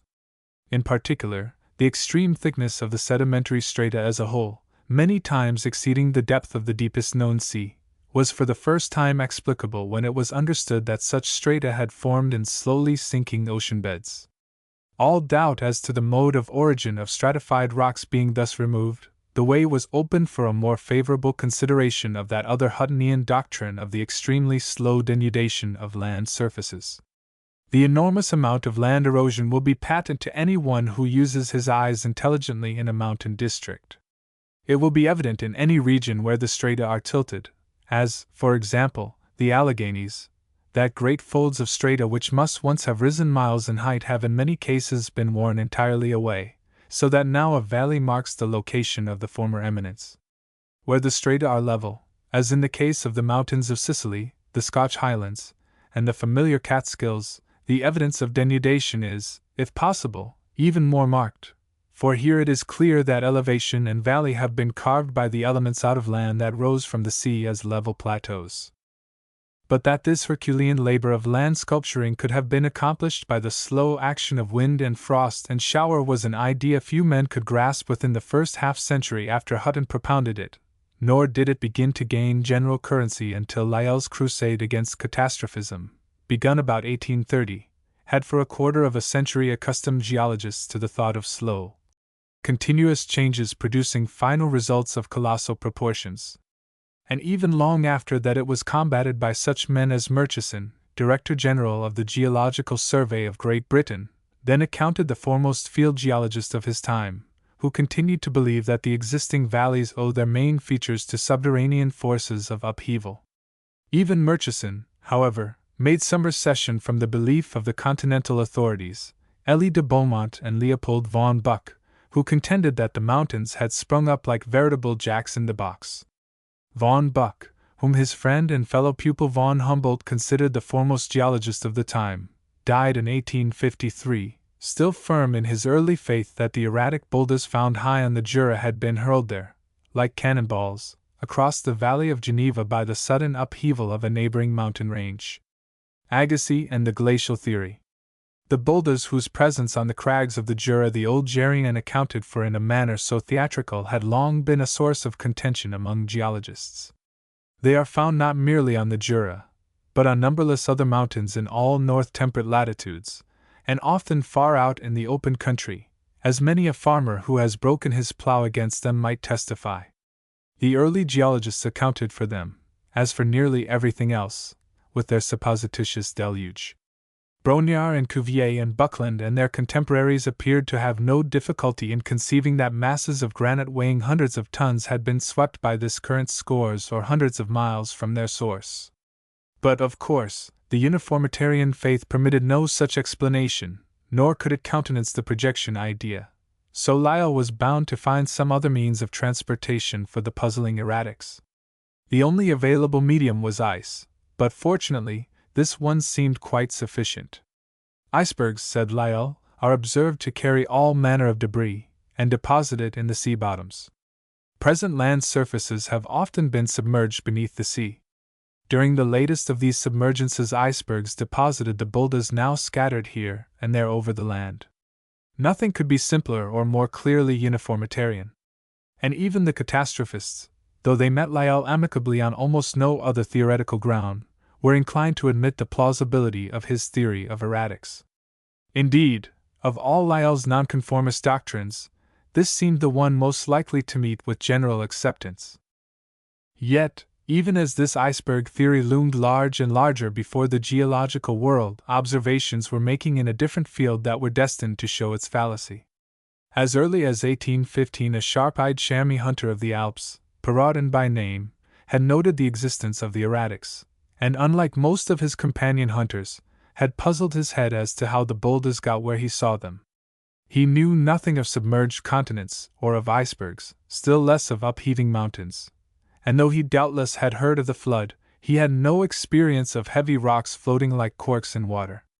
Moreover, he had never observed stones rolling uphill and perching themselves on mountain tops, and he was a good enough uniformitarian, though he would have been puzzled indeed had any one told him so, to disbelieve that stones in past times had disported themselves differently in this regard from stones of the present. Yet there the stones are. How did they get there? The mountaineer thought that he could answer that question. He saw about him those gigantic serpent-like streams of ice called glaciers, from their far fountains slow rolling on, carrying with them blocks of granite and other debris to form moraine deposits.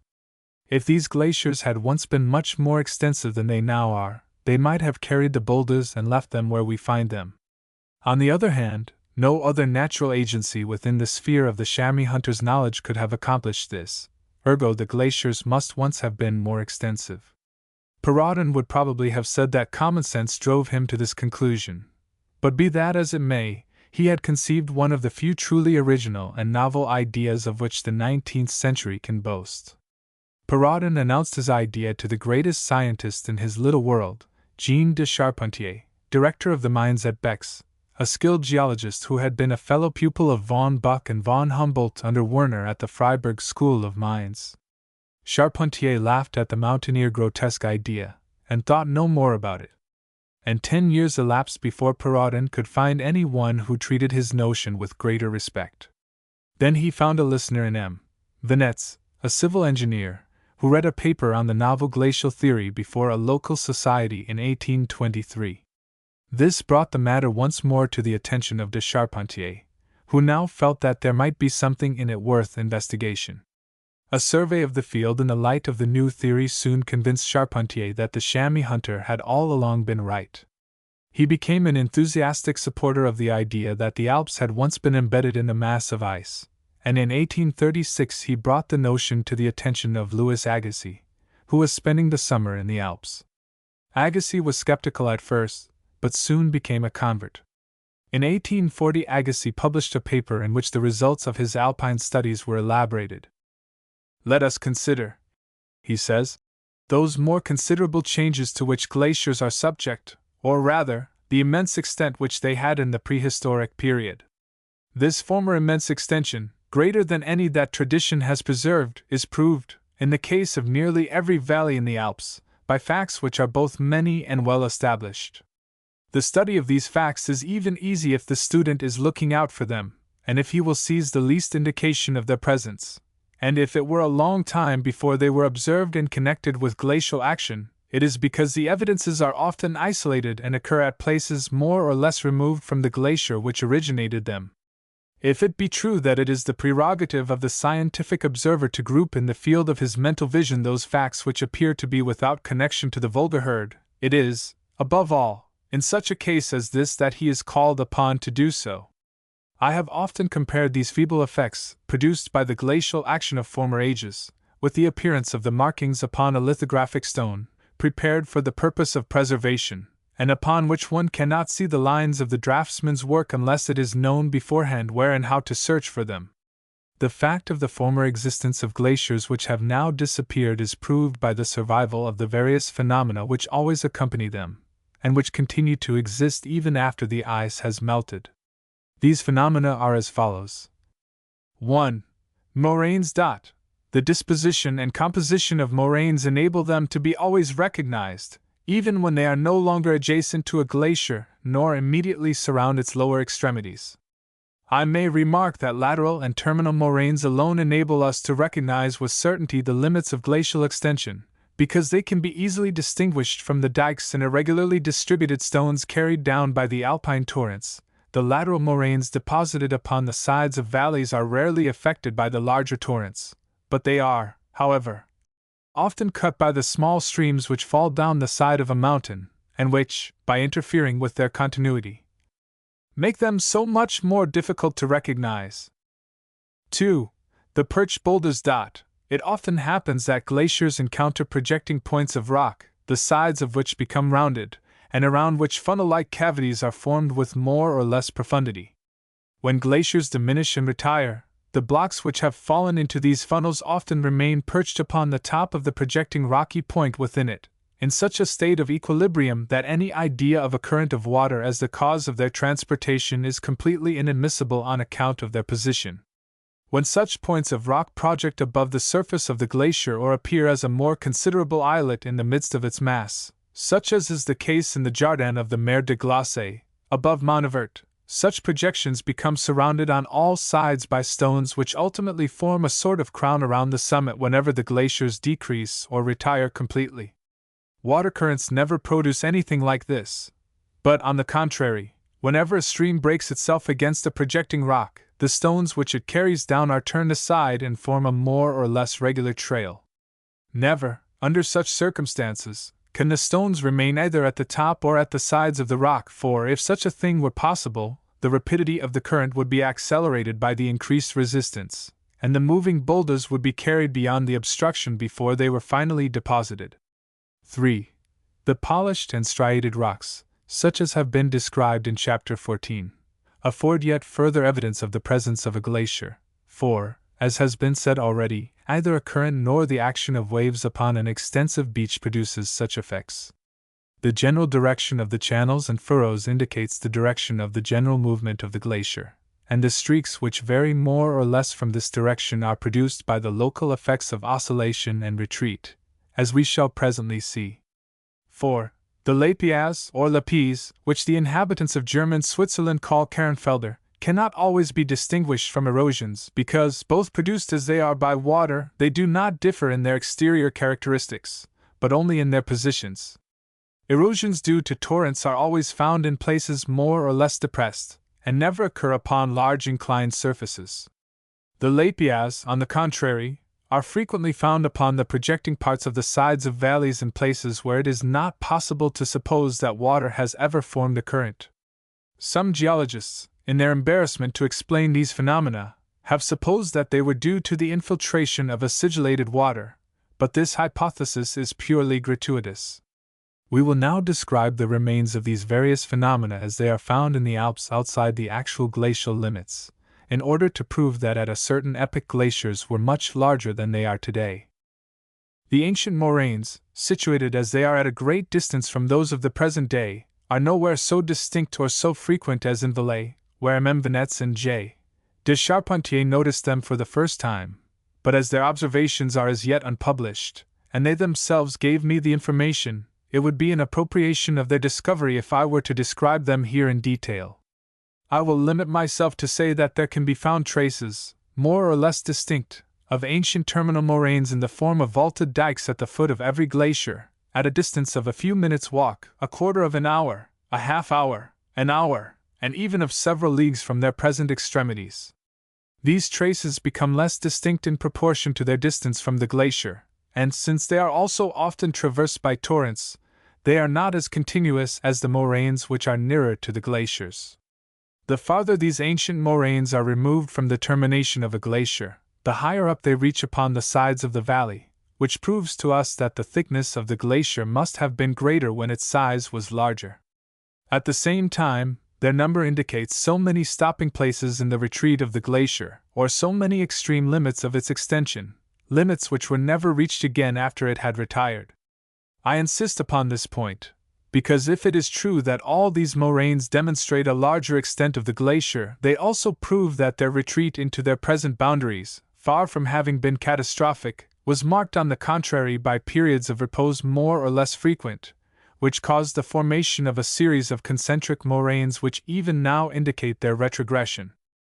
The remains of longitudinal moraines are less frequent, less distinct, and more difficult to investigate, because, indicating as they do the levels to which the edges of the glacier reached at different epochs, it is generally necessary to look for them above the line of the paths along the escarpments of the valleys, and hence it is not always possible to follow them along a valley. Often, also, the sides of a valley which enclose the glacier are so steep that it is only here and there that the stones have remained in place. They are, nevertheless, very distinct in the lower part of the valley of the Rhône, between Martigny and the Lake of Geneva, where several parallel ridges can be observed, one above the other, at a height of 1,000, 1,200, and even 1,500 feet above the Rhône. It is between St. Maurice and the cascade of Pissavec, close to the hamlet of Chaufleury, that they are most accessible, for at this place the sides of the valley at different levels ascend in little terraces, upon which the moraines have been preserved. They are also very distinct above the Bains de Lévis, and above the village of Monnet at the entrance of the Val d'Ilias, where the sides of the valley are less inclined than in many other places. The perched boulders which are found in the alpine valleys, at considerable distances from the glaciers, occupy at times positions so extraordinary that they excite in a high degree the curiosity of those who see them. For instance, when one sees an angular stone perched upon the top of an isolated pyramid, or resting in some way in a very steep locality, the first inquiry of the mind is, when and how have these stones been placed in such positions, where the least shock would seem to turn them over? But this phenomenon is not in the least astonishing when it is seen to occur also within the limits of actual glaciers, and it is recalled by what circumstances it is occasioned. The most curious examples of perched stones which can be cited are those which command the northern part of the cascade of Pissavec, close to Chaufleury, and those above the Bains de Lévis, close to the village of Morcles, and those, even more curious, which I have seen in the valley of St. Nicholas and Auberhasley. At Kirchit, near Meringen, can be seen some very remarkable crowns of boulders around several domes of rock which appear to have been projected above the surface of the glacier which surrounded them. Something very similar can be seen around the top of the rock of St. Tripon. The extraordinary phenomenon of perched stones could not escape the observing eye of de Saussure, who noticed several at Salive, of which he described the positions in the following manner. One sees, said he, upon the slope of an inclined meadow, two of these great boulders of granite, elevated one upon the other, above the grass at a height of 2 or 3 feet, upon a base of limestone rock on which both rest. This base is a continuation of the horizontal strata of the mountain, and is even united with it visibly on its lower face, being cut perpendicularly upon the other sides, and is not larger than the stone which it supports. But seeing that the entire mountain is composed of the same limestone, de Saussure naturally concluded that it would be absurd to think that it was elevated precisely and only beneath the blocks of granite.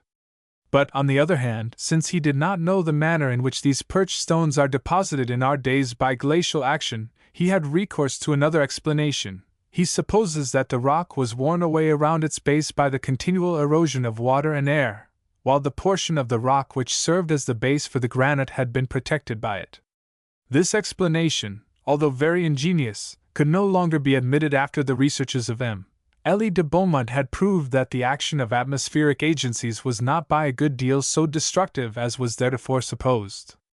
De Saussure speaks also of a detached boulder, situated upon the opposite side of the Tête Noire, which is, he says, of so great a size that one is tempted to believe that it was formed in the place it occupies, and it is called Barme Rousse, because it is worn away beneath in the form of a cave which can afford accommodation for more than 30 persons at a time. 4. But the implications of the theory of glaciers extend, so Agassiz has come to believe, far beyond the Alps. If the Alps had been covered with an ice sheet, so had many other regions of the northern hemisphere. Casting abroad for evidences of glacial action, Agassiz found them everywhere in the form of transported erratics, scratched and polished outcropping rocks, and moraine-like deposits. Finally, he became convinced that the ice sheet that covered the Alps had spread over the whole of the higher latitudes of the northern hemisphere, forming an ice cap over the globe. Thus the common-sense induction of the chamois hunter blossomed in the mind of Agassiz into the conception of a universal ice age. In 1837 Agassiz had introduced his theory to the world, in a paper read at Neuchâtel, and 3 years later he published his famous Études sur les glaciers, from which we have just quoted. Never did idea make a more profound disturbance in the scientific world. Von Buch treated it with alternate ridicule, contempt, and rage. Murchison opposed it with customary vigor. Even Lyell, whose most remarkable mental endowment was an unfailing receptiveness to new truths, could not at once discard his iceberg theory in favor of the new claimant. Dr. Buckland, however, after Agassiz had shown him evidence of former glacial action in his own Scotland, became a convert, the more readily, perhaps, as it seemed to him to oppose the uniformitarian idea. Gradually others fell in line, and after the usual embittered controversy, and the inevitable full generation of probation, the idea of an ice age took its place among the accepted tenets of geology. All manner of moot points still demanded attention: the cause of the ice age, the exact extent of the ice sheet, the precise manner in which it produced its effects, and the exact nature of these effects, and not all of these have even yet been determined. But details aside, the Ice Age now has full recognition from geologists as an historical period. There may have been many ice ages, as Dr. Krall contends. There was surely one, and the conception of such a period is one of the very few ideas of our century that no previous century had even so much as faintly adumbrated. The geological ages. But, for that matter, the entire subject of historical geology is one that had but the barest beginning before our century. Until the paleontologist found out the key to the Earth's chronology, no one, not even Hutton, could have any definite idea as to the true story of the Earth's past. The only conspicuous attempt to classify the strata was that made by Werner, who divided the rocks into 3 systems, based on their supposed order of deposition, and called primary, transition, and secondary. Though Werner's observations were confined to the small province of Saxony, he did not hesitate to affirm that all over the world the succession of strata would be found the same as there, the concentric layers, according to this conception, being arranged about the earth with the regularity of layers on an onion. But in this Werner was as mistaken as in his theoretical explanation of the origin of the primary rocks. It required but little observation to show that the exact succession of strata is never precisely the same in any widely separated regions. Nevertheless, there was a germ of truth in Werner's system.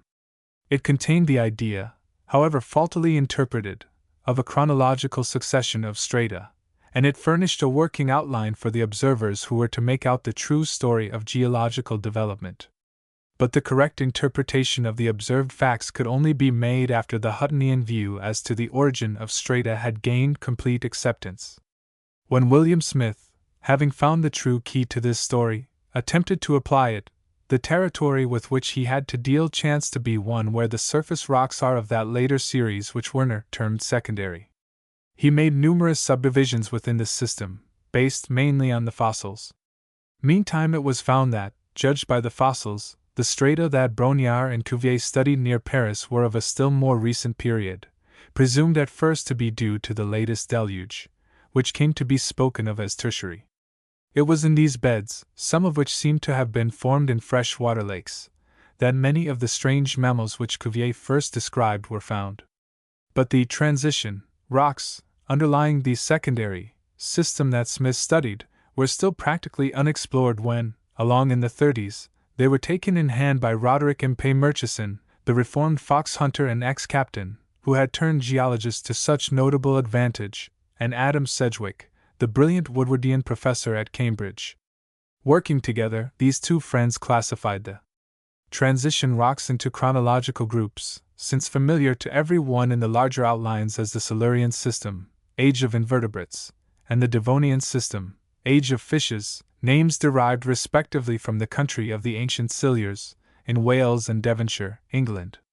It was subsequently discovered that these systems of strata, which crop out from beneath newer rocks in restricted areas in Britain, are spread out into broad, undisturbed sheets over thousands of miles in continental Europe and in America. Later on, Murchison studied them in Russia, and described them, conjointly with Verneuil and von Kürserling, in a ponderous and classical work. In America they were studied by Hall, Newberry, Whitney, Dana, Whitfield, and other pioneer geologists, who all but anticipated their English contemporaries. The rocks that are of still older formation than those studied by Murchison and Sedgwick, corresponding in location to the primary rocks of Werner's conception, are the surface feature of vast areas in Canada, and were first prominently studied there by William I. Logan, of the Canadian Government Survey, as early as 1846, and later on by Sir William Dawson. These rocks, comprising the Laurentian system, were formerly supposed to represent parts of the original crust of the earth, formed on first cooling from a molten state, but they are now more generally regarded as once stratified deposits metamorphosed by the action of heat. Whether primitive or metamorphic, however, these Canadian rocks, and analogous ones beneath the fossiliferous strata of other countries, are the oldest portions of the Earth's crust of which geology has any present knowledge. Mountains of this formation, as the Adirondacks and the Storm King Range, overlooking the Hudson near West Point, are the patriarchs of their kind, beside which Alleghenies and Sierra Nevadas are recent upstarts, and Rockies, Alps, and Andes are mere parvenus of yesterday. The Laurentian rocks were at first spoken of as representing Azoic time, but in 1846 Dawson found a formation deep in their midst which was believed to be the fossil relic of a very low form of life, and after that it became customary to speak of the system as Eozoic. Still more recently, the title of Dawson's supposed fossil to rank as such has been questioned, and Dana's suggestion that the early rocks be termed merely Archman has met with general favor. Murchison and Sedgwick's Silurian, Devonian, and Carboniferous groups, the ages of invertebrates, of fishes, and of cold plants, respectively, are together spoken of as representing Paleozoic time. William Smith's system of strata, next above these, once called secondary, represents Mesozoic time, or the age of reptiles. Still higher, or more recent, are Cuvier and Brongniart's tertiary rocks, representing the age of mammals. Lastly, the most recent formations, dating back, however, to a period far enough from recent in any but a geological sense, are classed as quaternary, representing the age of man. It must not be supposed, however, that the successive ages of the geologist are shut off from one another in any such arbitrary way as this verbal classification might seem to suggest. In point of fact, these ages have no better warrant for existence than have the centuries and the weeks of everyday computation. They are convenient, and they may even stand for local divisions in the strata, but they are bounded by no actual gaps in the sweep of terrestrial events. Moreover, it must be understood that the ages of different continents, though described under the same name, are not necessarily of exact contemporaneity. There is no sure test available by which it could be shown that the Devonian age, for instance, as outlined in the strata of Europe, did not begin millions of years earlier or later than the period whose records are said to represent the Devonian age in America. In attempting to decide such details as this, mineralogical data fail us utterly. Even in rocks of adjoining regions, identity of structure is no proof of contemporaneous origin, for the veritable substance of the rock of one age is ground up to build the rocks of subsequent ages. Furthermore, in seas where conditions change but little, the same form of rock may be made age after age. It is believed that chalkbeds still forming in some of our present seas may form one continuous mass dating back to earliest geologic ages. On the other hand, rocks different in character may be formed at the same time in regions not far apart, say a sandstone along shore, a coral limestone farther seaward, and a chalkbed beyond. This continuous stratum, broken in the process of upheaval, might seem the record of three different epochs. Paleontology, of course, supplies far better chronological tests, but even these have their limitations. There has been no time since rocks now in existence were formed, if ever, when the Earth had a uniform climate and a single undiversified fauna over its entire land surface, as the early paleontologists supposed. Speaking broadly, the same general stages have attended the evolution of organic forms everywhere, but there is nothing to show that equal periods of time witnessed corresponding changes in diverse regions, but quite the contrary. To cite but a single illustration, the marsupial order, which is the dominant mammalian type of the living fauna of Australia today, existed in Europe and died out there in the Tertiary Age. Hence a future geologist might think the Australia of today contemporaneous with a period in Europe which in reality antedated it by perhaps millions of years. All these puzzling features unite to render the subject of historical geology anything but the simple matter the fathers of the science esteemed it. No one would now attempt to trace the exact sequence of formation of all the mountains of the globe, as Elie de Beaumont did a half-century ago. Even within the limits of a single continent, the geologist must proceed with much caution in attempting to chronicle the order in which its various parts rose from the matrix of the sea. The key to this story is found in the identification of the strata that are the surface feature in each territory. If Devonian rocks are at the surface in any given region, for example, it would appear that this region became a land surface in the Devonian Age, or just afterwards. But a moment's consideration shows that there is an element of uncertainty about this, due to the steady denudation that all land surfaces undergo. The Devonian rocks may lie at the surface simply because the thousands of feet of Carboniferous strata that once lay above them have been worn away. All that the cautious geologist dare assert, therefore, is that the region in question did not become permanent land surface earlier than the Devonian Age. But to know even this is sufficient, indeed, to establish the chronological order of elevation, if not its exact period, for all parts of any continent that have been geologically explored, understanding always that there must be no scrupling about a latitude of a few millions or perhaps tens of millions of years here and there. Regarding our own continent, for example, we learn through the researches of a multitude of workers that in the early day it was a mere archipelago. Its chief island, the backbone of the future continent, was a great V-shaped area surrounding what is now Hudson Bay, an area built perhaps, through denudation of a yet more ancient polar continent, whose existence is only conjectured. To the southeastern island that is now the Adirondack Mountains, and another that is now the Jersey Highlands rose above the waste of waters, and far to the south stretched probably a line of islands now represented by the Blue Ridge Mountains. Far off to the westward another line of islands foreshadowed our present Pacific border. A few minor islands in the interior completed the archipelago. From this bare skeleton the continent grew, partly by the deposit of sediment from the denudation of the original islands, which once towered miles, perhaps, where now they rise thousands of feet, but largely also by the deposit of organic remains, especially in the interior sea, which teemed with life. In the Silurian ages, invertebrates, brachiopods and crinids and cephalopods, were the dominant types. But very early, no one knows just when, there came fishes of many strange forms, some of the early ones enclosed in turtle-like shells. Later yet, large spaces within the interior sea having risen to the surface, great marshes or forests of strange types of vegetation grew and deposited their remains to form coal beds. Many times over such forests were formed, only to be destroyed by the oscillations of the land surface. All told, the strata of this Paleozoic period aggregate several miles in thickness, and the time consumed in their formation stands to all later time up to the present, according to Professor Dana's estimate, as 3:1.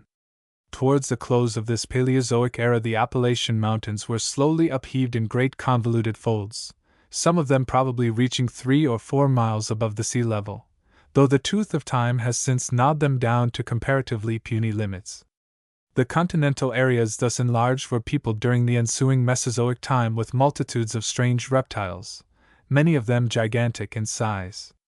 The waters, too, still teeming with invertebrates and fishes, had their quota of reptilian monsters, and in the air were flying reptiles, some of which measured 25 feet from tip to tip of their bat-like wings. During this era the Sierra Nevada mountains rose. Near the eastern border of the forming continent the strata were perhaps now too thick and stiff to bend into mountain folds, for they were rent into great fissures, letting out floods of molten lava, remnants of which are still in evidence after ages of denudation, as the Palisades along the Hudson, and such elevations as Mount Holyoke in western Massachusetts. Still there remained a vast interior sea, which later on, in the Tertiary Age, was to be divided by the slow uprising of the land, which only yesterday, that is to say, 1,000,000, or 3 or 5 or 10 million, years ago, became the Rocky Mountains. High and erect these young mountains stand to this day, their sharp angles and rocky contours vouching for their youth, in strange contrast with the shrunken forms of the old Adirondacks, Green Mountains, and Appalachians, whose lowered heads and rounded shoulders attest the weight of ages. In the vast lakes which still remained on either side of the Rocky Range, tertiary strata were slowly formed to the ultimate depth of 2 or 3 miles, enclosing here and there those vertebrate remains which were to be exposed again to view by denudation when the land rose still higher, and then, in our own time, to tell so wonderful a story to the paleontologist. Finally, the interior seas were filled, and the shore lines of the continent assumed nearly their present outline. Then came the long winter of the glacial epoch, perhaps of a succession of glacial epochs. The ice sheet extended southward to about the 40th parallel, driving some animals before it, and destroying those that were unable to migrate. At its fullness, the great ice mass lay almost a mile in depth over New England, as attested by the scratched and polished rock surfaces and deposited erratics in the White Mountains. Such a mass presses down with a weight of about 125 tons to the square foot, according to Dr. Krall's estimate. It crushed and ground everything beneath it more or less, and in some regions planed off hilly surfaces into prairies. Creeping slowly forward, it carried all manner of debris with it. When it melted away, its terminal moraine built up the nucleus of the land masses now known as Long Island and Staten Island. Other of its deposits formed the drumlins, about Boston famous as Bunker and Breed's Hills, and it left a long, irregular line of ridges of till, or boulder clay and scattered erratics clear across the country at about the latitude of New York City. As the ice sheet slowly receded, it left minor moraines all along its course. Sometimes its deposits dammed up river courses or inequalities in the surface, to form the lakes which everywhere abound over northern territories. Some glacialists even hold the view first suggested by Ramsay, of the British Geological Survey, that the great glacial sheets scooped out the basins of many lakes, including the system that feeds the St. Lawrence. At all events, it left traces of its presence all along the line of its retreat, and its remnants exist to this day as mountain glaciers and the polar ice cap. Indeed, we live on the border of the last glacial epoch, for with the closing of this period the long geologic past merges into the present. Past, present, and future. And the present, no less than the past, is a time of change. This is the thought which James Hutton conceived more than a century ago, but which his contemporaries and successors were so very slow to appreciate. Now, however, it has become axiomatic. One can hardly realize that it was ever doubted. Every new scientific truth, says Agassiz, must pass through 3 stages. First, men say it is not true, then they declare it hostile to religion. Finally, they assert that every one has known it always. Hutton's truth that natural law is changeless and eternal has reached this final stage. Nowhere now could you find a scientist who would dispute the truth of that text which Lyell, quoting from Playfair's illustrations of the Huttonian theory, printed on the title page of his Principles.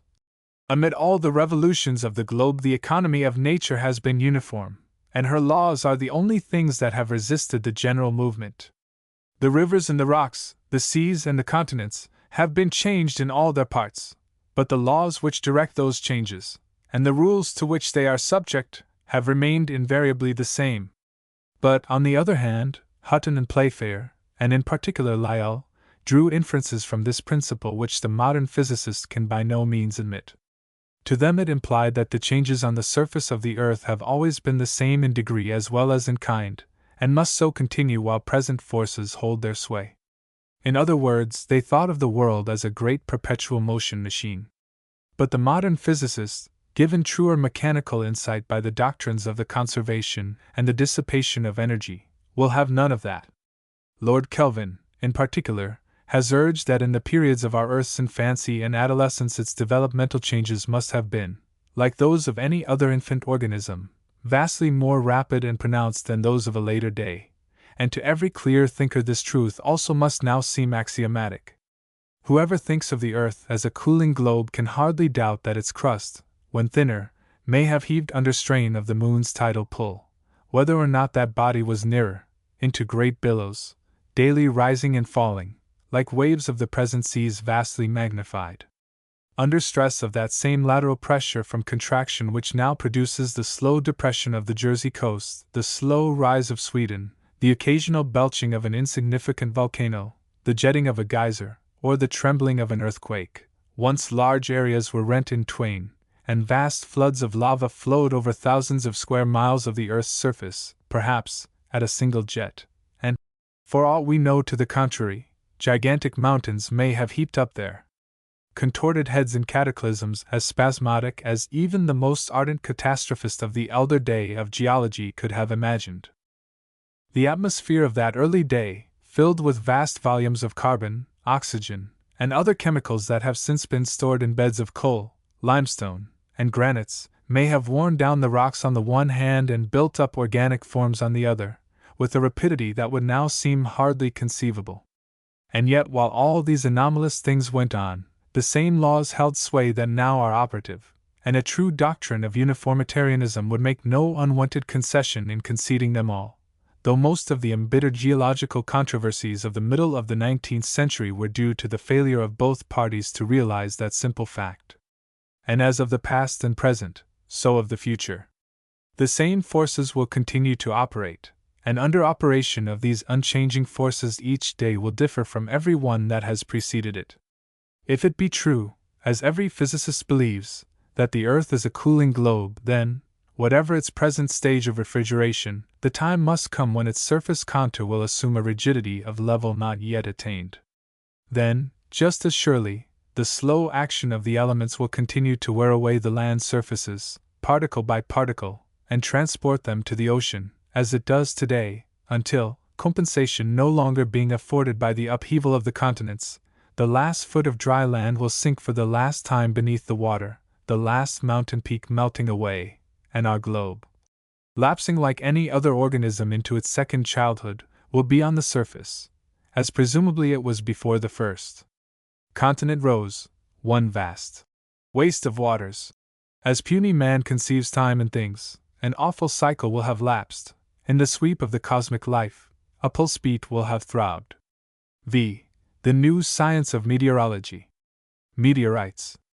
An astonishing miracle has just occurred in our district, wrote M. Murray, a worthy if undistinguished citizen of France, from his home at L'Aigle, under date of the 13th Floréal, year 11, a date which outside of France would be interpreted as meaning May 3, 1803. This miracle was the appearance of a fireball in broad daylight. Perhaps it was wildfire, says the naive chronicle, which hung over the meadow, being seen by many people, and then exploded with a loud sound, scattering thousands of stony fragments over the surface of a territory some miles in extent. Such a miracle could not have been announced at a more opportune time. For some years the scientific world had been agog over the question whether such a form of lightning as that reported, appearing in a clear sky, and hurling literal thunderbolts, had real existence. Such cases had been reported often enough, it is true. The thunderbolts themselves were exhibited as sacred relics before many an altar, and those who doubted their authenticity had been chided as having an evil heart of unbelief. But scientific skepticism had questioned the evidence, and late in the 18th century a consensus of opinion in the French Academy had declined to admit that such stones had been conveyed to the earth by lightning, let alone any more miraculous agency. In 1802, however, Edward Howard had read a paper before the Royal Society in which, after reviewing the evidence recently put forward, he had reached the conclusion that the fall of stones from the sky, sometimes or always accompanied by lightning, must be admitted as an actual phenomenon, however inexplicable. So now, when the great stone fall at L'Aigle was announced, the French Academy made haste to send the brilliant young physicist Jean-Baptiste Biot to investigate it, that the matter might, if possible, be set finally at rest. The investigation was in all respects successful, and Biot's report transferred the stony or metallic lightning bolt, the aerolite or meteorite, from the realm of tradition and conjecture to that of accepted science. But how explain this strange phenomenon? At once speculation was rife. One theory contended that the stony masses had not actually fallen, but had been formed from the earth by the action of the lightning, but this contention was early abandoned. The chemists were disposed to believe that the aerolites had been formed by the combination of elements floating in the upper atmosphere. Geologists, on the other hand, thought them of terrestrial origin, urging that they might have been thrown up by volcanoes. The astronomers, as represented by Olbers and Laplace, modified this theory by suggesting that the stones might, indeed, have been cast out by volcanoes, but by volcanoes situated not on the Earth, but on the Moon. And one speculator of the time took a step even more daring, urging that the aerolites were neither of telluric nor selenitic origin, nor yet children of the sun, as the old Greeks had, many of them, contended, but that they are visitants from the depths of cosmic space. This bold speculator was the distinguished German physicist Ernst F. Chladni, a man of no small repute in his day. As early as 1794 he urged his cosmical theory of meteorites, when the very existence of meteorites was denied by most scientists. And he did more. He declared his belief that these falling stones were really one in origin and kind with those flashing meteors of the upper atmosphere which are familiar everywhere as shooting stars. Each of these coruscating meteors, he affirmed, must tell of the ignition of a bit of cosmic matter entering the Earth's atmosphere. Such wandering bits of matter might be the fragments of shattered worlds, or, as Chladni thought more probable, merely aggregations of world stuff, never hitherto connected with any large planetary mass. Naturally enough, so unique a view met with very scant favor.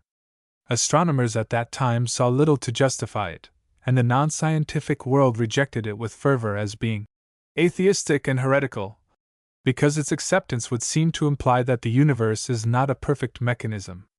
Some light was thrown on the moot point presently by the observations of Brandes and Benzenberg, which tended to show that falling stars travel at an actual speed of from 15 to 90 miles a second. This observation tended to discredit the selenitic theory, since an object, in order to acquire such speed in falling merely from the moon, must have been projected with an initial velocity not conceivably to be given by any lunar volcanic impulse. Moreover, there was a growing conviction that there are no active volcanoes on the moon, and other considerations of the same tenor led to the complete abandonment of the selenitic theory. But the theory of telluric origin of aerolites was by no means so easily disposed of. This was an epoch when electrical phenomena were exciting unbounded and universal interest, and there was a not unnatural tendency to appeal to electricity in explanation of every obscure phenomenon, and in this case the seeming similarity between a lightning flash and the flash of an aerolite lent color to the explanation.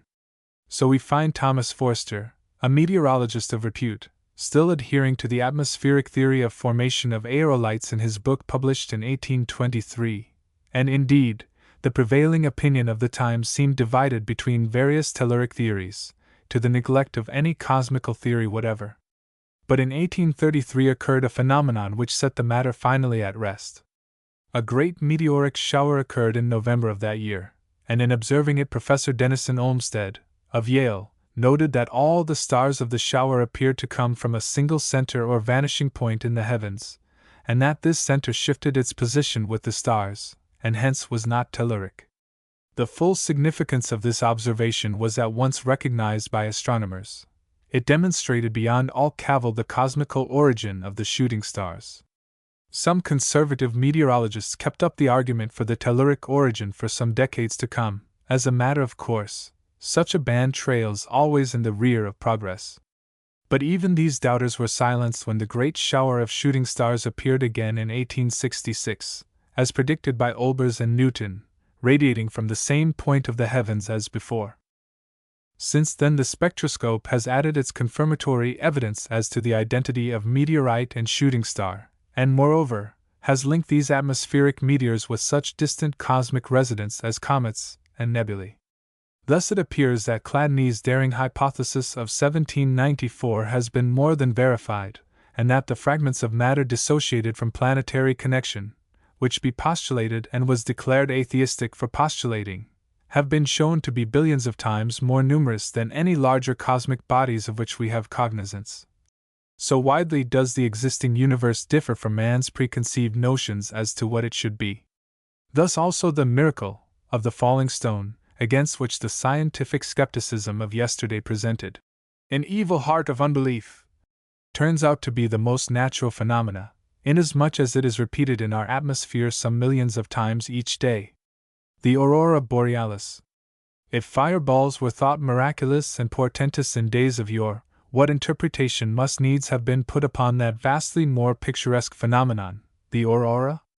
Through all the city, says the Book of Maccabees, for the space of almost 40 days, there were seen horsemen running in the air, in cloth of gold, armed with lances, like a band of soldiers, and troops of horsemen in array encountering and running one against another, with shaking of shields and multitude of pikes, and drawing of swords, and casting of darts, and glittering of golden ornaments and harness.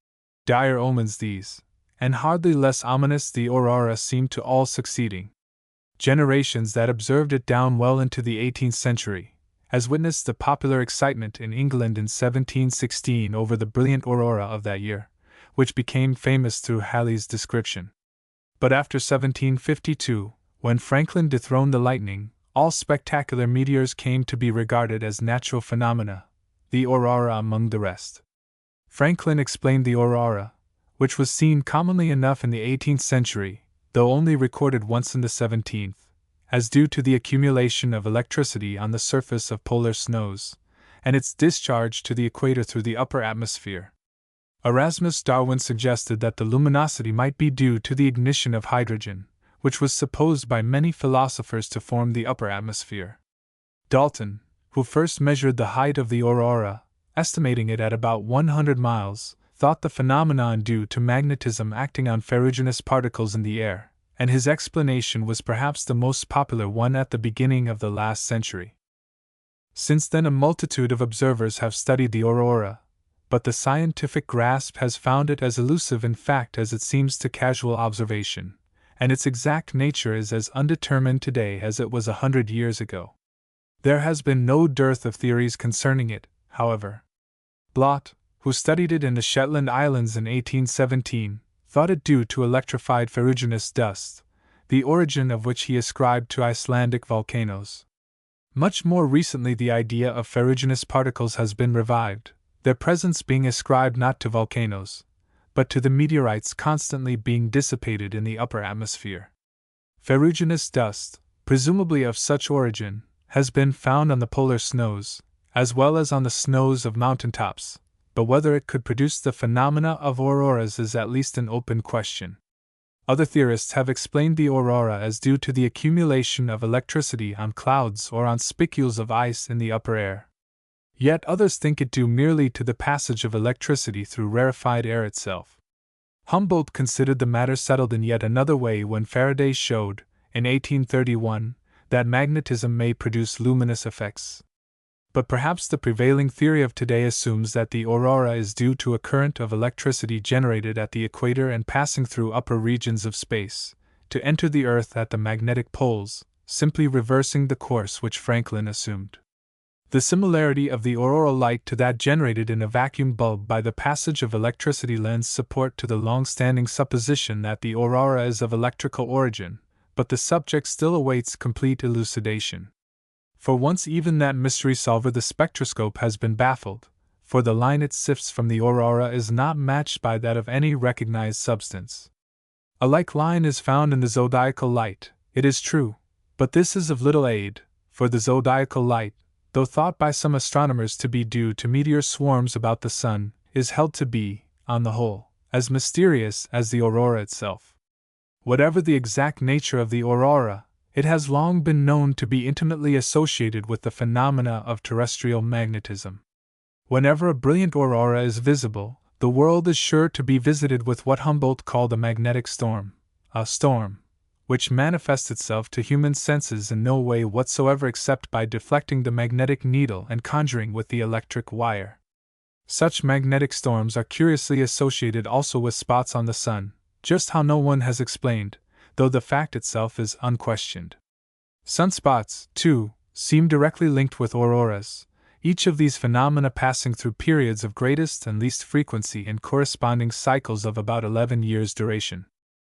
It was suspected a full century ago by Herschel that the variations in the number of sunspots had a direct effect upon terrestrial weather, and he attempted to demonstrate it by using the price of wheat as a criterion of climatic conditions, meantime making careful observation of the sunspots.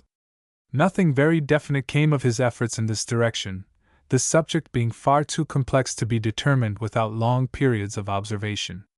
Latterly, however, meteorologists, particularly in the tropics, are disposed to think they find evidence of some such connection between sunspots and the weather as Herschel suspected.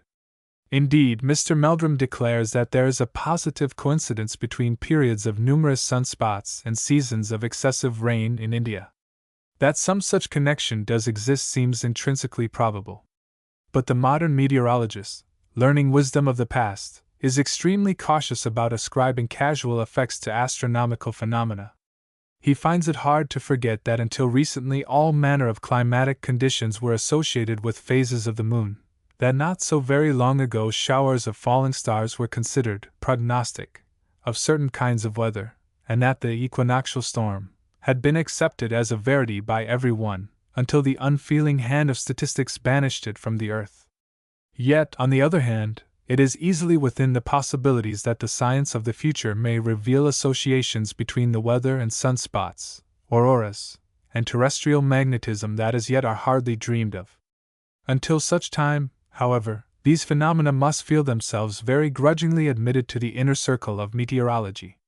More and more this science concerns itself, in our age of concentration and specialization, with weather and climate. Its votaries no longer concern themselves with stars or planets or comets or shooting stars, once thought the very essence of guides to weather wisdom, and they are even looking askance at the moon, and asking her to show cause why she also should not be excluded from their domain. Equally little do they care for the interior of the earth, since they have learned that the central emanations of heat which Myron imagined as a main source of aerial warmth can claim no such distinction. Even such problems as why the magnetic pole does not coincide with the geographical, and why the force of terrestrial magnetism decreases from the magnetic poles to the magnetic equator, as Humboldt first discovered that it does, excite them only to lukewarm interest. For magnetism, they say, is not known to have any connection whatever with climate or weather. Evaporation, cloud formation, and dew. There is at least one form of meteor, however, of those that interested our forebears whose meteorological importance they did not overestimate. This is the vapor of water. How great was the interest in this familiar meteor at the beginning of the century is attested by the number of theories then extant regarding it, and these conflicting theories bear witness also to the difficulty with which the familiar phenomenon of the evaporation of water was explained. Franklin had suggested that air dissolves water much as water dissolves salt, and this theory was still popular, though Deluc had disproved it by showing that water evaporates even more rapidly in a vacuum than in air. Deluc's own theory, borrowed from earlier chemists, was that evaporation is the chemical union of particles of water with particles of the supposititious element heat. Erasmus Darwin combined the two theories, suggesting that the air might hold a variable quantity of vapor in mere solution, and in addition a permanent moiety in chemical combination with caloric. Undisturbed by these conflicting views, that strangely original genius, John Dalton, afterwards to be known as perhaps the greatest of theoretical chemists, took the question in hand, and solved it by showing that water exists in the air as an utterly independent gas. He reached a partial insight into the matter in 1793, when his first volume of meteorological essays was published, but the full elucidation of the problem came to him in 1801. The merit of his studies was at once recognized, but the tenability of his hypothesis was long and ardently disputed. While the nature of evaporation was in dispute, as a matter of course the question of precipitation must be equally undetermined. The most famous theory of the period was that formulated by Dr. Hutton in a paper read before the Royal Society of Edinburgh, and published in the volume of Transactions which contained also the same author's epoch-making paper on geology. This theory of rain explain precipitation as due to the cooling of a current of saturated air by contact with a colder current, the assumption being that the surplusage of moisture was precipitated in a chemical sense, just as the excess of salt dissolved in hot water is precipitated when the water cools. The idea that the cooling of the saturated air causes the precipitation of its moisture is the germ of truth that renders this paper of Hutton's important. All correct later theories build on this foundation. "Let us suppose the surface of this earth wholly covered with water," said Hutton, "and that the sun were stationary, being always vertical in one place. Then, from the laws of heat and rarefaction, there would be formed a circulation in the atmosphere, flowing from the dark and cold hemisphere to the heated and illuminated place, in all directions, towards the place of the greatest cold. As there is for the atmosphere of this earth a constant cooling cause, this fluid body could only arrive at a certain degree of heat, and this would be regularly decreasing from the center of illumination to the opposite point of the globe, most distant from the light and heat. Between these two regions of extreme heat and cold there would, in every place, be found two streams of air following in opposite directions. If those streams of air, therefore, shall be supposed as both sufficiently saturated with humidity, then, as they are of different temperatures, there would be formed a continual condensation of aqueous vapor, in some middle region of the atmosphere, by the commixtion of part of those two opposite streams. Hence there is reason to believe that in this supposed case there would be formed upon the surface of the globe three different regions: the torrid region, the temperate, and the frigid. These three regions would continue stationary, and the operations of each would be continual. In the torrid region, nothing but evaporation and heat would take place. No cloud could be formed, because in changing the transparency of the atmosphere to opacity it would be heated immediately by the operation of light, and thus the condensed water would be again evaporated. But this power of the sun would have a termination, and it is these that would begin the region of temperate heat and of continual rain. It is not probable that the region of temperance would reach far beyond the region of light, and in the hemisphere of darkness there would be found a region of extreme cold and perfect dryness. Let us now suppose the earth as turning on its axis in the equinoctial situation. The torrid region would thus be changed into a zone, in which there would be night and day. Consequently, here would be much temperance, compared with the torrid region now considered, and here perhaps there would be formed periodical condensation and evaporation of humidity, corresponding to the seasons of night and day. As temperance would thus be introduced into the region of torrid extremity, so would the effect of this change be felt over all the globe, every part of which would now be illuminated, consequently heated in some degree. Thus we would have a line of great heat and evaporation, graduating each way into a point of great cold and congelation. Between these two extremes of heat and cold there would be found in each hemisphere a region of much temperance, in relation to heat, but of much humidity in the atmosphere, perhaps of continual rain and condensation. The supposition now formed must appear extremely unfit for making this globe a habitable world in every part. But having thus seen the effect of night and day in temperating the effects of heat and cold in every place, we are now prepared to contemplate the effects of supposing this globe to revolve around the sun with a certain inclination of its axis. By this beautiful contrivance, that comparatively uninhabited globe is now divided into two hemispheres, each of which is thus provided with a summer and a winter season.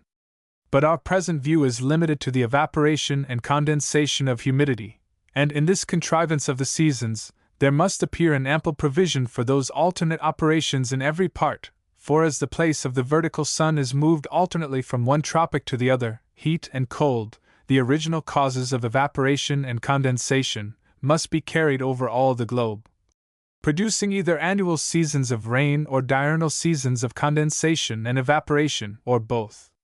These seasons, more or less, that is, in some degree.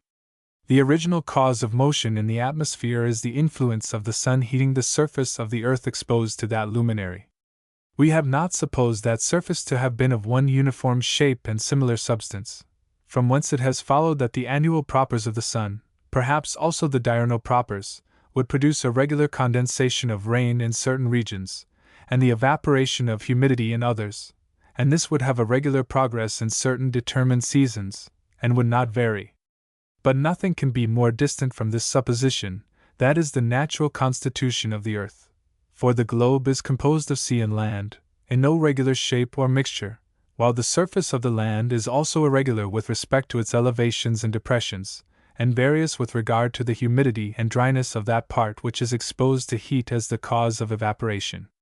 Hence a source of the most valuable motions in the fluid atmosphere with aqueous vapor, more or less, so far as other natural operations will admit, and hence a source of the most irregular commixture of the several parts of this elastic fluid, whether saturated or not with aqueous vapor. According to the theory, nothing is required for the production of rain besides the mixture of portions of the atmosphere with humidity, and of mixing the parts that are in different degrees of heat. But we have seen the causes of saturating every portion of the atmosphere with humidity, and of mixing the parts which are in different degrees of heat.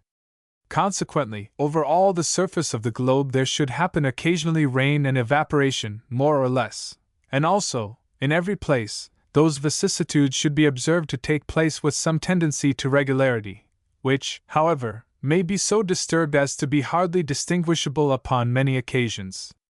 Variable winds and variable rains should be found in proportion as each place is situated in an irregular mixture of land and water, whereas regular winds should be found in proportion to the uniformity of the surface, and regular rains in proportion to the regular changes of those winds by which the mixture of the atmosphere necessary to the rain may be produced.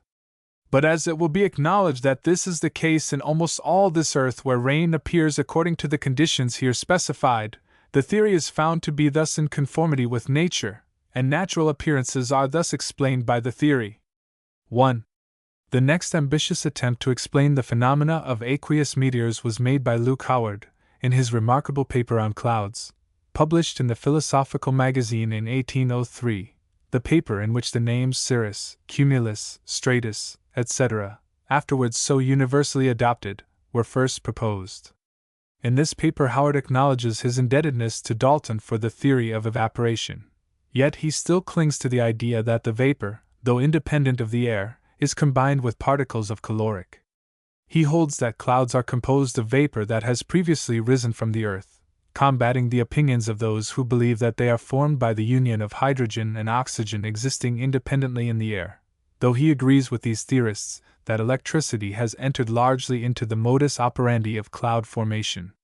He opposes the opinion of Deluc and de Saussure that clouds are composed of particles of water in the form of hollow vesicles, miniature balloons, in short, perhaps filled with hydrogen, which untenable opinion was a revival of the theory as to the formation of all vapor which Dr. Halley had advocated early in the 18th century. Of particular interest are Howard's views as to the formation of dew, which he explains as caused by the particles of caloric forsaking the vapor to enter the cool body, leaving the water on the surface. This comes as near the truth, perhaps, as could be expected while the old idea as to the materiality of heat held sway. Howard believed, however, that dew is usually formed in the air at some height, and that it settles to the surface, opposing the opinion, which had gained vogue in France and in America, where Noah Webster prominently advocated it, that dew ascends from the earth. The complete solution of the problem of dew formation, which really involved also the entire question of precipitation of watery vapor in any form, was made by Dr. W. C. Wells, a man of American birth, whose life, however, after boyhood, was spent in Scotland, where as a young man he enjoyed the friendship of David Hume, and in London. Inspired, no doubt, by the researches of Mack, Hutton, and their confreres of that Edinburgh school, Wells made observations on evaporation and precipitation as early as 1784, but other things claimed his attention, and though he asserts that the subject was often in his mind, he did not take it up again in earnest until about 1812. Meantime the observations on heat of Rumford and Davy and Leslie had cleared the way for a proper interpretation of the facts. About the facts themselves there had long been practical unanimity of opinion.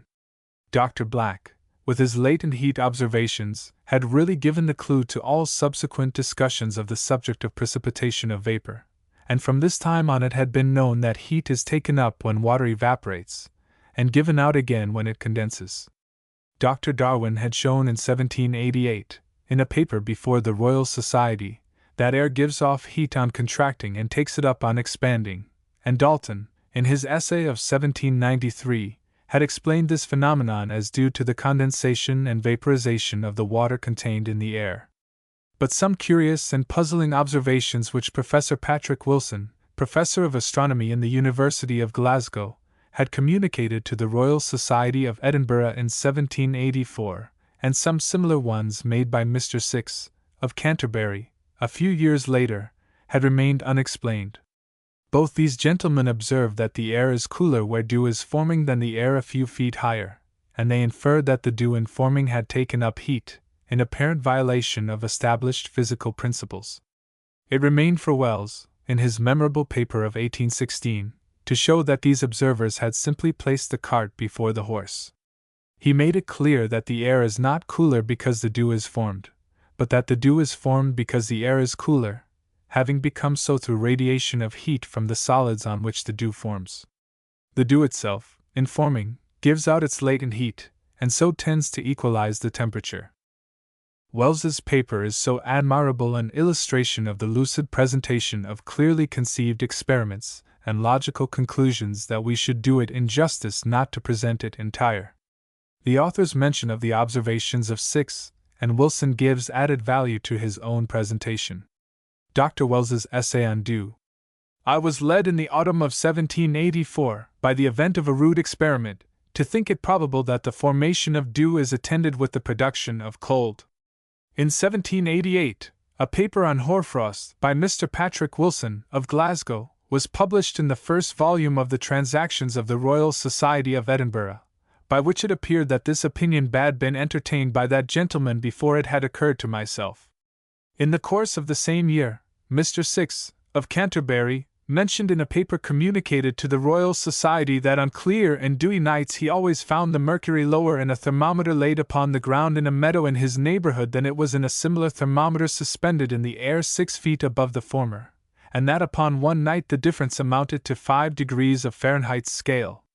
Mr. Six, however, did not suppose, agreeably to the opinion of Mr. Wilson and myself, that the cold was occasioned by the formation of dew, but imagined that it proceeded partly from the low temperature of the air, through which the dew, already formed in the atmosphere, had descended, and partly from the evaporation of moisture from the ground, on which his thermometer had been placed.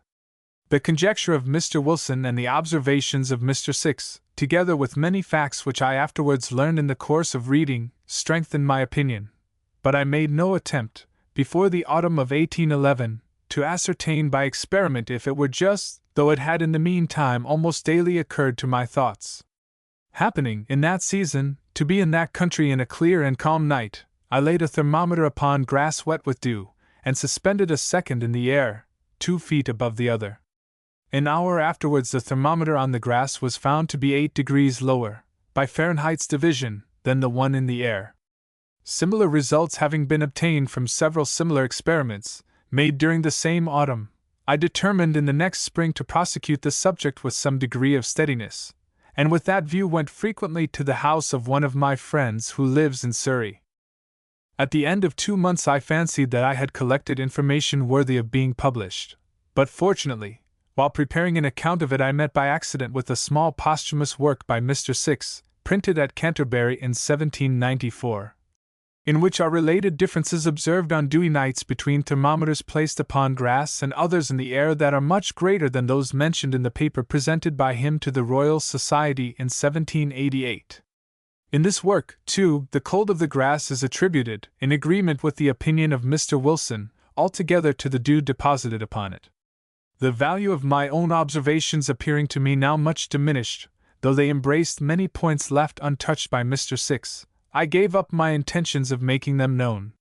Shortly after, however, upon considering the subject more closely, I began to suspect that Mr. Wilson, Mr. Six, and myself had all committed an error regarding the cold which accompanies dew as an effect of the formation of that fluid.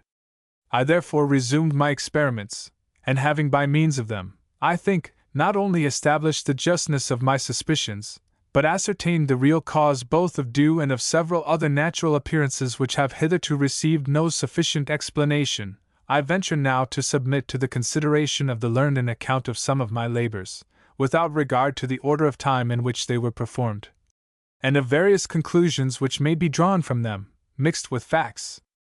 and opinions already published by others. There are various occurrences in nature which seem to me strictly allied to dew, though their relation to it be not always at first sight perceivable. The statement and explanation of several of these will form the concluding part of the present essay. 1. I observed one morning, in winter, that the insides of the panes of glass in the windows of my bedchamber were all of them moist, but that those which had been covered by an inside shutter during the night were much more so than the others which had been uncovered. Supposing that this diversity of appearance depended upon a difference of temperature, I applied the naked bulbs of 2 delicate thermometers to a covered and uncovered pane, on which I found that the former was 3 degrees colder than the latter. The air of the chamber, though no fire was kept in it, was at this time 11½ degrees warmer than that without. Similar experiments were made on many other mornings, the results of which were that the warmth of the internal air exceeded that of the external from 8 to 18 degrees, the temperature of the covered panes would be from 1 to 5 degrees less than the uncovered, that the covered were sometimes dewed, while the uncovered were dry, that at other times both were free from moisture, that the outsides of the covered and uncovered panes had similar differences with respect to heat, though not so great as those of the inner surfaces, and that no variation in the quantity of these differences was occasioned by the weather's being cloudy or fair, provided the heat of the internal air exceeded that of the external equally in both of those states of the atmosphere. The remote reason of these differences did not immediately present itself.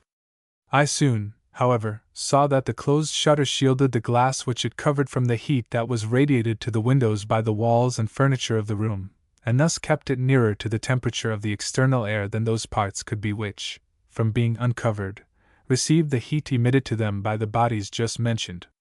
In making these experiments, I seldom observed the inside of any pane to be more than a little damped, though it might be from 8 to 12 degrees colder than the general mass of the air in the room, while, in the open air, I had often found a great dew to form on substances only 3 or 4 degrees colder than the atmosphere.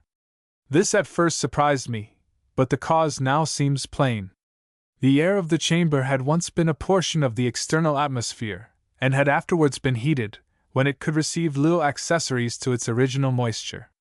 It constantly required being cooled considerably before it was even brought back to its former nearness to repletion with water, whereas the whole external air is commonly, at night, nearly replete with moisture, and therefore readily precipitates dew on bodies only a little colder than itself.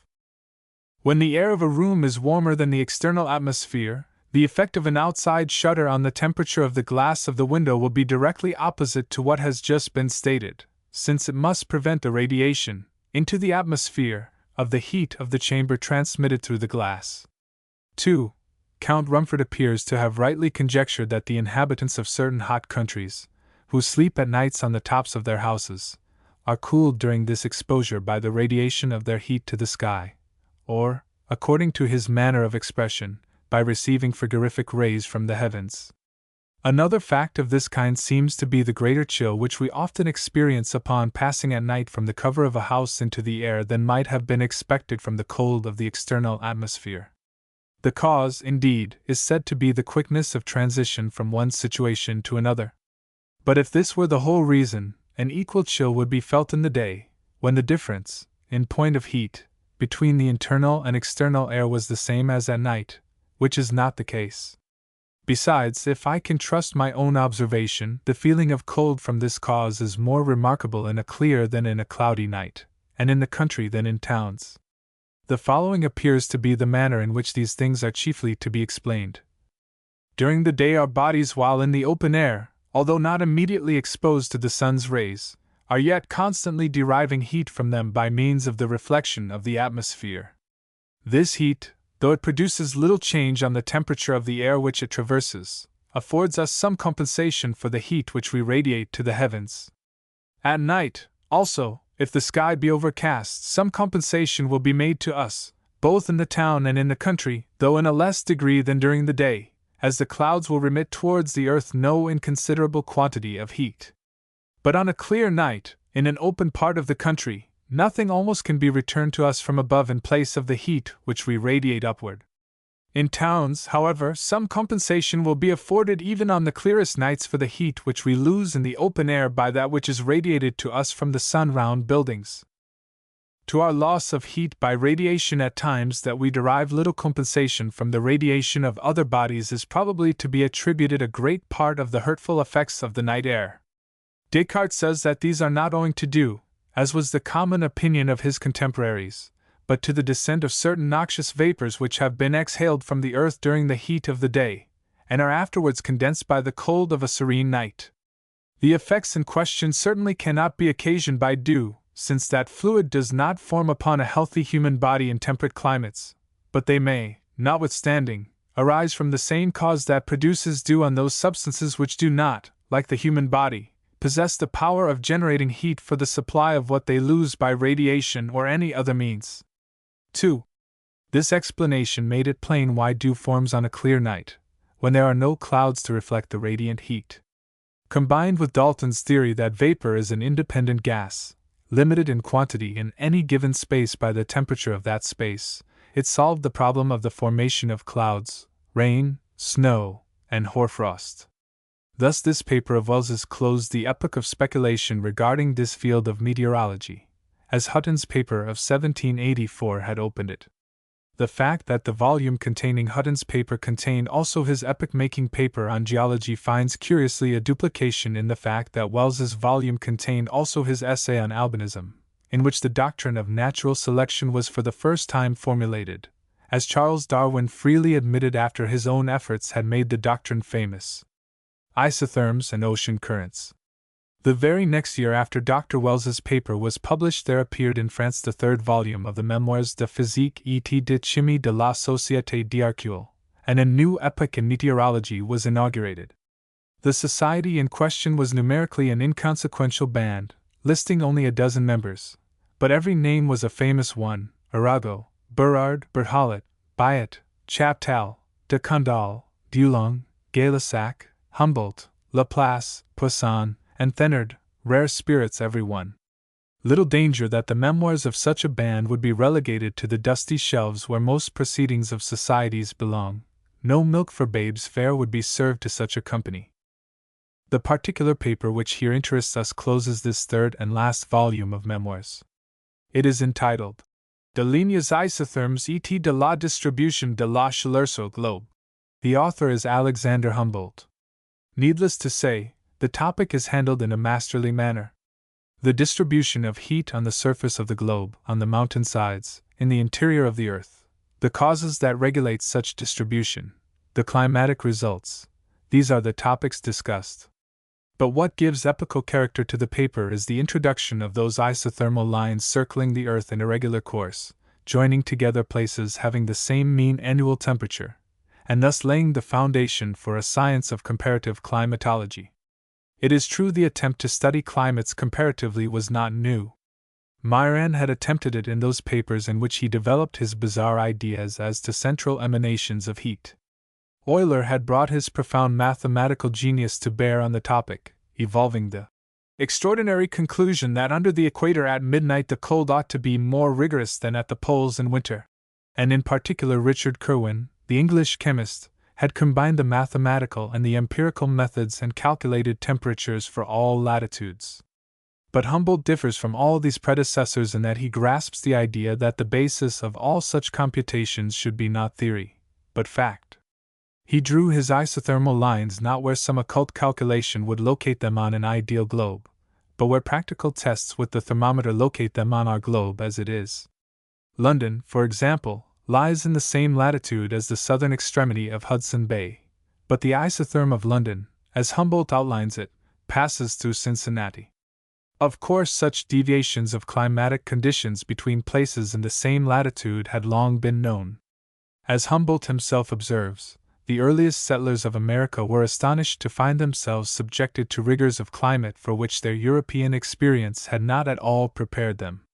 Moreover, sagacious travelers, in particular Cook's companion on his second voyage, young George Forster, had noted as a general principle that the western borders of continents in temperate regions are always warmer than corresponding latitudes of their eastern borders, and of course the general truth of temperatures being milder in the vicinity of the sea than in the interior of continents had long been familiar. But Humboldt's isothermal lines for the first time gave tangibility to these ideas, and made practicable a truly scientific study of comparative climatology. In studying these lines, particularly as elaborated by further observations, it became clear that they are by no means haphazard in arrangement, but are dependent upon geographical conditions which in most cases are not difficult to determine. Humboldt himself pointed out very clearly the main causes that tend to produce deviations from the average, or, as Dove later on called it, the normal temperature of any given latitude. For example, the mean annual temperature of a region, referring mainly to the northern hemisphere, is raised by the proximity of a western coast, by a divided configuration of the continent into peninsulas, by the existence of open seas to the north or of radiating continental surfaces to the south, by mountain ranges to shield from cold winds, by the infrequency of swamps to become congealed, by the absence of woods in a dry, sandy soil, and by the serenity of sky in the summer months and the vicinity of an ocean current bringing water which is of a higher temperature than that of the surrounding sea. Conditions opposite to these tend, of course, correspondingly to lower the temperature.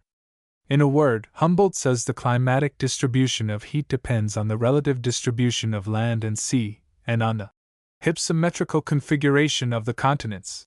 And he urges that great meteorological phenomena cannot be comprehended when considered independently of geognostic relations. A truth which, like most other general principles, seems simple enough once it is pointed out.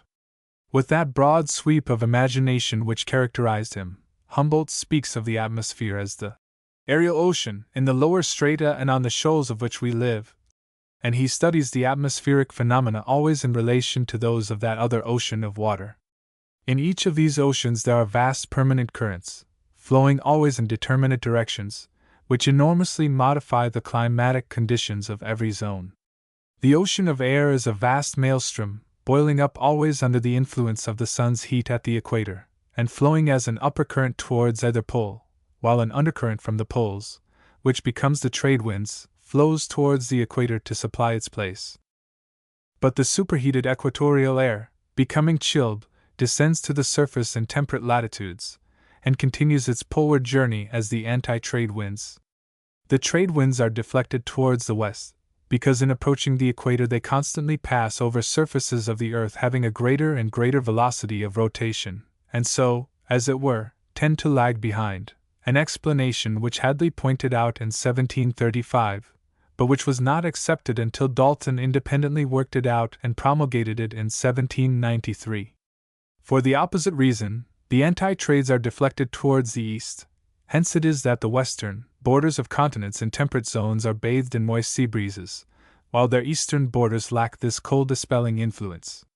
In the ocean of water the main currents run as more sharply circumscribed streams, veritable rivers in the sea.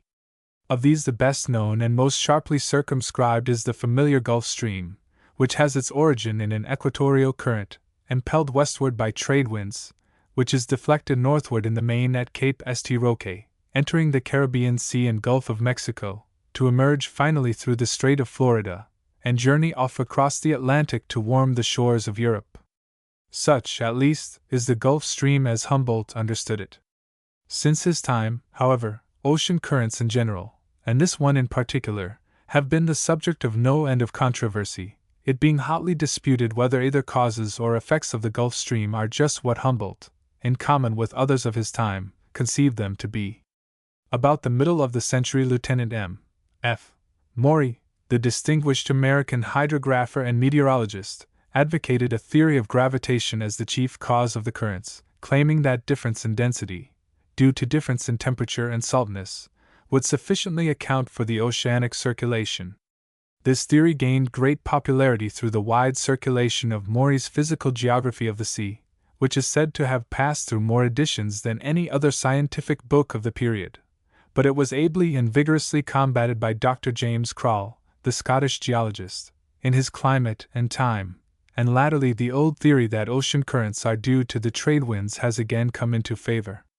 Indeed, very recently a model has been constructed, with the aid of which it is said to have been demonstrated that prevailing winds in the direction of the actual trade winds would produce such a current as the Gulf Stream.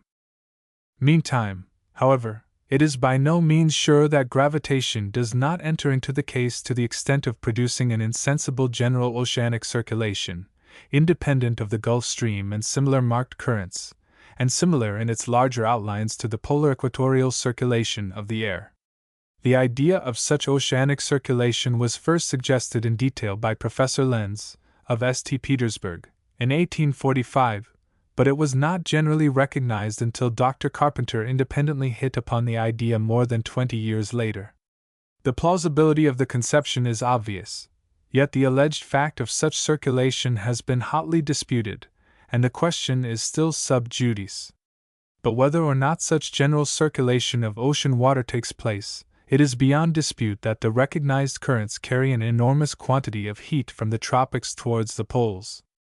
Dr. Krall, who has perhaps given more attention to the physics of the subject than almost any other person, computes that the Gulf Stream conveys to the North Atlantic 1/4 as much heat as that body receives directly from the sun, and he argues that were it not for the transportation of heat by this and similar Pacific currents, only a narrow tropical region of the globe would be warm enough for habitation by the existing faunas.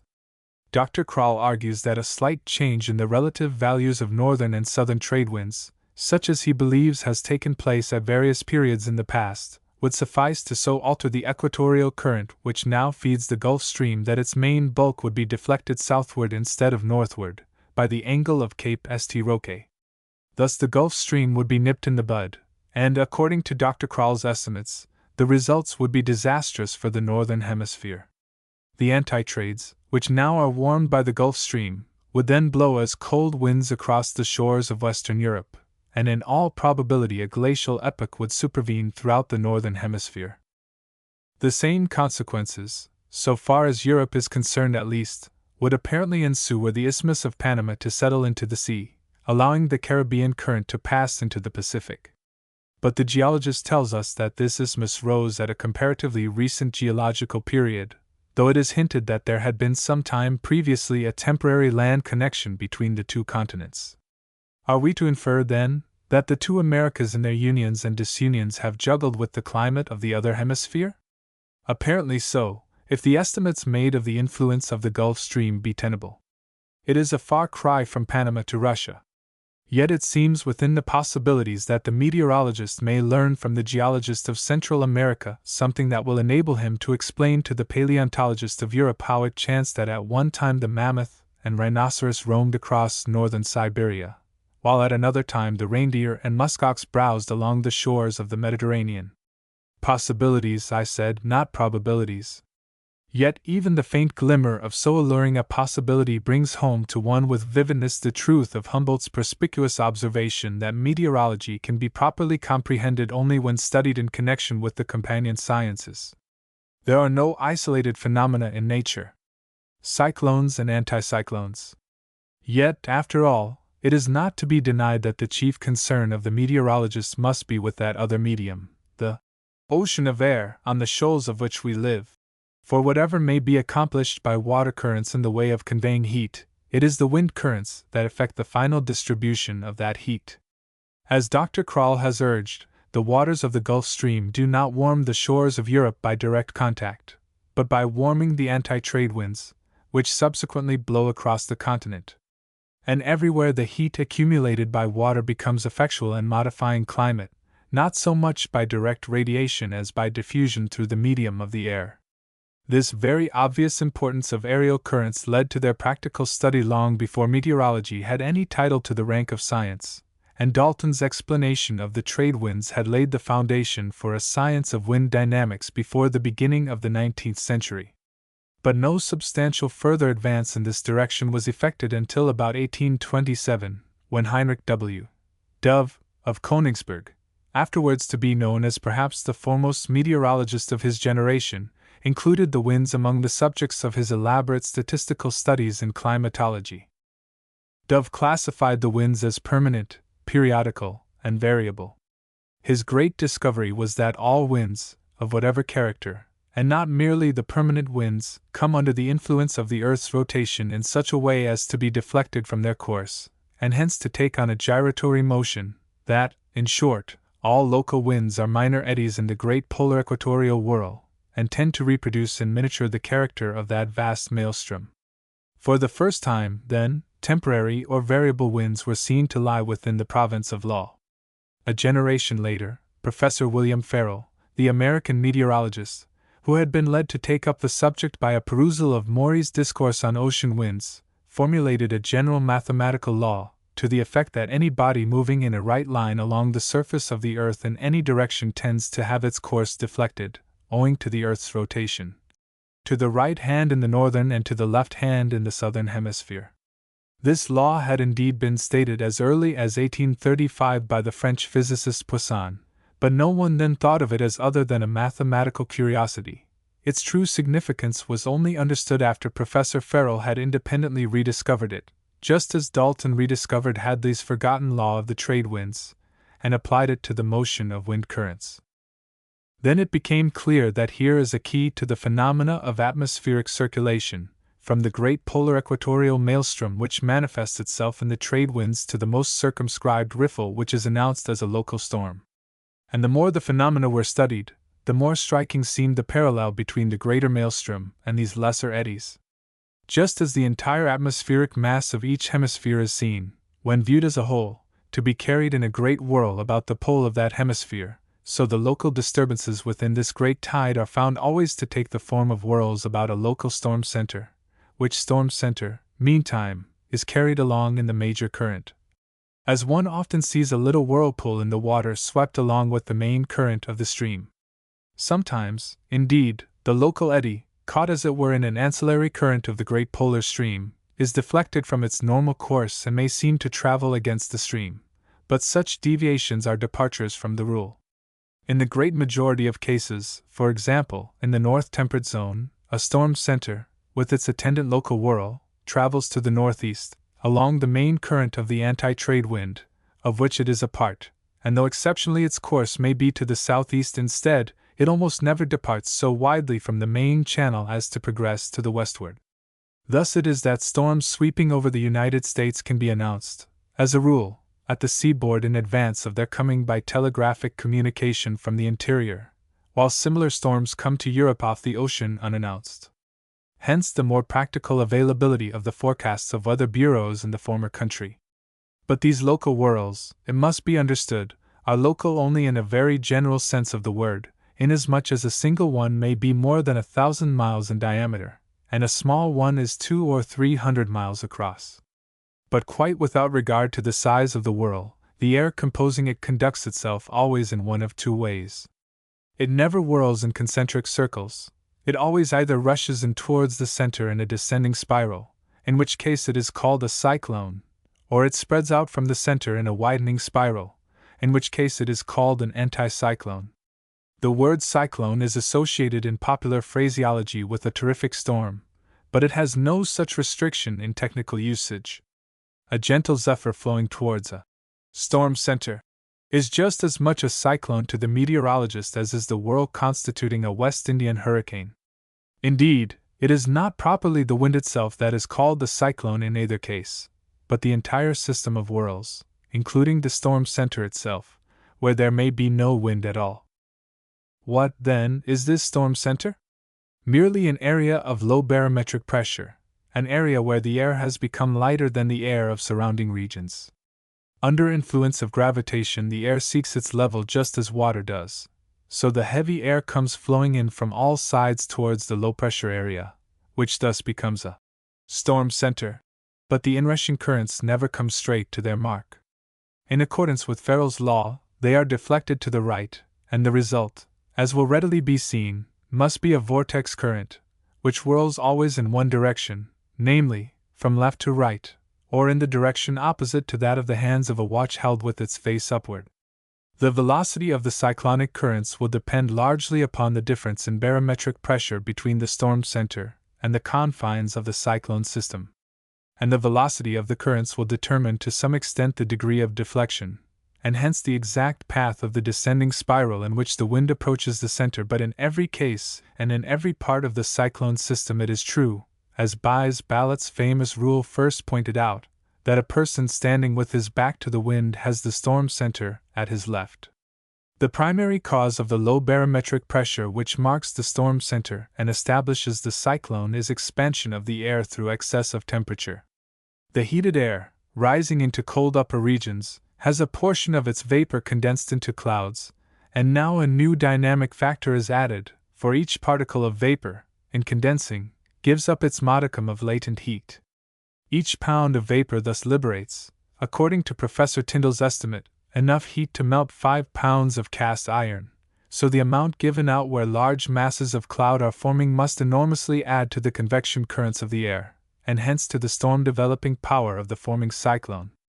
Indeed, one school of meteorologists, of whom Professor Espy was the leader, has held that, without such added increment of energy constantly augmenting the dynamic effects, no storm could long continue in violent action. And it is doubted whether any storm could ever attain, much less continue, the terrific force of that most dreaded of winds of temperate zones, the tornado, a storm which obeys all the laws of cyclones, but differs from ordinary cyclones in having a vortex core only a few feet or yards in diameter, without the aid of those great masses of condensing vapor which always accompany it in the form of storm clouds. The anticyclone simply reverses the conditions of the cyclone. Its center is an area of high pressure, and the air rushes out from it in all directions towards surrounding regions of low pressure. As before, all parts of the current will be deflected towards the right, and the result, clearly, is a whirl opposite in direction to that of the cyclone. But here there is a tendency to dissipation rather than to concentration of energy, hence, considered as a storm generator, the anticyclone is of relative insignificance. In particular, the professional meteorologist who conducts a weather bureau, as, for example, the chief of the United States Signal Service station in New York, is so preoccupied with the observation of this phenomenon that cyclone hunting might be said to be his chief pursuit. It is for this purpose, in the main, that government weather bureaus or signal service departments have been established all over the world. Their chief work is to follow up cyclones, with the aid of telegraphic reports, mapping their course and recording the attendant meteorological conditions. Their so-called predictions or forecasts are essentially predications, gaining locally the effect of predictions because the telegraph outstrips the wind. At only one place on the globe has it been possible as yet for the meteorologist to make long-time forecasts meriting the title of predictions. This is in the middle Ganges Valley of northern India. In this country the climatic conditions are largely dependent upon the periodical winds called monsoons, which blow steadily landward from April to October, and seaward from October to April. The summer monsoons bring the all-essential rains. If they are delayed or restricted in extent, there will be drought and consequent famine.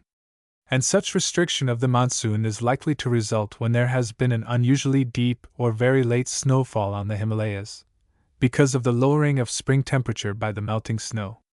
Thus here it is possible, by observing the snowfall in the mountains, to predict with some measure of success the average rainfall of the following summer. The drought of 1896, with the consequent famine and plague that devastated India the following winter, was thus predicted some months in advance. This is the greatest present triumph of practical meteorology.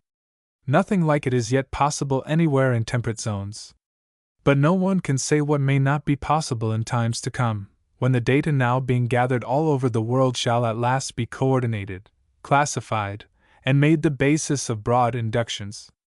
Meteorology is preeminently a science of the future. 6.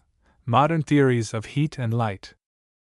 The 18th century philosopher made great strides in his studies of the physical properties of matter and the application of these properties in mechanics, as the steam engine, the balloon, the optic telegraph, the spinning jenny, the cotton gin, the chronometer, the perfected compass, the Leyden jar, the lightning rod, and a host of minor inventions testify.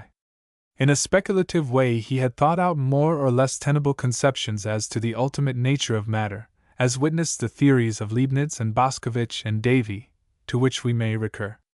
But he had not as yet conceived the notion of a distinction between matter and energy, which is so fundamental to the physics of a later epoch. He did not speak of heat, light, electricity, as forms of energy or force. He conceived them as subtle forms of matter, as highly attenuated yet tangible fluids, subject to gravitation and chemical attraction, though he had learned to measure none of them but heat with accuracy, and this one he could test only within narrow limits until late in the century, when Josiah Wedgwood, the famous potter, taught him to gauge the highest temperatures with the clay pyrometer. He spoke of the matter of heat as being the most universally distributed fluid in nature, as entering in some degree into the composition of nearly all other substances, as being sometimes liquid, sometimes condensed or solid, and as having weight that could be detected with the balance.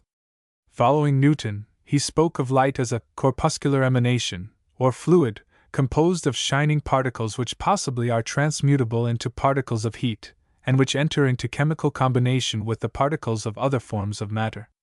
Electricity he considered a still more subtle kind of matter, perhaps an attenuated form of light. Magnetism, vital fluid, and by some even a gravic fluid, and a fluid of sound were placed in the same scale, and taken together, all these supposed subtle forms of matter were classed as imponderables. This view of the nature of the imponderables was in some measure a retrogression, for many 17th-century philosophers, notably Hooke and Huygens and Boyle, had held more correct views, but the materialistic conception accorded so well with the 18th-century tendencies of thought that only here and there a philosopher like Euler called it in question, until well on towards the close of the century. Current speech referred to the materiality of the imponderables, unquestioningly. Students of meteorology, a science that was just dawning, explained atmospheric phenomena on the supposition that heat, the heaviest imponderable, predominated in the lower atmosphere, and that light, electricity, and magnetism prevailed in successively higher strata. And Lavoisier, the most philosophical chemist of the century, retained heat and light on a par with oxygen, hydrogen, iron, and the rest, in his list of elementary substances. Count Rumford and the vibratory theory of heat. But just at the close of the century the confidence in the status of the imponderables was rudely shaken in the minds of philosophers by the revival of the old idea of Fra Paolo and Bacon and Boyle, that heat, at any rate, is not a material fluid, but merely a mode of motion or vibration among the particles of ponderable matter. The new champion of the old doctrine as to the nature of heat was a very distinguished philosopher and diplomatist of the time, who, it may be worth recalling, was an American. He was a sadly expatriated American, it is true, as his name, given all the official appendages, will amply testify, but he had been born and reared in a Massachusetts village nonetheless, and he seems always to have retained a kindly interest in the land of his nativity, even though he lived abroad in the service of other powers during all the later years of his life, and was knighted by England, ennobled by Bavaria, and honored by the most distinguished scientific bodies of Europe. The American, then, who championed the vibratory theory of heat, in opposition to all current opinion, in this closing era of the 18th century, was Lieutenant General Sir Benjamin Thompson, Count Rumford, F.R.S. Rumford showed that heat may be produced in indefinite quantities by friction of bodies that do not themselves lose any appreciable matter in the process, and claimed that this proves the immateriality of heat. Later on he added force to the argument by proving, in refutation of the experiments of Bowditch, that no body either gains or loses weight in virtue of being heated or cooled. He thought he had proved that heat is only a form of motion.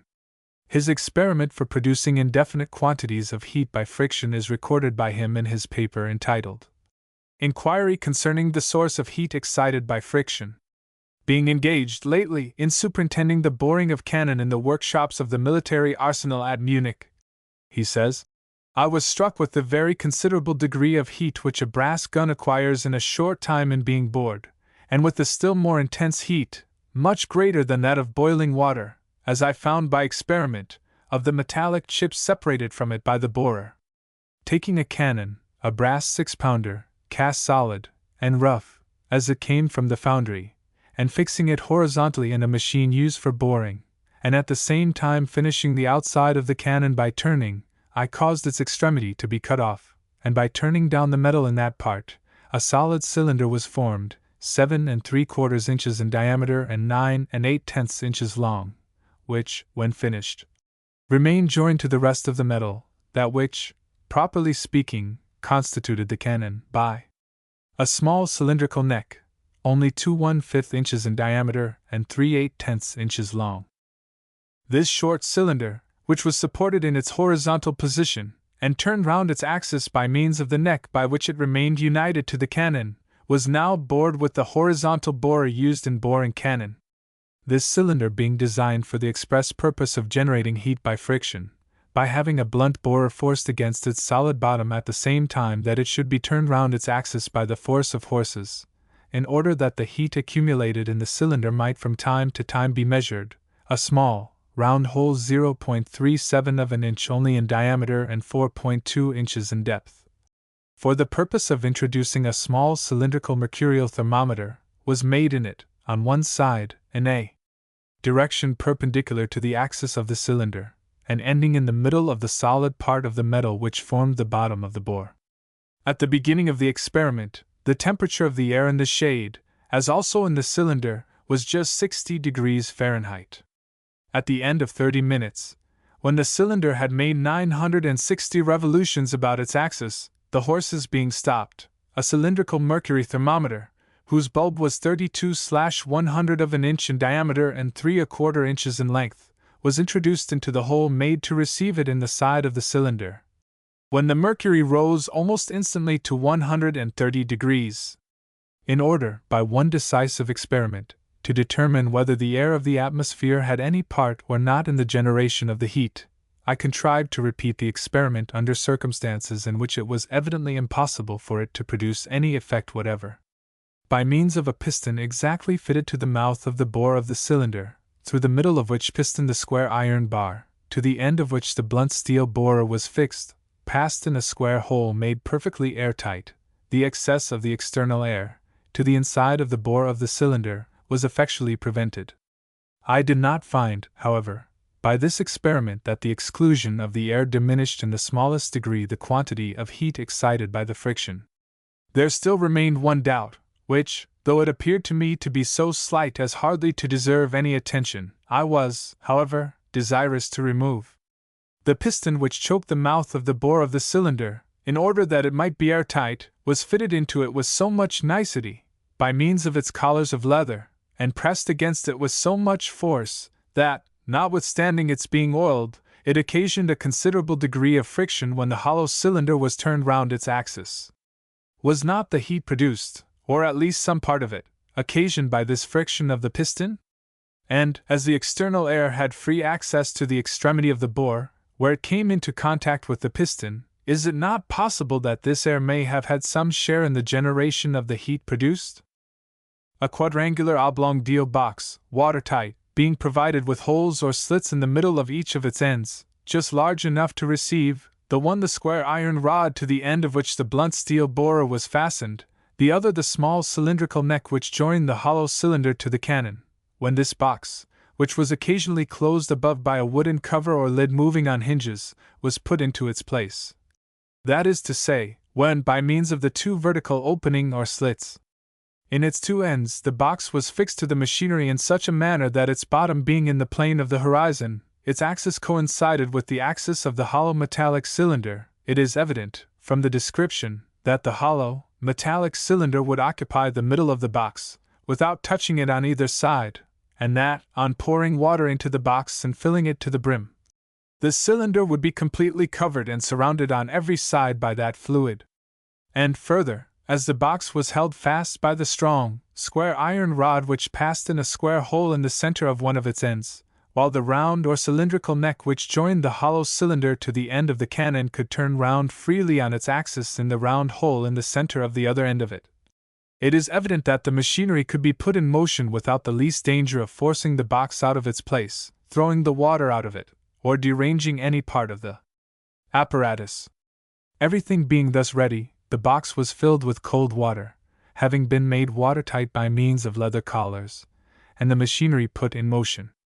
The result of this beautiful experiment, says Rumford, was very striking, and the pleasure it afforded me amply repaid me for all the trouble I had had in contriving and arranging the complicated machinery used in making it.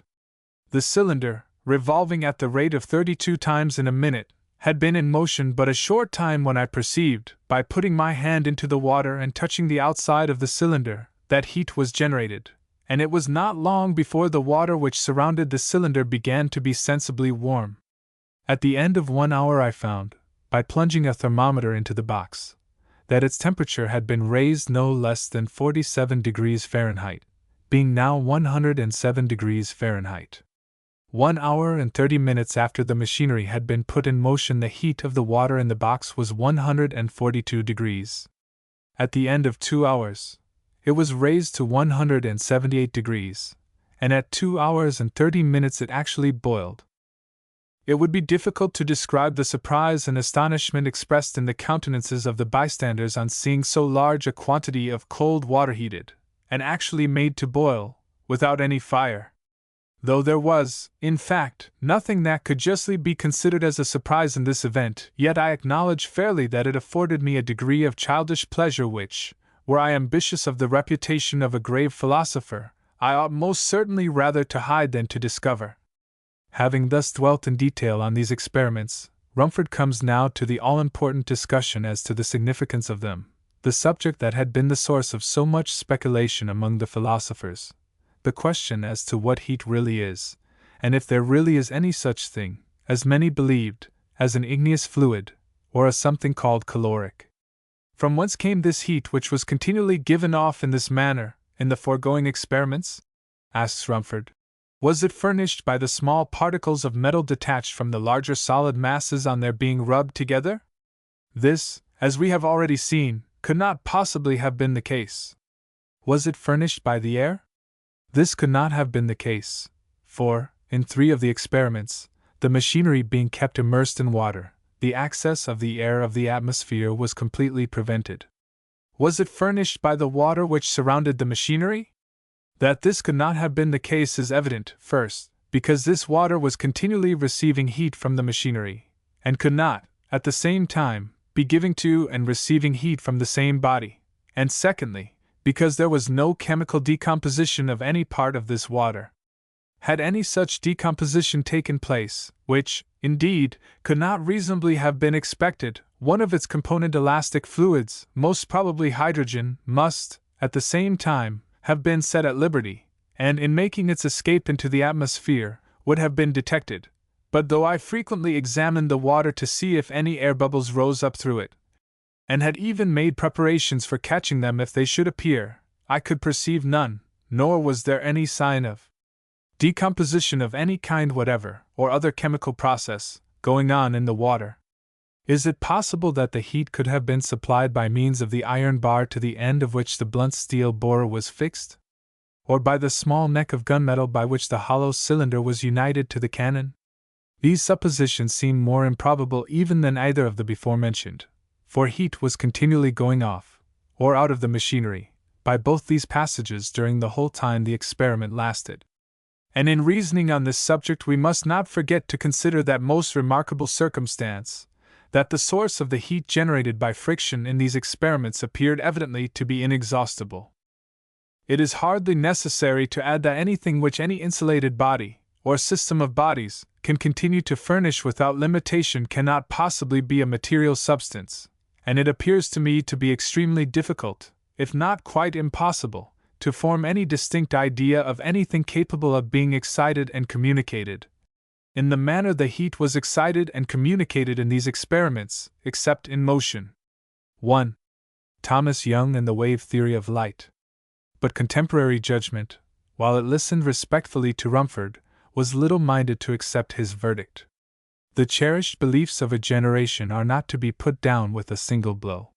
Where many minds have a similar drift, however, the first blow may precipitate a general conflict, and so it was here. Young Humphrey Davy had duplicated Rumford's experiments, and reached similar conclusions, and soon others fell into line. Then, in 1800, Dr. Thomas Young, Phenomenon Young, they called him at Cambridge, because he was reputed to know everything, took up the cudgels for the vibratory theory of light, and it began to be clear that the two imponderables, heat and light, must stand or fall together, but no one as yet made a claim against the fluidity of electricity. Before we take up the details of the assault made by Young upon the old doctrine of the materiality of light, we must pause to consider the personality of Young himself. for it chanced that this Quaker physician was one of those prodigies who come but few times in a century, and the full list of whom in the records of history could be told on one's thumbs and fingers. His biographers tell us things about him that read like the most patent fairy tales. As a mere infant in arms, he had been able to read fluently. Before his 4th birthday came, he had read the Bible twice through, as well as Watts's hymns, per child, and when 7 or 8 he had shown a propensity to absorb language as much as other children absorb nursery tattle and Mother Goose rhymes. When he was 14, a young lady visiting the household of his tutor patronized the pretty boy by asking to see a specimen of his penmanship. The pretty boy complied readily enough, and mildly rebuked his interrogator by rapidly writing some sentences for her in 14 languages, including such as Arabian, Persian, and Ethiopic. Meantime, languages had been but an incident in the education of the lad. He seems to have entered every available field of thought: mathematics, physics, botany, literature, music, painting, languages, philosophy, archaeology, and so on to tiresome lengths, and once he had entered any field he seldom turned aside until he had reached the confines of the subject as then known and added something new from the recesses of his own genius. He was as versatile as Priestley, as profound as Newton himself. He had the range of a mere dilettante, but everywhere the full grasp of the master. He took early for his motto the saying that what one man has done, another man may do. Granting that the other man has the brain of a Thomas Young, it is a true motto. Such, then, was the young Quaker who came to London to follow out the humdrum life of a practitioner of medicine in the year 1801. But incidentally, the young physician was prevailed upon to occupy the interims of early practice by fulfilling the duties of the chair of natural philosophy at the Royal Institution, which Count Rumford had founded, and of which Davy was then professor of chemistry, the institution whose glories have been perpetuated by such names as Faraday and Tyndall, and which the Briton of today speaks of as the Pantheon of Science. Here it was that Thomas Young made those studies which have ensured him a niche in the temple of fame not far removed from that of Isaac Newton. As early as 1793, when he was only 20, Young had begun to communicate papers to the Royal Society of London, which were adjudged worthy to be printed in full in the Philosophical Transactions, so it is not strange that he should have been asked to deliver the Bakerian lecture before that learned body the very first year after he came to London. The lecture was delivered November 12, 1801. Its subject was The Theory of Light and Colors, and its reading marks an epoch in physical science, for here was brought forward for the first time convincing proof of that undulatory theory of light with which every student of modern physics is familiar, the theory which holds that light is not a corporeal entity, but a mere pulsation in the substance of an all-pervading ether, just as sound is a pulsation in the air, or in liquids or solids.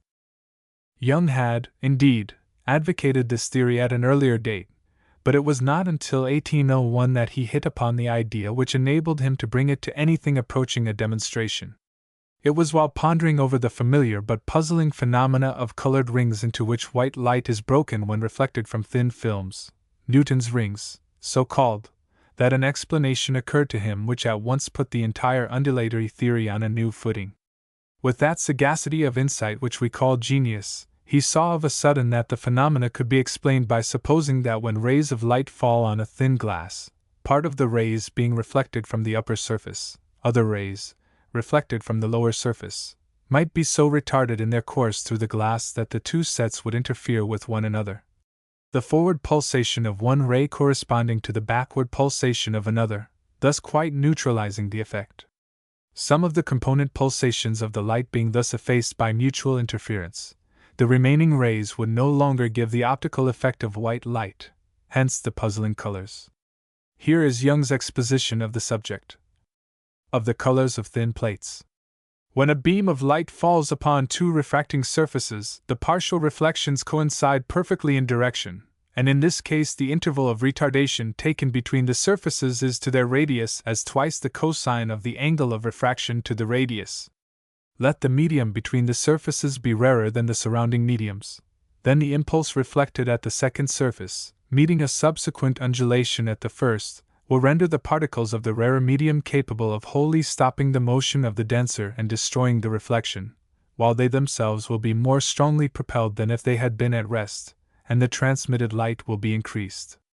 So that the colors by reflection will be destroyed, and those by transmission rendered more vivid, when the double thickness or intervals of retardation are any multiples of the whole breadth of the undulations, and at intermediate thicknesses the effects will be reversed according to the Newtonian observation.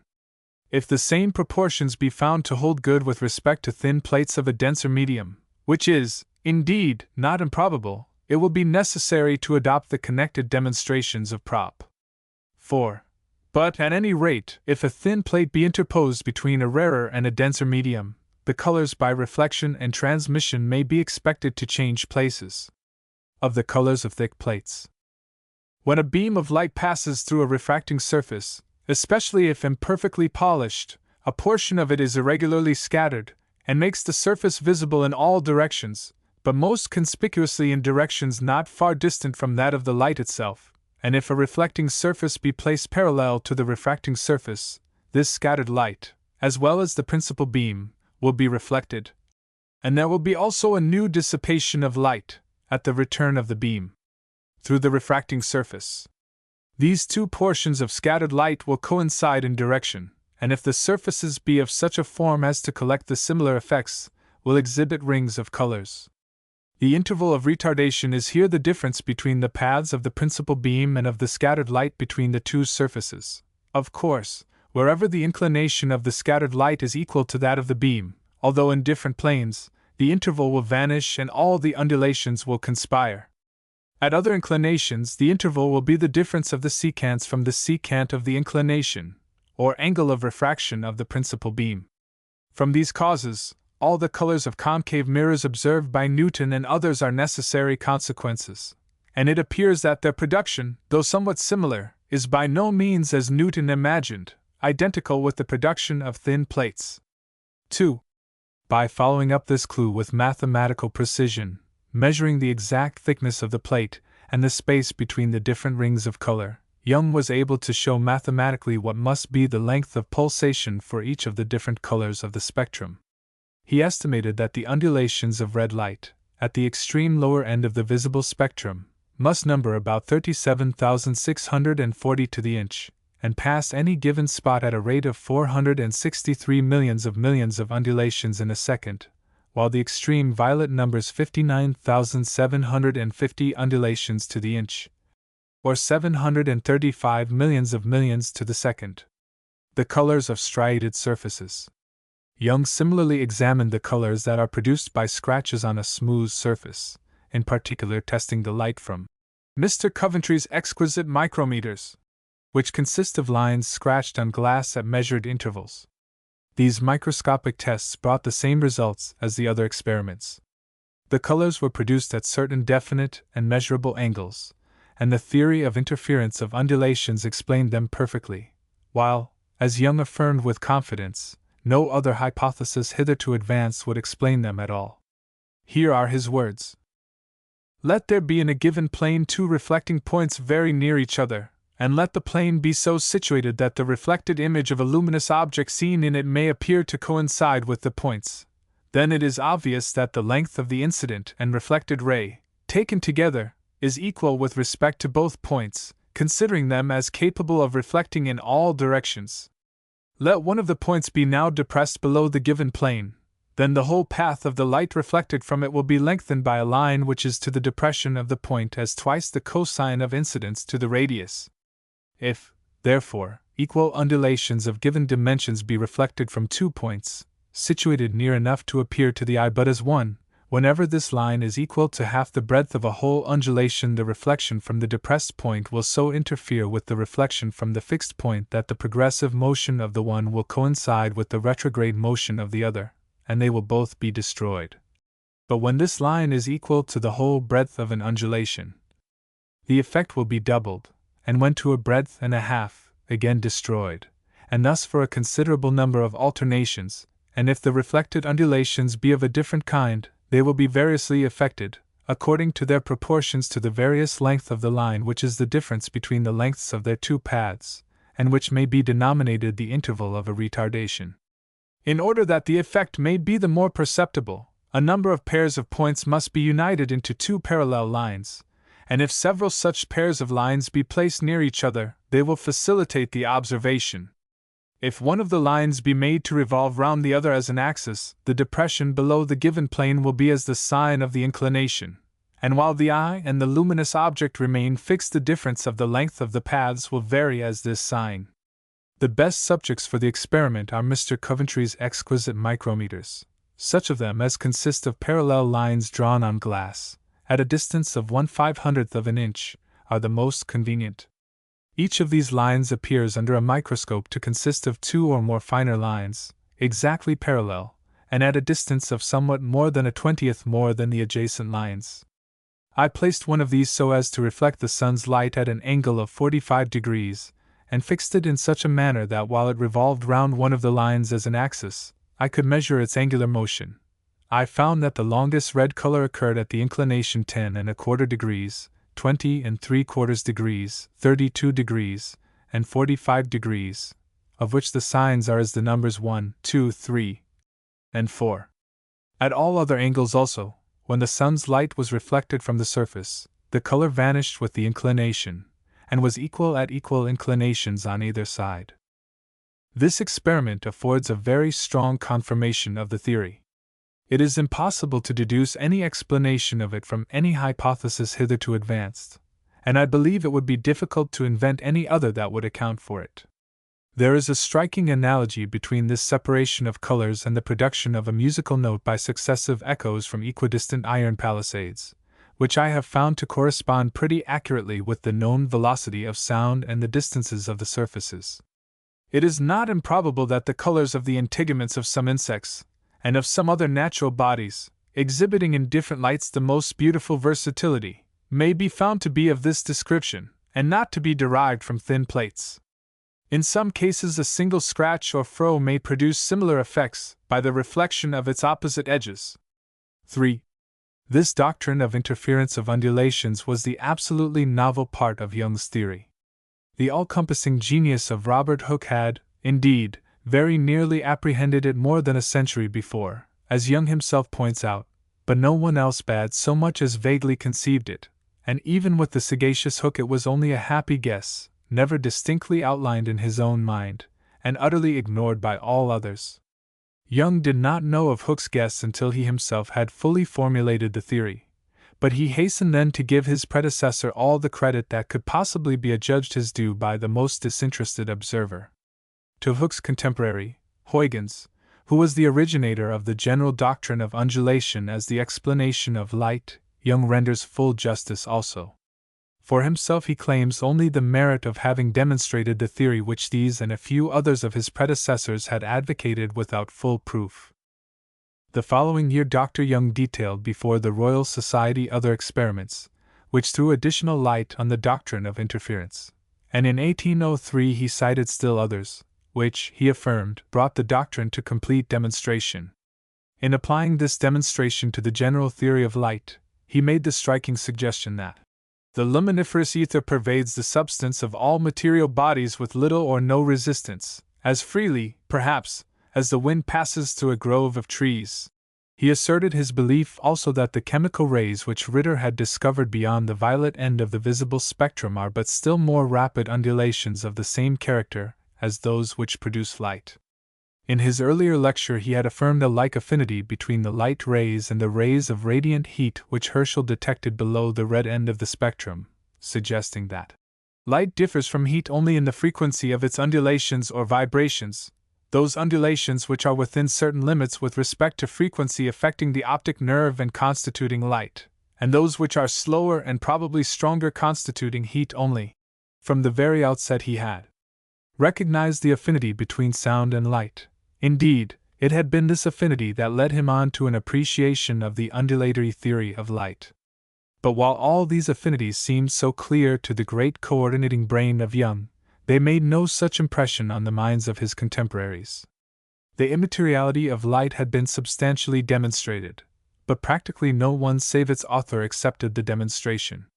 Newton's doctrine of the emission of corpuscles was too firmly rooted to be readily dislodged, and Dr. Young had too many other interests to continue the assault unceasingly. He occasionally wrote something touching on his theory, mostly papers contributed to the Quarterly Review and similar periodicals, anonymously or under pseudonym, for he had conceived the notion that too great conspicuousness in fields outside of medicine would injure his practice as a physician. His views regarding light, including the original papers from the Philosophical Transactions of the Royal Society, were again given publicity in full in his celebrated volume on natural philosophy, consisting in part of his lectures before the Royal Institution, published in 1807, but even then they failed to bring conviction to the philosophic world. Indeed, they did not even arouse a controversial spirit, as his first papers had done.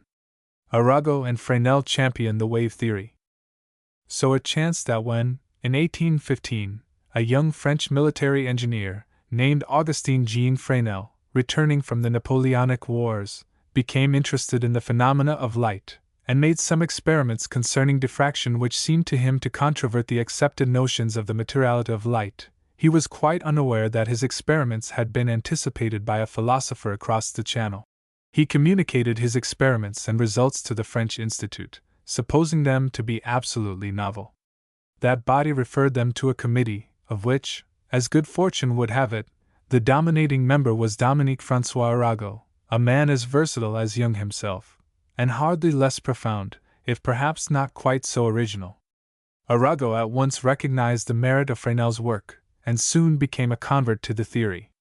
He told Fresnel that Jung had anticipated him as regards the general theory, but that much remained to be done, and he offered to associate himself with Fresnel in prosecuting the investigation. Fresnel was not a little dashed to learn that his original ideas had been worked out by another while he was a lad, but he bowed gracefully to the situation and went ahead with unabated zeal. The championship of Arago ensured the undulatory theory a hearing before the French Institute, but by no means sufficed to bring about its general acceptance. On the contrary, a bitter feud ensued, in which Arago was opposed by the Jupiter Olympus of the Academy, Laplace, by the only less famous Poisson, and by the younger but hardly less able Biot. So bitterly raged the feud that a lifelong friendship between Arago and Biot was ruptured forever. The opposition managed to delay the publication of Fresnel's papers, but Arago continued to fight with his customary enthusiasm and pertinacity, and at last, in 1823, the Academy yielded, and voted Fresnel into its ranks, thus implicitly admitting the value of his work. It is a humiliating thought that such controversies as this must mar the progress of scientific truth, but fortunately the story of the introduction of the undulatory theory has a more pleasant side.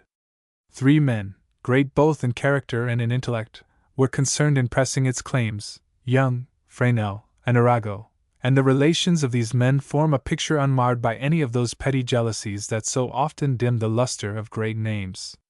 Fresnel freely acknowledged Jung's priority so soon as his attention was called to it, and Jung applauded the work of the Frenchman, and aided with his counsel in the application of the undulatory theory to the problems of polarization of light, which still demanded explanation, and which Fresnel's fertility of experimental resource and profundity of mathematical insight sufficed in the end to conquer.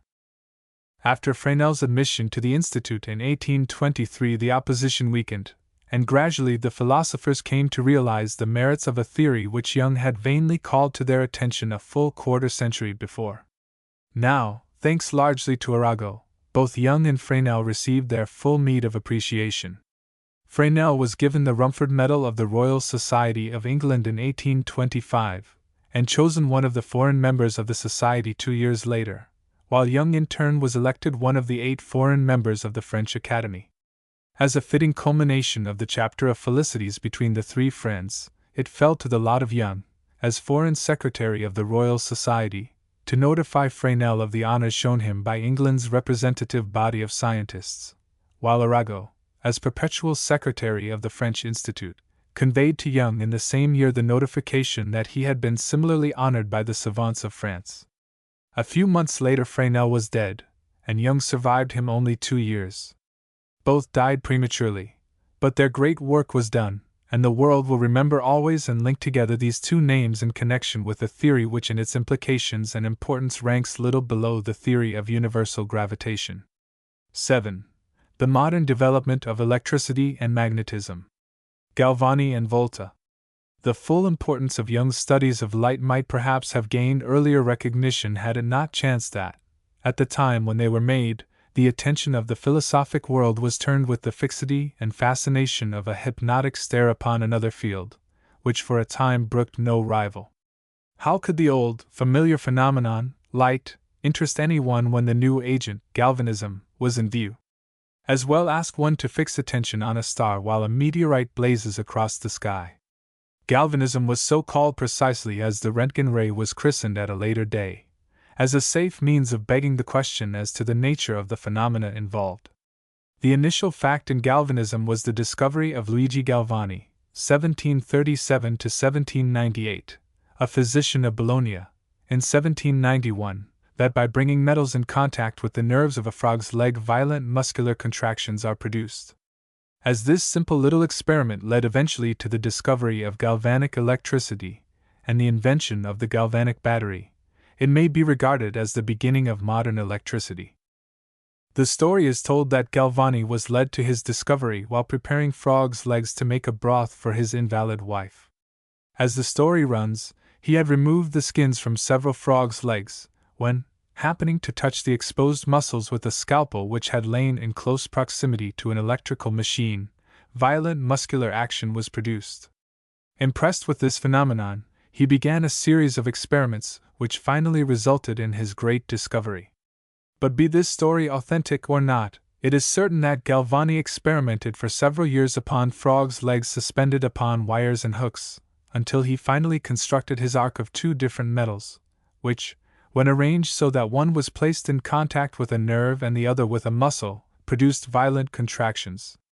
These two pieces of metal formed the basic principle of the modern galvanic battery, and led directly to Alessandro Volta's invention of his voltaic pile, the immediate ancestor of the modern galvanic battery. Volta's experiments were carried on at the same time as those of Galvani, and his invention of his pile followed close upon Galvani's discovery of the new form of electricity. From these facts, the new form of electricity was sometimes called galvanic, and sometimes voltaic electricity, but in recent years the term galvanism and galvanic current have almost entirely supplanted the use of the term voltaic. It was Volta who made the report of Galvani's wonderful discovery to the Royal Society of London, read on January 31, 1793. In this letter he describes Galvani's experiments in detail and refers to them in glowing terms of praise. He calls it one of the most beautiful and important discoveries, and regarded it as the germ or foundation upon which other discoveries were to be made. The prediction proved entirely correct, Volta himself being the chief discoverer. Working along lines suggested by Galvani's discovery, Volta constructed an apparatus made up of a number of discs of two different kinds of metal, such as tin and silver, arranged alternately, a piece of some moist, porous substance, like paper or felt, being interposed between each pair of discs. With this pile, as it was called, electricity was generated, and by linking together several such piles an electric battery could be formed. This invention took the world by storm. Nothing like the enthusiasm it created in the philosophic world had been known since the invention of the Leyden jar, more than half a century before. Within a few weeks after Volta's announcement, batteries made according to his plan were being experimented with in every important laboratory in Europe. As the century closed, half the philosophic world was speculating as to whether galvanic influence were a new imponderable, or only a form of electricity, and the other half was eagerly seeking to discover what new marvels the battery might reveal. The least imaginative man could see that here was an invention that would be epoch-making, but the most visionary dreamer could not even vaguely adumbrate the real measure of its importance. It was evident at once that almost any form of galvanic battery, despite imperfections, was a more satisfactory instrument for generating electricity than the frictional machine hitherto in use, the advantage lying in the fact that the current from the galvanic battery could be controlled practically at will, and that the apparatus itself was inexpensive and required comparatively little attention. These advantages were soon made apparent by the practical application of the electric current in several fields. It will be recalled that despite the energetic endeavors of such philosophers as Watson, Franklin, Galvani, and many others, the field of practical application of electricity was very limited at the close of the 18th century. The lightning rod had come into general use, to be sure, and its value as an invention can hardly be overestimated. But while it was the result of extensive electrical discoveries, and is a most practical instrument, it can hardly be called one that puts electricity to practical use, but simply acts as a means of warding off the evil effects of a natural manifestation of electricity. The invention, however, had all the effects of a mechanism which turned electricity to practical account. But with the advent of the new kind of electricity, the age of practical application began. Davy and electric light. Volta's announcement of his pile was scarcely 2 months old when two Englishmen, Messrs. Nicholson and Carlyle, made the discovery that the current from the galvanic battery had a decided effect upon certain chemicals, among other things decomposing water into its elements, hydrogen and oxygen. On May 7, 1800, these investigators arranged the ends of two brass wires connected with the poles of a voltaic pile, composed of alternate silver and zinc plates, so that the current coming from the pile was discharged through a small quantity of new river water. A fine stream of minute bubbles immediately began to flow from the point of the lower wire in the tube which communicated with the silver, wrote Nicholson, and the opposite point of the upper wire became tarnished, first deep orange and then black. The product of gas during 2 hours and a half was 2/30ths of a cubic inch. It was then mixed with an equal quantity of common air, continues Nicholson, and exploded by the application of a lighted waxen thread. This demonstration was the beginning of the very important science of electrochemistry. The importance of this discovery was at once recognized by Sir Humphry Davy, who began experimenting immediately in this new field. He constructed a series of batteries in various combinations, with which he attacked the fixed alkalis, the composition of which was then unknown. Very shortly he was able to decompose potash into bright metallic globules, resembling quicksilver. This new substance he named potassium. Then in rapid succession the elementary substances sodium, calcium, strontium, and magnesium were isolated. It was soon discovered, also, that the new electricity, like the old, possessed heating power under certain conditions, even to the fusing of pieces of wire. This observation was probably first made by Fromsdorf, but it was elaborated by Davy, who constructed a battery of 2,000 cells with which he produced a bright light from points of carbon, the prototype of the modern arc lamp. He made this demonstration before the members of the Royal Institution in 1810. But the practical utility of such a light for illuminating purposes was still a thing of the future. The expense of constructing and maintaining such an elaborate battery, and the rapid internal destruction of its plates, together with the constant polarization, rendered its use in practical illumination out of the question. It was not until another method of generating electricity was discovered that Davy's demonstration could be turned to practical account. In Davy's own account of his experiment he says, "When pieces of charcoal about an inch long and 1/6 of an inch in diameter were brought near each other, within the 30th or 40th of an inch, a bright spark was produced, and more than half the volume of the charcoal became ignited to whiteness, and by withdrawing the points from each other, a constant discharge took place through the heated air, in a space equal to at least 4 inches, producing a most brilliant ascending arch of light, broad and conical in form in the middle.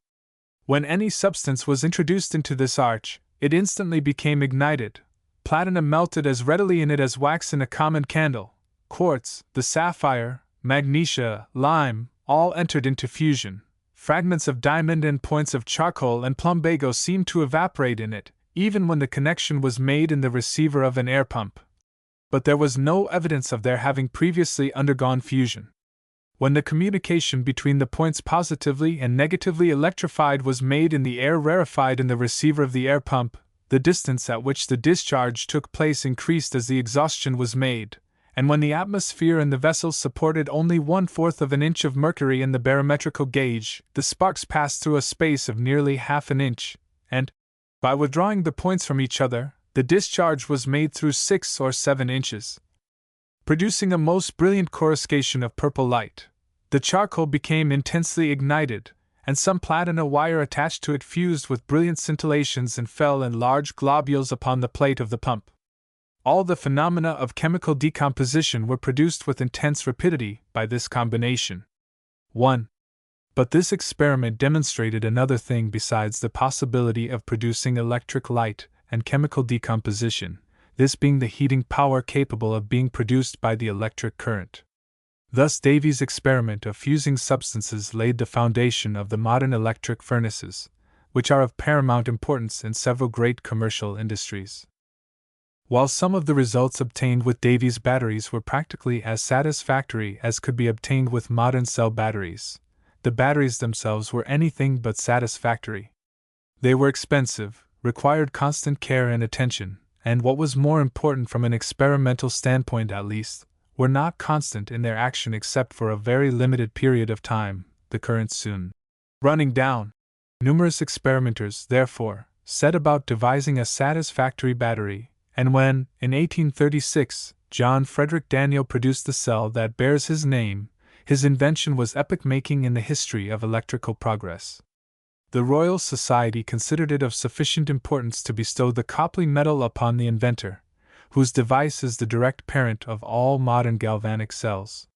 From the time of the advent of the Daniel cell, experiments in electricity were rendered comparatively easy. In the meanwhile, however, another great discovery was made: electricity and magnetism. For many years there had been a growing suspicion, amounting in many instances to belief in the close relationship existing between electricity and magnetism. Before the winter of 1815, however, it was a belief that was surmised but not demonstrated. But in that year it occurred to Jean Christian Ørsted, of Denmark, to pass a current of electricity through a wire held parallel with, but not quite touching, a suspended magnetic needle. The needle was instantly deflected and swung out of its position.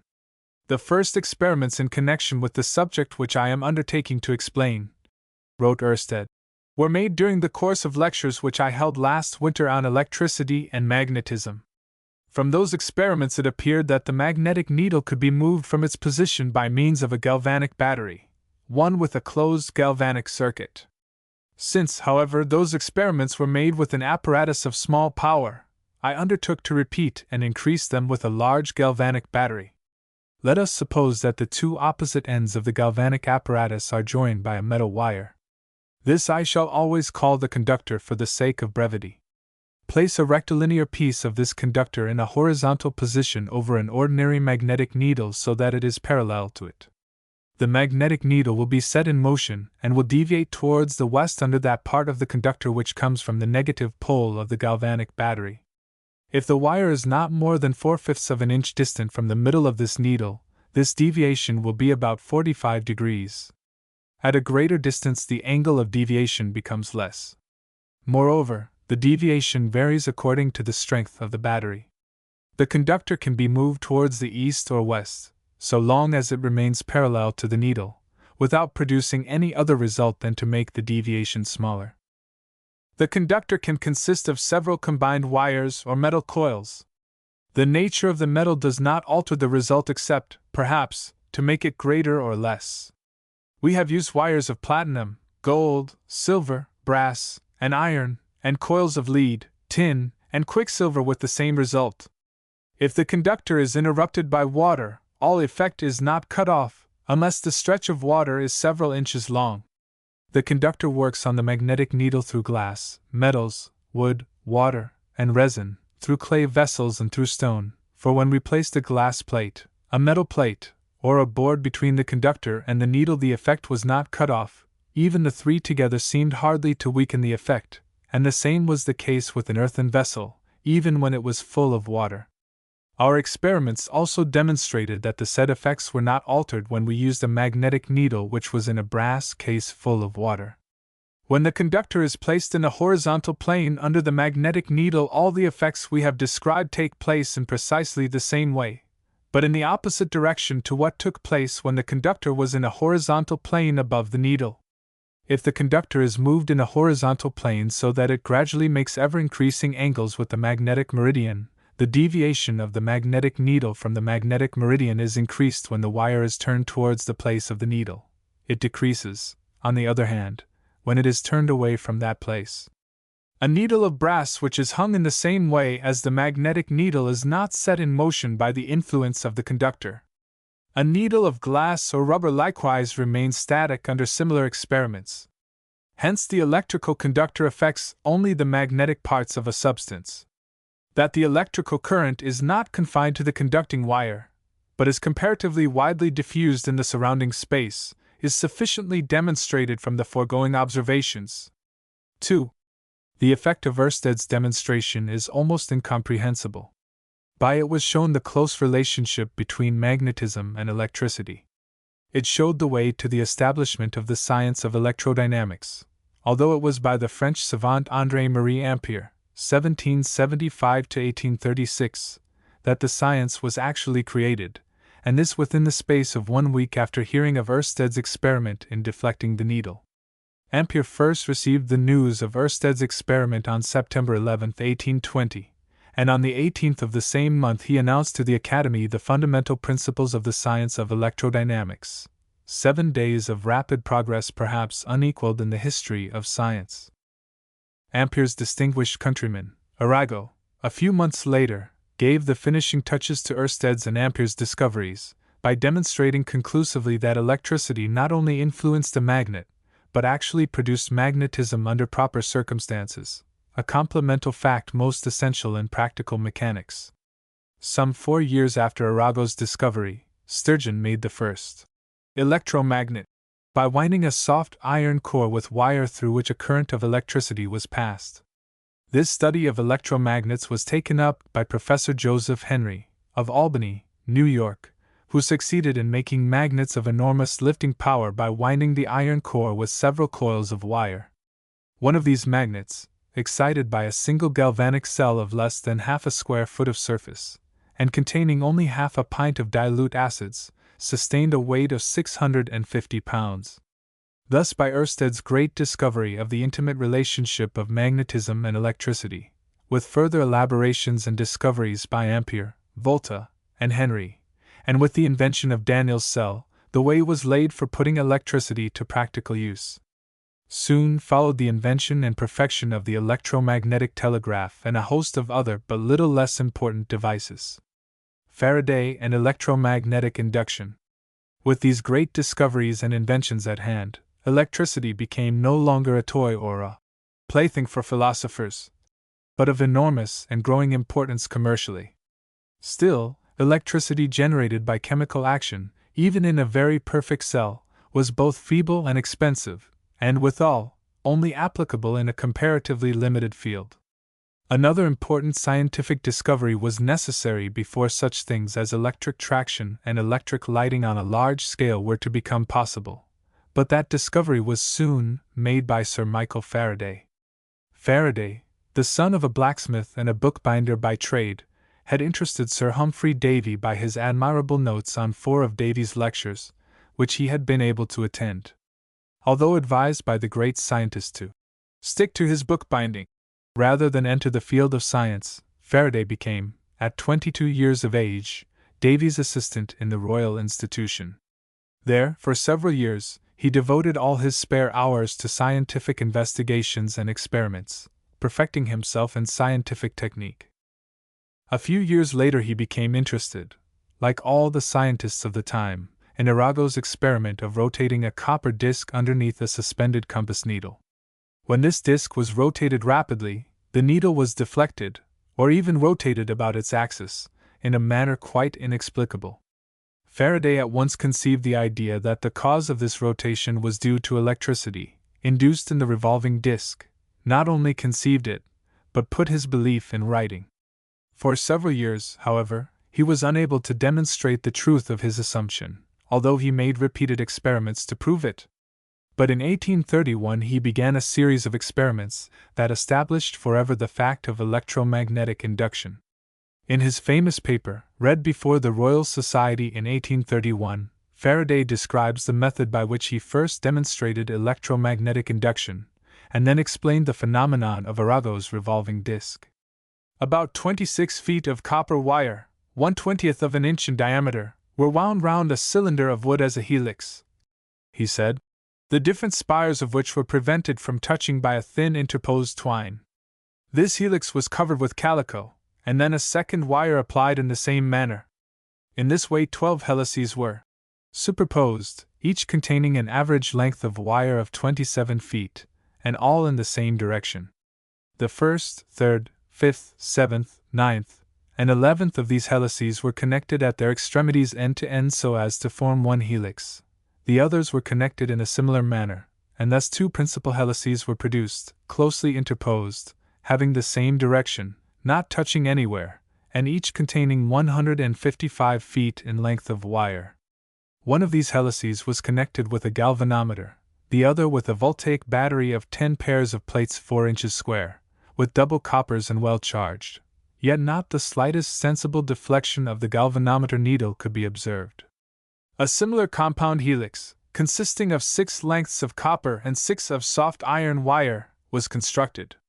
The resulting iron helix contained 208 feet, but whether the current from the trough was passed through the copper or the iron helix, no effect upon the other could be perceived at the galvanometer.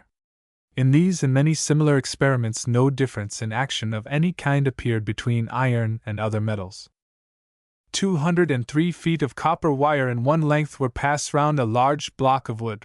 Other 203 feet of similar wire were interposed as a spiral between the turns of the first, and metallic contact everywhere prevented by twine.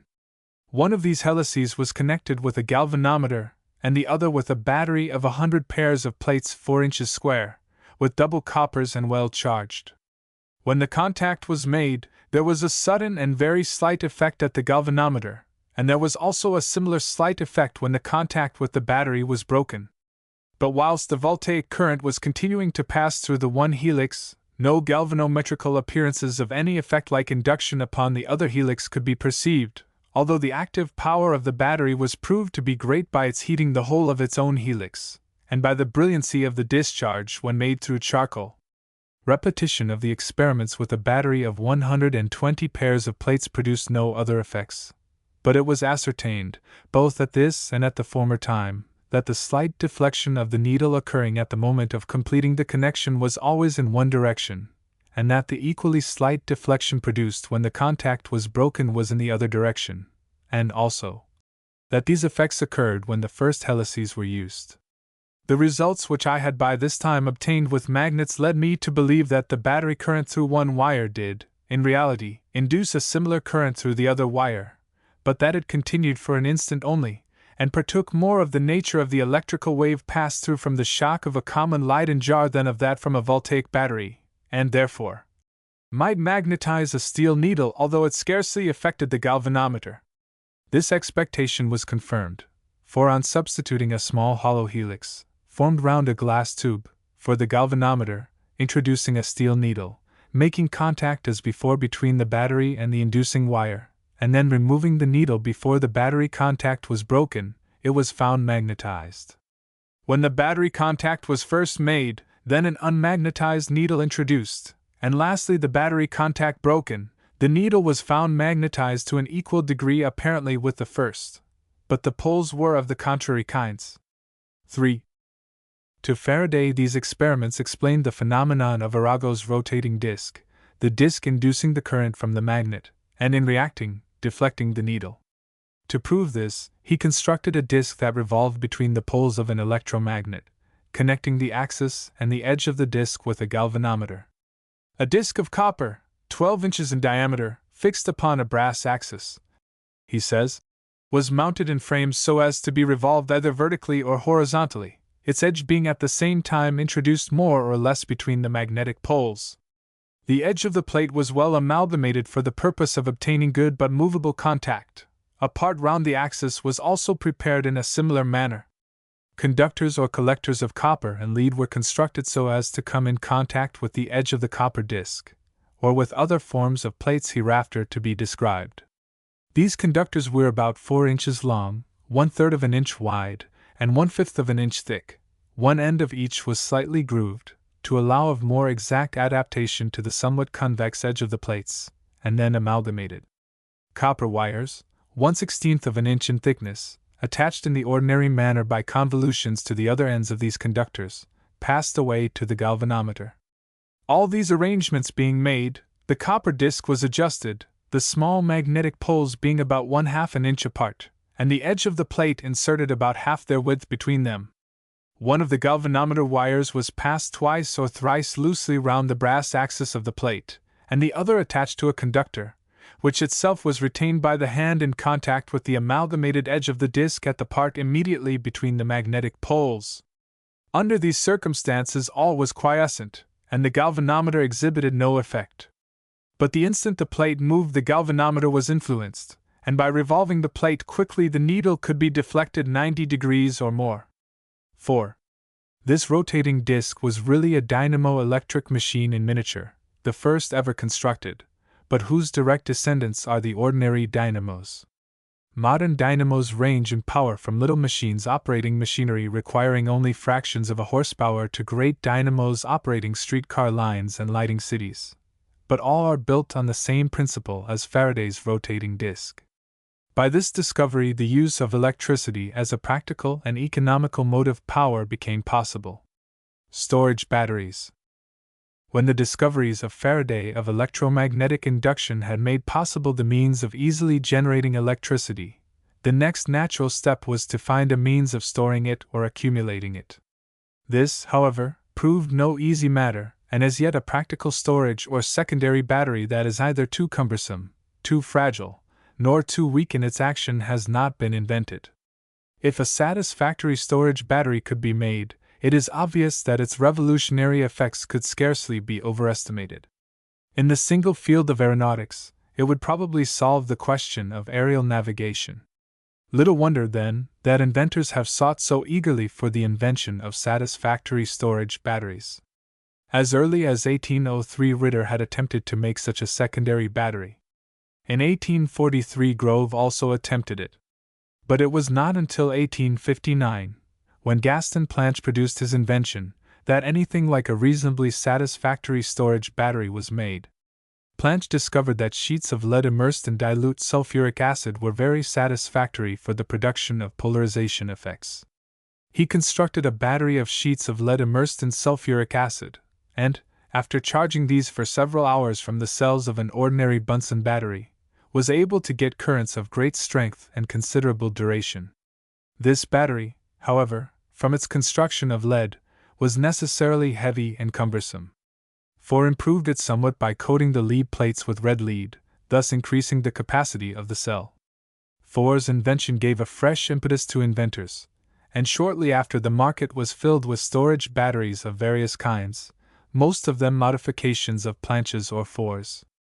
The ardor of enthusiastic inventors soon flagged, however, for all these storage batteries proved of little practical account in the end, as compared with other known methods of generating power. 3 methods of generating electricity are in general use. Static or frictional electricity is generated by plate, or static, machines, galvanic, generated by batteries based on Volta's discovery, and induced, or faradic, generated either by chemical or mechanical action. There is still another kind, thermoelectricity, that may be generated in a most simple manner. In 1821, Seebekel, of Berlin, discovered that when a circuit was formed of 2 wires of different metals, if there be a difference in temperature at the juncture of these 2 metals, an electrical current will be established. In this way, heat may be transmitted directly into the energy of the current without the interposition of the steam engine. Batteries constructed in this way are of low resistance, however, although by arranging several of them in series, currents of considerable strength can be generated. As yet, however, they are of little practical importance. About the middle of the century, Clerk Maxwell advanced the idea that light waves were really electromagnetic waves. If this were true and light proved to be simply one form of electrical energy, then the same would be true of radiant heat. Maxwell advanced this theory, but failed to substantiate it by experimental confirmation. But Dr. Heinrich Hertz, a few years later, by a series of experiments, demonstrated the correctness of Maxwell's surmises. What are now called Hertzian waves are waves apparently identical with light waves, but of much lower pitch or period. In his experiments, Hertz showed that, under proper conditions, electric sparks between polished balls were attended by ether waves of the same nature as those of light, but of a pitch of several millions of vibrations per second. These waves could be dealt with as if they were light waves, reflected, refracted, and polarized. These are the waves that are utilized in wireless telegraphy. Röntgen rays or X-rays. In December of 1895, word came out of Germany of a scientific discovery that startled the world. It came first as a rumor, little credited, then as a pronounced report, at last as a demonstration. It told of a new manifestation of energy, in virtue of which the interior of opaque objects is made visible to human eyes. One had only to look into a tube containing a screen of a certain composition, and directed towards a peculiar electrical apparatus, to acquire clairvoyant vision more wonderful than the discredited second sight of the medium. Coins within a purse, nails driven into wood, spectacles within a leather case, became clearly visible when subjected to the influence of this magic tube, and when a human hand was held before the tube, its bones stood revealed in weird simplicity, as if the living, palpitating flesh about them were but the shadowy substance of a ghost. Not only could the human eye see these astounding revelations, but the impartial evidence of inanimate chemicals could be brought forward to prove that the mind harbored no illusion. The photographic film recorded the things that the eye might see, and ghostly pictures galore soon gave a quietus to the doubts of the most skeptical.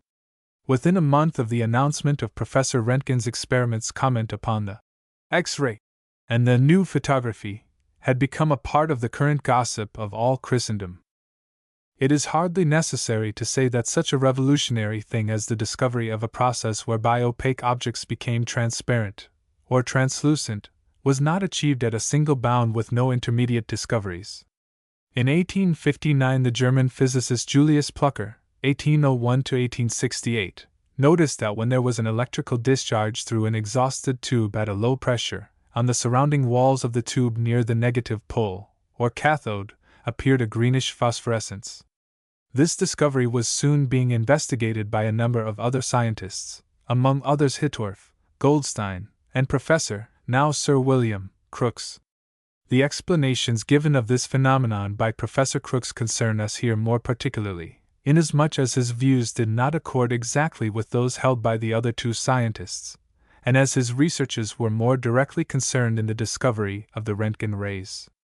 He held that the heat and phosphorescence produced in the low-pressure tube were caused by streams of particles, projected from the cathode with great velocity, striking the sides of the glass tube. The composition of the glass seemed to enter into this phosphorescence also, for while lead glass produced blue phosphorescence, soda glass produced a yellowish green. The composition of the glass seemed to be changed by a long-continued pelting of these particles, the phosphorescence after a time losing its initial brilliancy, caused by the glass becoming tired, as Professor Crookes said. Thus, when some opaque substance, such as iron, is placed between the cathode and the sides of the glass tube so that it casts a shadow in a certain spot on the glass for some little time, it is found on removing the opaque substance, or changing its position, that the area of glass at first covered by the shadow now responded to the rays in a different manner from the surrounding glass. The peculiar rays, now known as the cathode rays, not only cast a shadow, but are deflected by a magnet, so that the position of the phosphorescence on the sides of the tube may be altered by the proximity of a powerful magnet. From this it would seem that the rays are composed of particles charged with negative electricity, and Professor J. Thomson has modified the experiment of Perrin to show that negative electricity is actually associated with the rays. There is reason for believing, therefore, that the cathode rays are rapidly moving charges of negative electricity. It is possible, also, to determine the velocity at which these particles are moving by measuring the deflection produced by the magnetic field. From the fact that opaque substances cast a shadow in these rays, it was thought at first that all solids were absolutely opaque to them. Hertz, however, discovered that a small amount of phosphorescence occurred on the glass even when such opaque substances as gold leaf or aluminium foil were interposed between the cathode and the sides of the tube. Shortly afterwards, Leonard discovered that the cathode rays can be made to pass from the inside of a discharge tube to the outside air. For convenience, these rays outside the tube have since been known as Leonard rays. In the closing days of December, 1895, Professor Wilhelm Conrad Röntgen, of Würzburg, announced that he had made the discovery of the remarkable effect arising from the cathode rays to which reference was made above. He found that if a plate covered with a phosphorescent substance is placed near a discharge tube exhausted so highly that the cathode rays produced a green phosphorescence, this plate is made to glow in a peculiar manner. The rays producing this glow were not the cathode rays, although apparently arising from them, and are what have since been called the Röntgen rays, or X-rays. Röntgen found that a shadow is thrown upon the screen by substances held between it and the exhausted tube, the character of the shadow depending upon the density of the substance. Thus metals are almost completely opaque to the rays, such substances as bone much less so, and ordinary flesh hardly so at all. If a coin were held in the hand that had been interposed between the tube and the screen, the picture formed showed the coin as a black shadow, and the bones of the hand, while casting a distinct shadow, showed distinctly lighter, while the soft tissues produced scarcely any shadow at all. The value of such a discovery was obvious from the first, and was still further enhanced by the discovery made shortly that photographic plates are affected by the rays, thus making it possible to make permanent photographic records of pictures through what we know as opaque substances. What adds materially to the practical value of Röntgen's discovery is the fact that the apparatus for producing the X-rays is now so simple and relatively inexpensive that it is within the reach even of amateur scientists.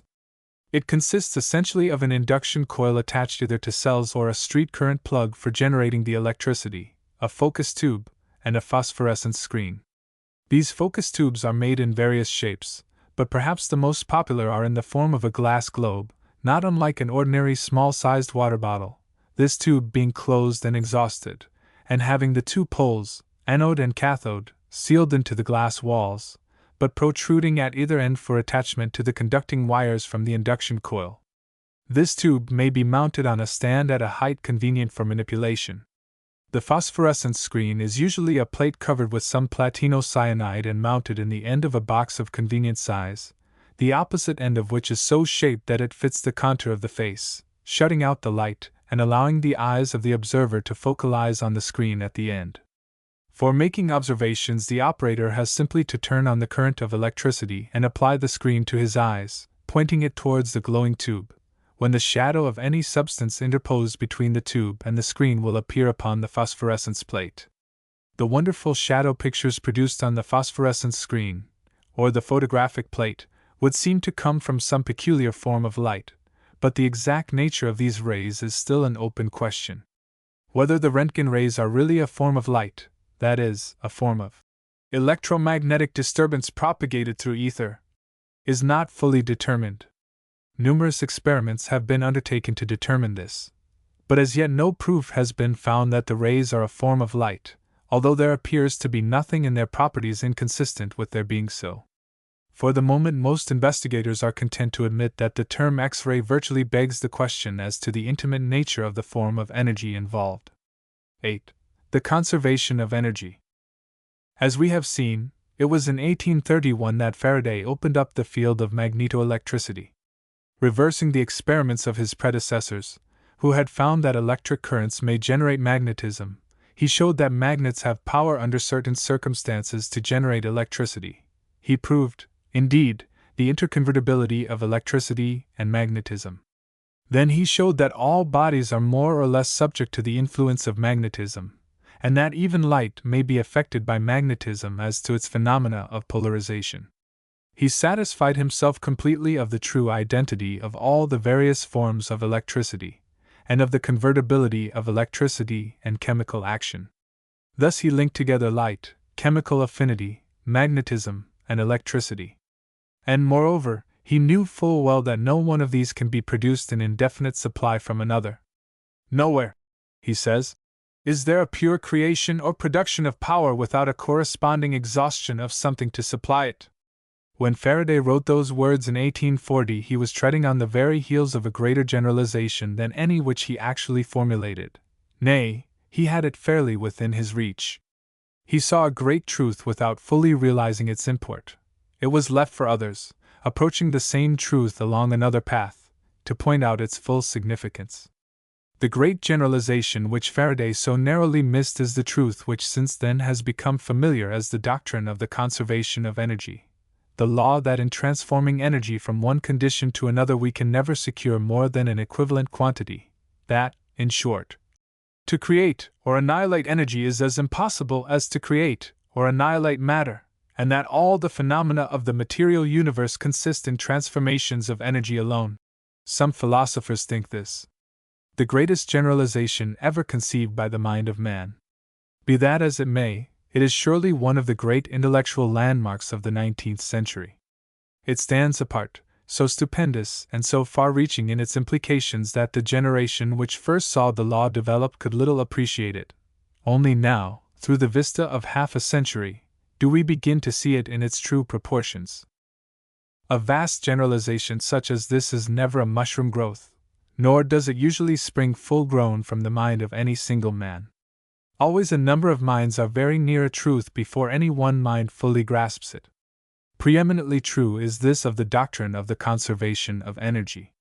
Not Faraday alone, but half a dozen different men had an inkling of it before it gained full expression. Indeed, every man who advocated the undulatory theory of light and heat was verging towards the goal. The doctrine of Young and Fresnel was as a highway leading surely on to the wide plain of conservation. The phenomena of electromagnetism furnished another such highway. But there was yet another road which led just as surely and even more readily to the same goal. This was the road furnished by the phenomena of heat, and the men who traveled it were destined to outstrip their fellow workers, though, as we have seen, wayfarers on other roads were within hailing distance when the leaders passed the mark.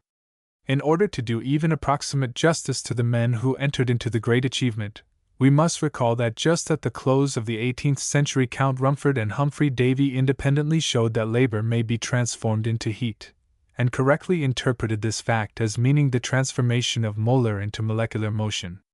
We can hardly doubt that each of these men of genius realized, vaguely, at any rate, that there must be a close correspondence between the amount of the molar and the molecular motions, hence that each of them was in sight of the law of the mechanical equivalent of heat.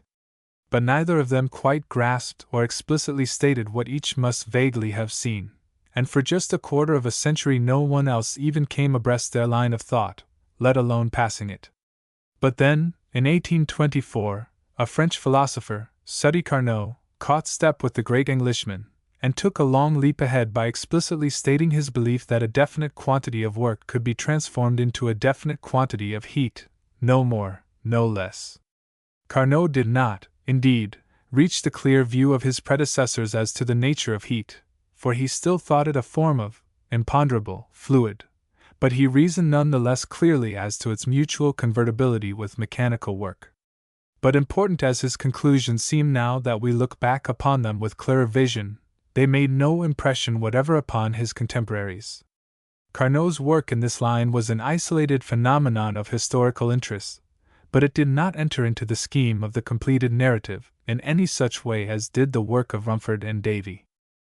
The man who really took up the broken thread where Rumford and Davy had dropped it, and wove it into a completed texture, came upon the scene in 1840. His home was in Manchester, England, his occupation that of a manufacturer. He was a friend and pupil of the great Dr. Dalton. His name was James Prescott Joule. When posterity has done its final juggling with the names of the 19th century, it is not unlikely that the name of this Manchester philosopher will be a household word, like the names of Aristotle, Copernicus, and Newton. For Joule's work it was, done in the 5th decade of the century, which demonstrated beyond all cavil that there is a precise and absolute equivalence between mechanical work and heat, that whatever the form of manifestation of molar motion, it can generate a definite and measurable amount of heat, and no more. Joule found, for example, that at the sea level in Manchester a pound weight falling through 772 feet could generate enough heat to raise the temperature of a pound of water 1 degree Fahrenheit. There was nothing haphazard, nothing accidental, about this. It bore the stamp of unalterable law. And Joule himself saw, what others in time were made to see, that this truth is merely a particular case within a more general law. If heat cannot be in any sense created, but only made manifest as a transformation of another kind of motion, then must not the same thing be true of all those other forms of force, light, electricity, magnetism, which had been shown to be so closely associated, so mutually convertible, with heat? All analogy seemed to urge the truth of this inference. All experiment tended to confirm it. The law of the mechanical equivalent of heat then became the main cornerstone of the greater law of the conservation of energy. But while this citation is fresh in mind, we must turn our attention with all haste to a country across the Channel, to Denmark, in short, and learn that even as Joule experimented with the transformation of heat, a philosopher of Copenhagen, Kolding by name, had hit upon the same idea, and carried it far towards a demonstration. And then, without pausing, we must shift yet again, this time to Germany, and consider the work of 3 other men, who independently were on the track of the same truth, and 2 of whom, it must be admitted, reached it earlier than either Joule or Kolding, if either brought it to quite so clear a demonstration. The names of these 3 Germans are Mohr, Mayer, and Helmholtz. Their share in establishing the great doctrine of conservation must now claim our attention. As to Carl Friedrich Mohr, it may be said that his statement of the doctrine preceded that of any of his fellows, yet that otherwise it was perhaps least important. In 1837 this thoughtful German had grasped the main truth, and given it expression in an article published in the Zeitschrift für Physik, etc., but the article attracted no attention whatever, even from Mohr's own countrymen. Still, Mohr's title to rank as one who independently conceived the great truth, and perhaps conceived it before any other man in the world saw it as clearly, even though he did not demonstrate its validity, is not to be disputed. It was just 5 years later, in 1842, that Dr. Julius Robert Mayer, practicing physician in the little German town of Heilbronn, published a paper in Liebig's Annalen on the forces of inorganic nature, in which not merely the mechanical theory of heat, but the entire doctrine of the conservation of energy, is explicitly if briefly stated. 2 years earlier Dr. Mayer, while surgeon to a Dutch India vessel cruising in the tropics, had observed that the venous blood of a patient seemed redder than venous blood usually is observed to be in temperate climates. He pondered over the seemingly insignificant fact, and at last reached the conclusion that the cause must be the lesser amount of oxidation required to keep up the body temperature in the tropics. Led by this reflection to consider the body as a machine dependent on outside forces for its capacity to act, he passed on into a novel realm of thought, which brought him at last to independent discovery of the mechanical theory of heat, and to the first full and comprehensive appreciation of the great law of conservation. Bloodletting, the modern physician holds, was a practice of very doubtful benefit, as a rule, to the subject, but once, at least, it led to marvelous results. No straw is go small that it may not point the receptive mind of genius to new and wonderful truths. Mayer's paper of 1842. The paper in which Mayer first gave expression to his revolutionary ideas bore the title of The Forces of Inorganic Nature, and was published in 1842. It is one of the gems of scientific literature, and fortunately it is not too long to be quoted in its entirety. Seldom if ever was a great revolutionary doctrine expounded in briefer compass. What are we to understand by forces? And how are different forces related to each other? The term force conveys for the most part the idea of something unknown, unsearchable, and hypothetical, while the term matter, on the other hand, implies the possession, by the object in question, of such definite properties as weight and extension. An attempt, therefore, to render the idea of force equally exact with that of matter is one which should be welcomed by all those who desire to have their views of nature clear and unencumbered by hypothesis. Forces are causes, and accordingly we may make full application in relation to them of the principle causa e quod effectum. If the cause C has the effect E, then C equals E. If, in its turn, E is the cause of a second effect of F, we have E equals F, and so on. C equals E equals F equals C. In a series of causes and effects, a term or a part of a term can never, as is apparent from the nature of an equation, become equal to nothing. This first property of all causes we call their indestructibility. If the given cause C has produced an effect E equal to itself, it has in that very act ceased to be, C has become E. If, after the production of E, C still remained in the whole or in part, there must be still further effects corresponding to this remaining cause. The total effect of C would thus be E, which would be contrary to the supposition C equals E.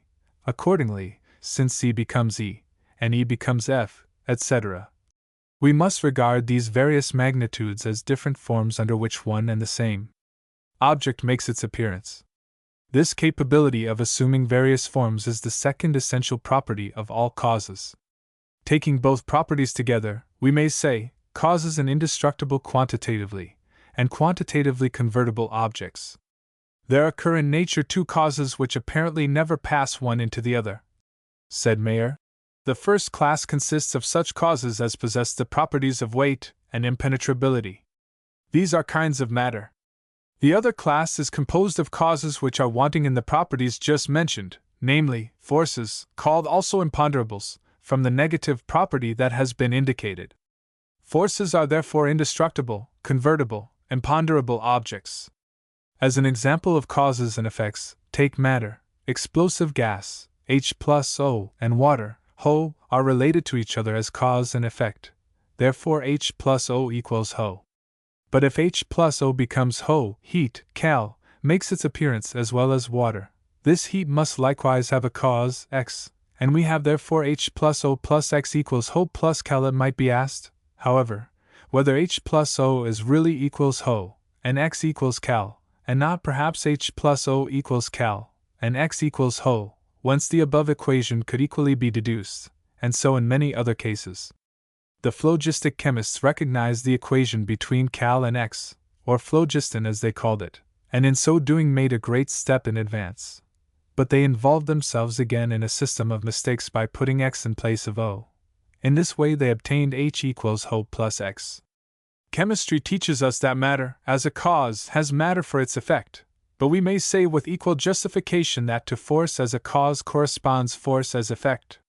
Since C equals E, and E equals C, it is natural to call one term of an equation a force, and the other an effect of force, or phenomenon, and to attach different notions to the expression force and phenomenon. In brief, then, if the cause is matter, the effect is matter. If the cause is a force, the effect is also a force. The cause that brings about the raising of a weight is a force. The effect of the raised weight is, therefore, also a force, or, expressed in a more general form, separation in space of ponderable objects is a force, and since this force causes the fall of bodies, we call it falling force. Falling force and fall, or still more generally, falling force and motion, are forces related to each other as cause and effect, forces convertible into each other, two different forms of one and the same object. For example, a weight resting on the ground is not a force, it is neither the cause of motion nor of the lifting of another weight. It becomes so, however, in proportion as it is raised above the ground. The cause, that is, the distance between a weight and the earth, and the effect, or the quantity of motion produced, bear to each other, as shown by mechanics, a constant relation. Gravity being regarded as the cause of the falling of bodies, a gravitating force is spoken of, and thus the ideas of property and of force are confounded with each other. Precisely that which is the essential attribute of every force, that is, the union of indestructibility with convertibility, is wanting in every property. Between a property and a force, between gravity and motion, it is therefore impossible to establish the equation required for a rightly conceived causal relation.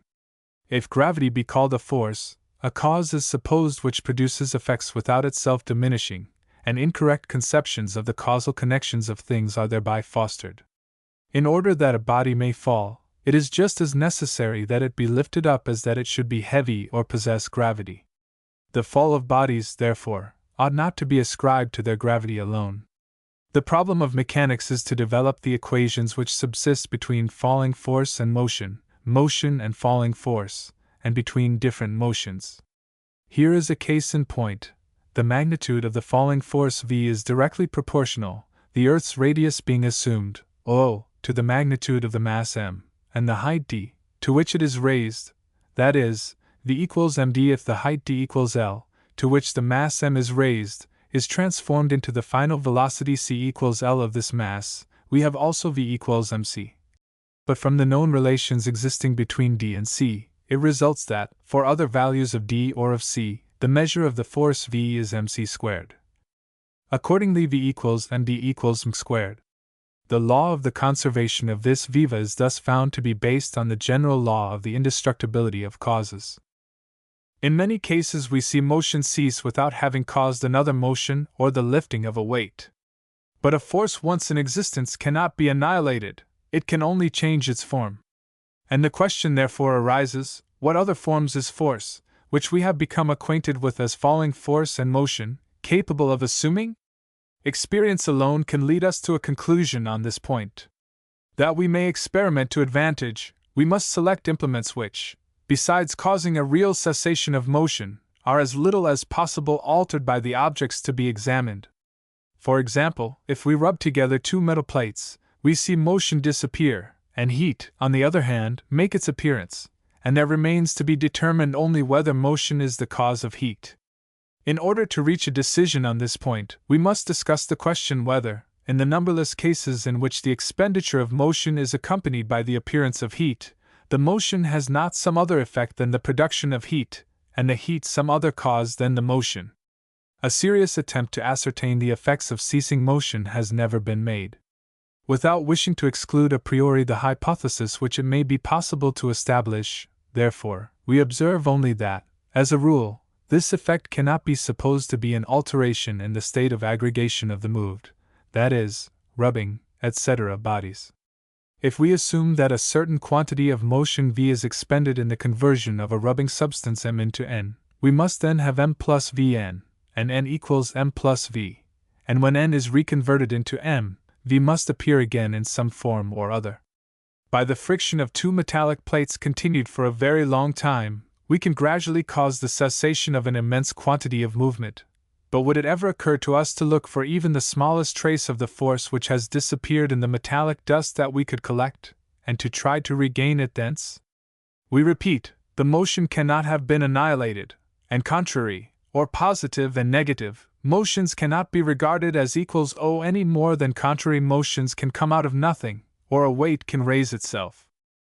Without the recognition of a causal relation between motion and heat, it is just as difficult to explain the production of heat as it is to give any account of the motion that disappears. The heat cannot be derived from the diminution of the volume of the rubbing substances. It is well known that two pieces of ice may be melted by rubbing them together in vacuo, but let any one try to convert ice into water by pressure, however enormous. The author has found that water undergoes a rise of temperature when shaken violently. The water so heated, from 12 to 13 degrees centigrade, has a greater bulk after being shaken than it had before.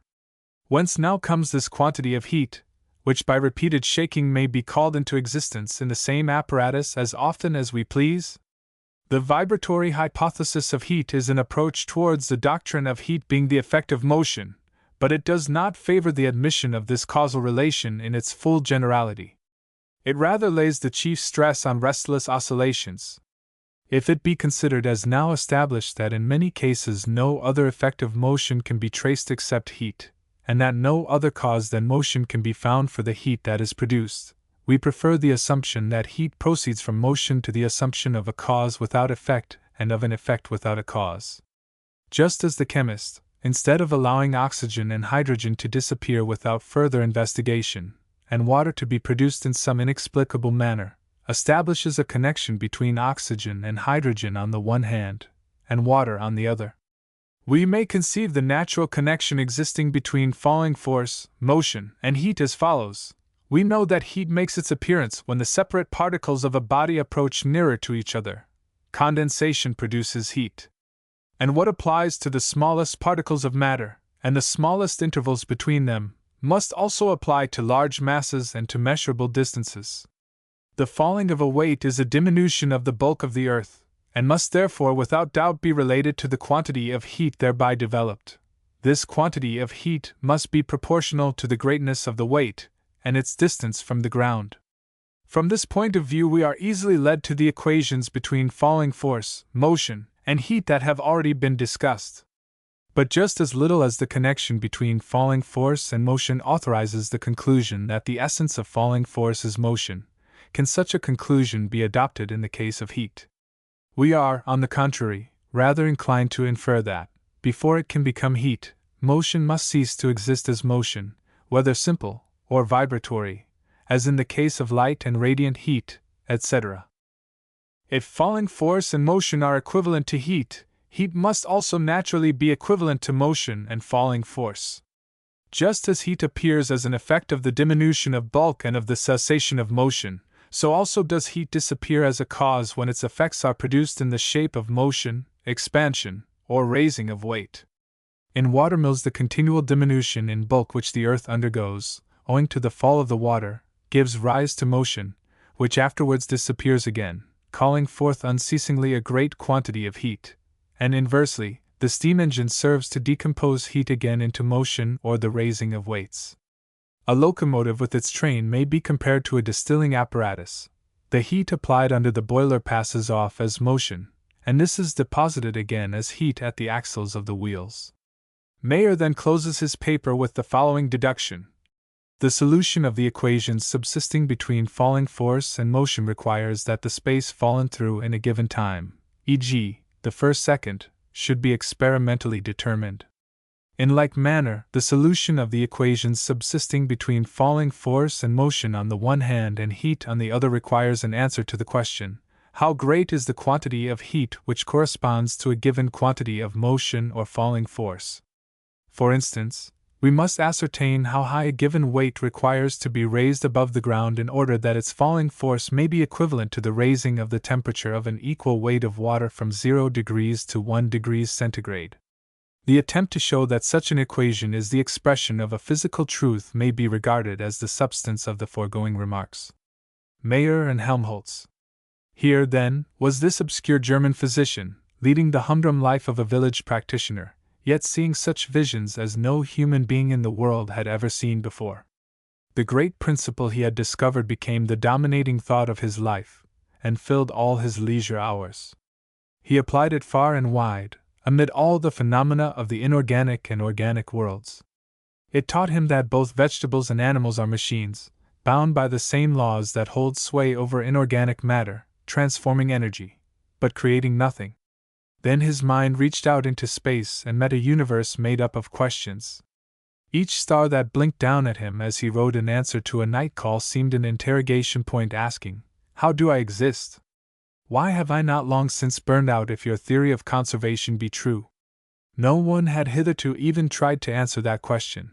Few had so much as realized that it demanded an answer. But the Heilbronn physician understood the question and found an answer. His meteoric hypothesis, published in 1848, gave for the first time a tenable explanation of the persistent light and heat of our sun and the myriad other suns, an explanation to which we shall recur in another connection. All this time our isolated philosopher, his brain aflame with the glow of creative thought, was quite unaware that any one else in the world was working along the same lines. And the outside world was equally heedless of the work of the Heilbronn physician. There was no friend to inspire enthusiasm and give courage, no kindred spirit to react on this masterful but lonely mind. And this is the more remarkable because there are few other cases where a master originator in science has come upon the scene except as the pupil or friend of some other master originator. Of the men we have noticed in the present connection, Young was the friend and confrère of Davy, Davy, the protégé of Rumford, Faraday, the pupil of Davy, Fresnel, the co-worker with Arago, Colding, the confrère of Ørsted, Joule, the pupil of Dalton. But Mayer is an isolated phenomenon, one of the lone mountain peak intellects of the century. That estimate may be exaggerated which has called him the Galileo of the 19th century, but surely no lukewarm praise can do him justice. Yet for a long time his work attracted no attention whatever. In 1847, when another German physician, Hermann von Helmholtz, one of the most massive and towering intellects of any age, had been independently led to comprehension of the doctrine of the conservation of energy and published his treatise on the subject, he had hardly heard of his countryman Mayer. When he did hear of him, however, he hastened to renounce all claim to the doctrine of conservation, though the world at large gives him credit of independent even though subsequent discovery. Joule's paper of 1843. Meantime, in England, Joule was going on from one experimental demonstration to another, oblivious of his German competitors and almost as little noticed by his own countrymen. He read his first paper before the chemical section of the British Association for the Advancement of Science in 1843, and no one heeded it in the least. It is well worth our while, however, to consider it at length. It bears the title, On the Calorific Effects of Magnetoelectricity and the Mechanical Value of Heat. The full text, as published in the report of the British Association, is as follows. Although it has been long known that fine platinum wire can be ignited by magnetoelectricity, it still remained a matter of doubt whether heat was evolved by the coils in which the magnetoelectricity was generated, and it seemed indeed not unreasonable to suppose that cold was produced there in order to make up for the heat evolved by the other part of the circuit. The author therefore has endeavored to clear up this uncertainty by experiment. His apparatus consisted of a small compound electromagnet, immersed in water, revolving between the poles of a powerful stationary magnet. The magnetoelectricity developed in the coils of the revolving electromagnet was measured by an accurate galvanometer, and the temperature of the water was taken before and after each experiment by a very delicate thermometer. The influence of the temperature of the surrounding atmospheric air was guarded against by covering the revolving tube with flannel, etc., and by the adoption of a system of interpolation. By an extensive series of experiments with the above apparatus, the author succeeded in proving that heat is evolved by the coils of the magnetoelectrical machine, as well as by any other part of the circuit, in proportion to the resistance to conduction of the wire and the square of the current, the magneto having, under comparable circumstances, the same calorific power as the voltaic electricity. Professor Jacobi, of St. Petersburg, had shown that the motion of an electromagnetic machine generates magnetoelectricity in opposition to the voltaic current of the battery. The author had observed the same phenomenon on arranging his apparatus as an electromagnetic machine, but had found that no additional heat was evolved on account of the conflict of forces in the coil of the electromagnet, and that the heat evolved by the coil remained, as before, proportional to the square of the current. Again, by turning the machine contrary to the direction of the attractive forces, so as to increase the intensity of the voltaic current by the assistance of the magnetoelectricity, he found that the evolution of heat was still proportional to the square of the current. The author discovered, therefore, that the heat evolved by the voltaic current is invariably proportional to the square of the current, however the intensity of the current may be varied by magnetic induction. But Dr. Faraday has shown that the chemical effects of the current are simply as its quantity. Therefore he concluded that in the electromagnetic engine a part of the heat due to the chemical actions of the battery is lost by the circuit, and converted into mechanical power, and that when the electromagnetic engine is turned contrary to the direction of the attractive forces, a greater quantity of heat is evolved by the circuit than is due to the chemical reactions of the battery, the overplus quantity being produced by the conversion of the mechanical force exerted in turning the machine. By a dynamometrical apparatus attached to his machine, the author has ascertained that, in all the above cases, a quantity of heat, capable of increasing the temperature of a pound of water by 1 degree of Fahrenheit scale, is equal to the mechanical force capable of raising a weight of about 830 pounds to the height of 1 foot. 2. Joule or Mayer? 2 years later Joule wished to read another paper, but the chairman hinted that time was limited, and asked him to confine himself to a brief verbal synopsis of the results of his experiments. Had the chairman but known it, he was curtailing a paper vastly more important than all the other papers of the meeting put together. However, the synopsis was given, and one man was there to hear it who had the genius to appreciate its importance. This was William Thomson, the present Lord Kelvin, now known to all the world as among the greatest of natural philosophers, but then only a novitiate in science. He came to Joule's aid, started rolling the ball of controversy, and subsequently associated himself with the Manchester experimenter in pursuing his investigations. But meantime the acknowledged leaders of British science viewed the new doctrine askance. Faraday, Brewster, Herschel, those were the great names in physics at that day, and no one of them could quite accept the new views regarding energy.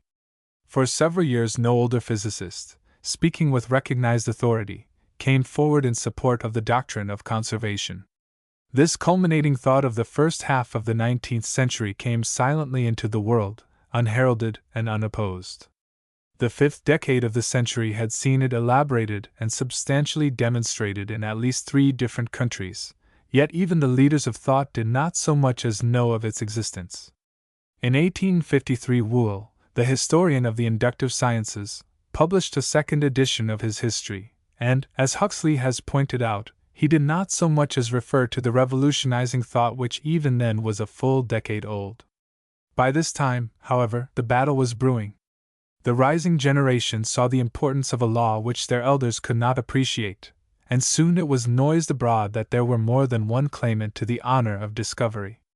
Chiefly through the efforts of Professor Tyndall, the work of Mayer became known to the British public, and a most regrettable controversy ensued between the partisans of Mayer and those of Joule, a bitter controversy, in which Davy's contention that science knows no country was not always regarded, and which left its scars upon the hearts and minds of the great men whose personal interests were involved.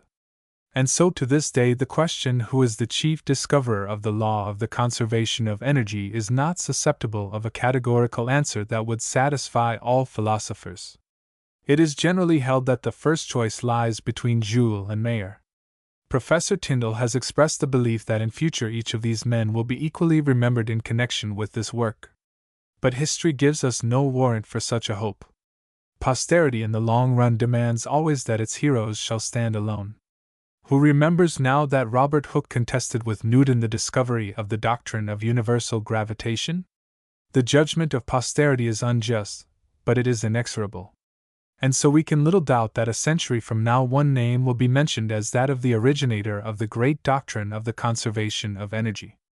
The man whose name is thus remembered will perhaps be spoken of as the Galileo, the Newton, of the 19th century, but whether the name thus dignified by the final verdict of history will be that of Colding, Moore, Mayer, Helmholtz, or Joule, is not as yet decided. Lord Kelvin and the dissipation of energy. The gradual permeation of the field by the great doctrine of conservation simply repeated the history of the introduction of every novel and revolutionary thought. Necessarily the elder generation, to whom all forms of energy were imponderable fluids, must pass away before the new conception could claim the field. Even the word energy, though Young had introduced it in 1807, did not come into general use till some time after the middle of the century. To the generality of philosophers, the word physicist was even less in favor at this time. The various forms of energy were still subtle fluids, and never was idea relinquished with greater unwillingness than this. The experiments of Young and Fresnel had convinced a large number of philosophers that light is a vibration and not a substance, but so great an authority as by it clung to the old emission idea to the end of his life, in 1862, and held the following. Meantime, however, the company of brilliant young men who had just served their apprenticeship when the doctrine of conservation came upon the scene had grown into authoritative positions, and were battling actively for the new ideas. Confirmatory evidence that energy is a molecular motion and not an imponderable form of matter accumulated day by day. The experiments of 2 Frenchmen, Hippolyte L. Fizeau and Léon Foucault, served finally to convince the last lingering skeptics that light is an undulation, and by implication brought heat into the same category, since James David Forbes, the Scotch physicist, had shown in 1837 that radiant heat conforms to the same laws of polarization and double refraction that govern light. But, for that matter, the experiments that had established the mechanical equivalent of heat hardly left room for doubt as to the immateriality of this imponderable. Doubters had indeed expressed skepticism as to the validity of Joule's experiments, but the further researches, experimental and mathematical, of such workers as Thomson, Lord Kelvin, Rankine, and Tyndall in Great Britain, of Helmholtz and Clausius in Germany, and of Regnault in France, dealing with various manifestations of heat, placed the evidence beyond the reach of criticism. Out of these studies, just at the middle of the century, to which the experiments of Mayer and Joule had led, grew the new science of thermodynamics. Out of them also grew in the mind of one of the investigators a new generalization, only second in importance to the doctrine of conservation itself.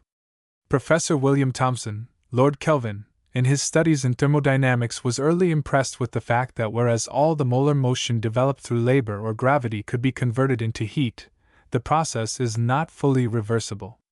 Heat can, indeed, be converted into molar motion or work, but in the process a certain amount of the heat is radiated into space and lost. The same thing happens whenever any other form of energy is converted into molar motion. Indeed, every transmutation of energy, of whatever character, seems complicated by a tendency to develop heat, part of which is lost.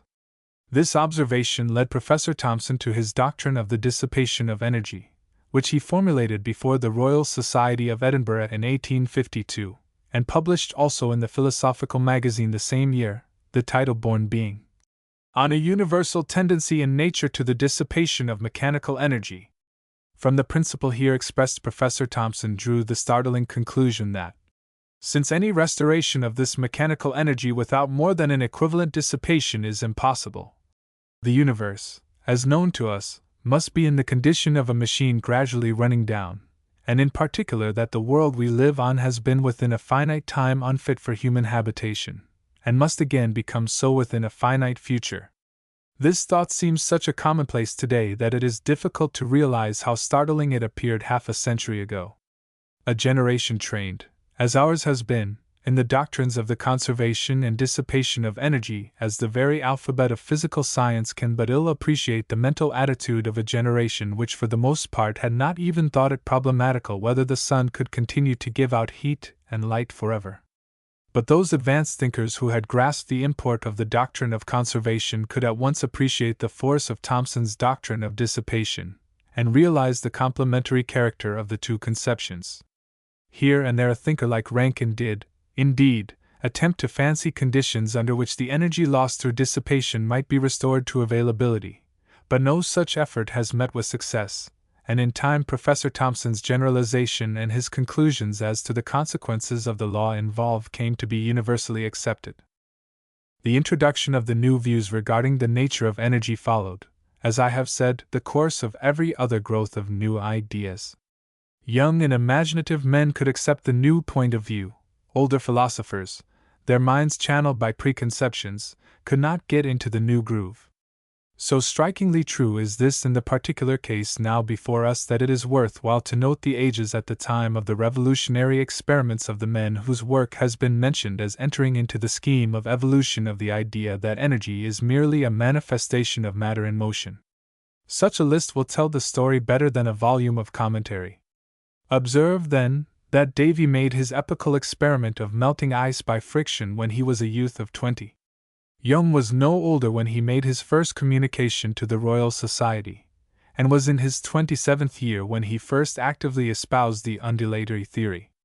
Fresnel was 26 when he made his first important discoveries in the same field, and Arago, who at once became his champion, was then but 2 years his senior, though for a decade he had been so famous that one involuntarily thinks of him as belonging to an elder generation. Forbes was under 30 when he discovered the polarization of heat, which pointed the way to Moore, then 31, to the mechanical equivalent. Joule was 22 in 1840, when his great work was begun, and Mayer, whose discoveries date from the same year, was then 26, which was also the age of Helmholtz when he published his independent discovery of the same law. William Thomson was a youth just past his majority when he came to the aid of Joule before the British Society, and but 7 years older when he formulated his own doctrine of the dissipation of energy. And Clausius and Rankine, who are usually mentioned with Thomson as the great developers of thermodynamics, were both far advanced with their novel studies before they were 30. With such a list in mind, we may well agree with the father of inductive science that the man who is young in years may be old in hours. Yet we must not forget that the shield has a reverse side. For was not the greatest of observing astronomers, Herschel, past 35 before he ever saw a telescope, and past 50 before he discovered the heat rays of the spectrum? And had not Faraday reached middle life before he turned his attention especially to electricity? Clearly, then, to make this phrase complete, Bacon should have added that the man who is old in years may be young in imagination. Here, however, even more appropriate than in the other case, more's the pity, would have been the application of his qualifying clause. But that happeneth rarely. The final unification. There are only a few great generalizations as yet thought out in any single field of science. Naturally, then, after a great generalization has found definitive expression, there is a period of lull before another forward move. In the case of the doctrines of energy, the lull has lasted half a century. Throughout this period, it is true, a multitude of workers have been delving in the field, and to the casual observer it might seem as if their activity had been boundless, while the practical applications of their ideas, as exemplified, for example, in the telephone, phonograph, electric light, and so on, have been little less than revolutionary. Yet the most competent of living authorities, Lord Kelvin, could assert in 1895 that in 50 years he had learned nothing new regarding the nature of energy. This, however, must not be interpreted as meaning that the world has stood still during these 2 generations. It means rather that the rank and file have been moving forward along the road the leaders had already traveled. Only a few men in the world had the range of thought regarding the new doctrine of energy that Lord Kelvin had at the middle of the century. The few leaders then saw clearly enough that if one form of energy is in reality merely an undulation or vibration among the particles of ponderable matter or of ether, all other manifestations of energy must be of the same nature. But the rank and file were not even within sight of this truth for a long time after they had partly grasped the meaning of the doctrine of conservation. When, late in the 50s, that marvelous young Scotchman, James Clerk Maxwell, formulating in other words an idea of Faraday's, expressed his belief that electricity and magnetism are but manifestations of various conditions of stress and motion in the ethereal medium, electricity a displacement of strain, magnetism a whirl in the ether, the idea met with no immediate popularity. And even less cordial was the reception given the same thinker's theory, put forward in 1863, that the ethereal undulations producing the phenomenon we call light differ in no respect except in their wavelength from the pulsations of electromagnetism. At about the same time Helmholtz formulated a somewhat similar electromagnetic theory of light. But even the weight of this combined authority could not give the doctrine vogue until very recently, when the experiments of Heinrich Hertz, the pupil of Helmholtz, have shown that a condition of electrical strain may be developed into a wave system by recurrent interruptions of the electric state in the generator, and that such waves travel through the ether with the rapidity of light. Since then, the electromagnetic theory of light has been enthusiastically referred to as the greatest generalization of the century. But the sober thinker must see that it is really only what Hertz himself called it, one pier beneath the great arch of conservation. It is an interesting detail of the architecture, but the part cannot equal the size of the whole. More than that, this particular pier is as yet by no means a very firm one. It has, indeed, been demonstrated that waves of electromagnetism pass through space with the speed of light, but as yet no one has developed electric waves even remotely approximating the shortness of the visual rays. The most that can positively be asserted, therefore, is that all the known forms of radiant energy, heat, light, electromagnetism, travel through space at the same rate of speed, and consist of transverse vibrations, lateral quivers, as Fresnel said of light, known to differ in length, and not positively known to differ otherwise. It has, indeed, been suggested that the newest form of radiant energy, the famous X-ray of Professor Röntgen's discovery, is a longitudinal vibration, but this is a mere surmise. Be that as it may, there is no one now to question that all forms of radiant energy, whatever their exact affinities, consist essentially of undulatory motions of one uniform medium. A full century of experiment, calculation, and controversy has thus sufficed to correlate the imponderable fluids of our forebears, and reduce them all to manifestations of motion among particles of matter. At first glimpse that seems an enormous change of view. And yet, when closely considered, that change in thought is not so radical as the change in phrase might seem to imply. For the 19th century physicist, in displacing the imponderable fluids, of many kinds, one each for light, heat, electricity, magnetism, has been obliged to substitute for them one all-pervading fluid, whose various quivers, waves, ripples, whirls or strains produce the manifestations which in popular parlance are termed forms of force. This all-pervading fluid the physicist terms the ether, and he thinks of it as having no weight. In effect, then, the physicist has dispossessed the many imponderables in favor of a single imponderable, though the word imponderable has been banished from his vocabulary. In this view, the ether, which, considered as a recognized scientific verity, is essentially a 19th century discovery, is about the most interesting thing in the universe. Something more as to its properties, real or assumed, we shall have occasion to examine as we turn to the obverse side of physics, which demands our attention in the next chapter. 9.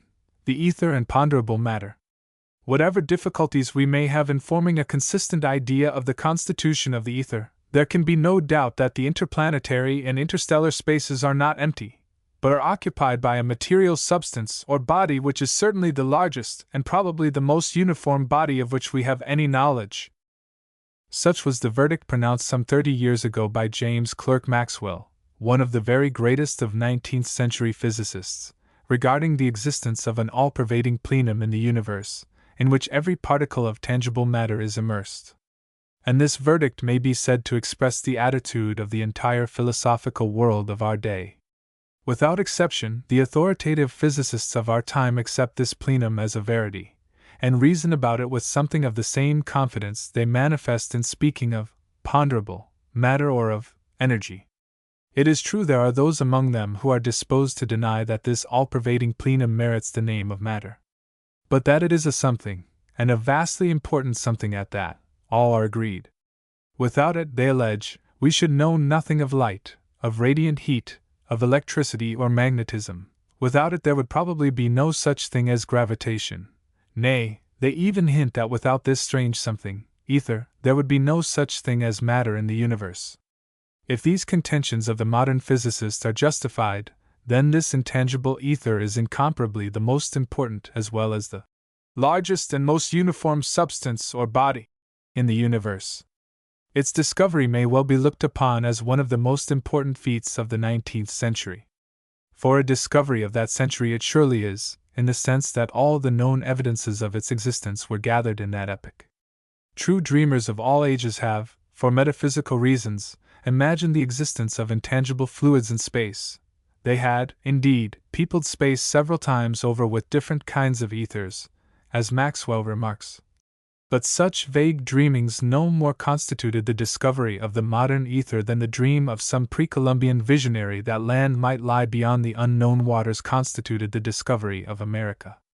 In justice it must be admitted that Huygens, the 17th century originator of the undulatory theory of light, caught a glimpse of the true ether, but his contemporaries and some 8 generations of his successors were utterly deaf to his claims. So he bears practically the same relation to the 19th century discoverers of ether that the Norseman bears to Columbus. The true Columbus of the ether was Thomas Young. His discovery was consummated in the early days of the 19th century, when he brought forward the first, conclusive proofs of the undulatory theory of light. To say that light consists of undulations is to postulate something that undulates, and this something could not be air, for air exists only in infinitesimal quantity, if at all, in the interstellar spaces, through which light freely penetrates. But if not air, what then? Why, clearly, something more intangible than air, something supersensible, evading all direct efforts to detect it, yet existing everywhere in seemingly vacant space, and also interpenetrating the substance of all transparent liquids and solids, if not, indeed, of all tangible substances. This intangible something Young rechristened the luminiferous ether. In the early days of his discovery, Young thought of the undulations which produce light and radiant heat as being longitudinal, a forward and backward pulsation, corresponding to the pulsations of sound, and as such pulsations can be transmitted by a fluid medium with the properties of ordinary fluids, he was justified in thinking of the ether as being like a fluid in its properties, except for its extreme intangibility. But about 1818 the experiments of Fresnel and Arago with polarization of light made it seem very doubtful whether the theory of longitudinal vibrations is sufficient, and it was suggested by Young, and independently conceived and demonstrated by Fresnel, that the luminiferous undulations are not longitudinal, but transverse, and all the more recent experiments have tended to confirm this view. But it happens that ordinary fluids, gases and liquids, cannot transmit lateral vibrations. Only rigid bodies are capable of such a vibration. So it became necessary to assume that the luminiferous ether is a body possessing elastic rigidity, a familiar property of tangible solids, but one quite unknown among fluids. The idea of transverse vibrations carried with it another puzzle. Why does not the ether, when set aquiver with the vibration which gives us the sensation we call light, have produced in its substance subordinate quivers, setting out at right angles from the path of the original quiver? Such perpendicular vibrations seem not to exist, else we might see around a corner. How explain their absence? The physicists could think of but one way: they must assume that the ether is incompressible. It must fill all space, at any rate, all space with which human knowledge deals, perfectly full. These properties of the ether, incompressibility and elastic rigidity, are quite conceivable by themselves, but difficulties of thought appear when we reflect upon another quality which the ether clearly must possess, namely, frictionlessness. By hypothesis, this rigid, incompressible body pervades all space, embedding every particle of tangible matter, yet it seems not to retard the movements of this matter in the slightest degree. This is undoubtedly the most difficult to comprehend of the alleged properties of the ether. The physicist explains it as due to the perfect elasticity of the ether, in virtue of which it closes in behind a moving particle with a push exactly counterbalancing the stress required to penetrate it in front. To a person unaccustomed to think of seemingly solid matter as really composed of particles relatively wide apart, it is hard to understand the claim that ether penetrates the substance of solids, of glass, for example, and, to use Young's expression, which we have previously quoted, moves among them as freely as the wind moves through a grove of trees. This thought, however, presents few difficulties to the mind accustomed to philosophical speculation. But the question early arose in the mind of Fresnel whether the ether is not considerably affected by contact with the particles of solids. Some of his experiments led him to believe that a portion of the ether which penetrates among the molecules of tangible matter is held captive, so to speak, and made to move along with these particles. He spoke of such portions of the ether as bound ether, in contradistinction to the great mass of free ether. Half a century after Fresnel's death, when the ether hypothesis had become an accepted tenet of science, experiments were undertaken by Fizeau in France, and by Clerk Maxwell in England, to ascertain whether any portion of ether is really thus bound to particles of matter, but the results of the experiments were negative, and the question is still undetermined. While the undulatory theory of light was still fighting its way, another kind of evidence favoring the existence of an ether was put forward by Michael Faraday, who, in the course of his experiments in electrical and magnetic induction, was led more and more to perceive definite lines or channels of force in the mediums subject to electromagnetic influence. Faraday's mind, like that of Newton and many other philosophers, rejected the idea of action at a distance, and he felt convinced that the phenomena of magnetism and of electric induction told strongly for the existence of an invisible plenum everywhere in space, which might very probably be the same plenum that carries the undulations of light and radiant heat. Then, about the middle of the century, came that final revolution of thought regarding the nature of energy which we have already outlined in the preceding chapter, and with that the case for ether was considered to be fully established.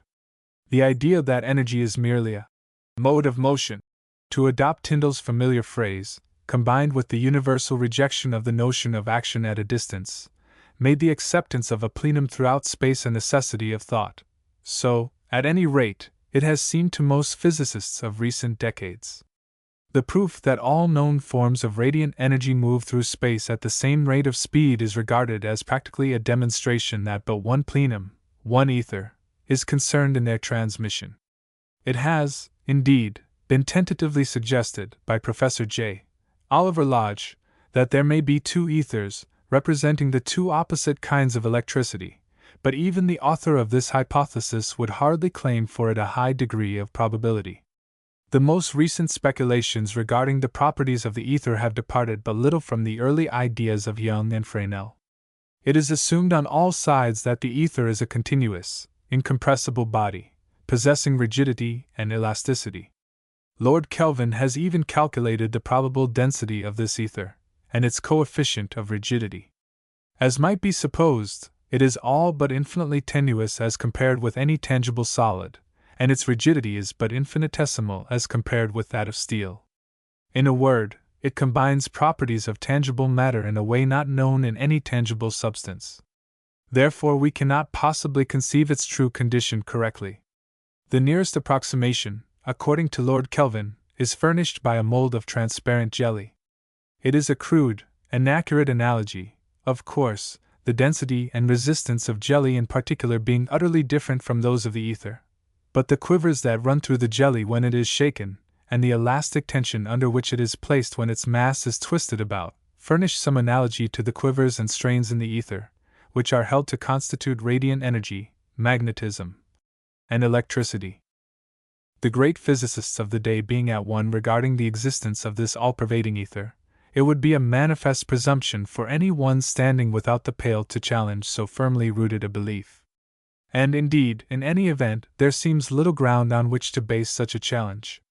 Yet it may not be altogether amiss to reflect that the physicist of today is no more certain of his ether than was his predecessor of the 18th century of the existence of certain alleged substances which he called phlogiston, caloric, corpuscles of light, and magnetic and electric fluids. It would be but the repetition of history should it chance that before the close of another century the ether should have taken its place along with these discarded creations of the scientific imagination of earlier generations.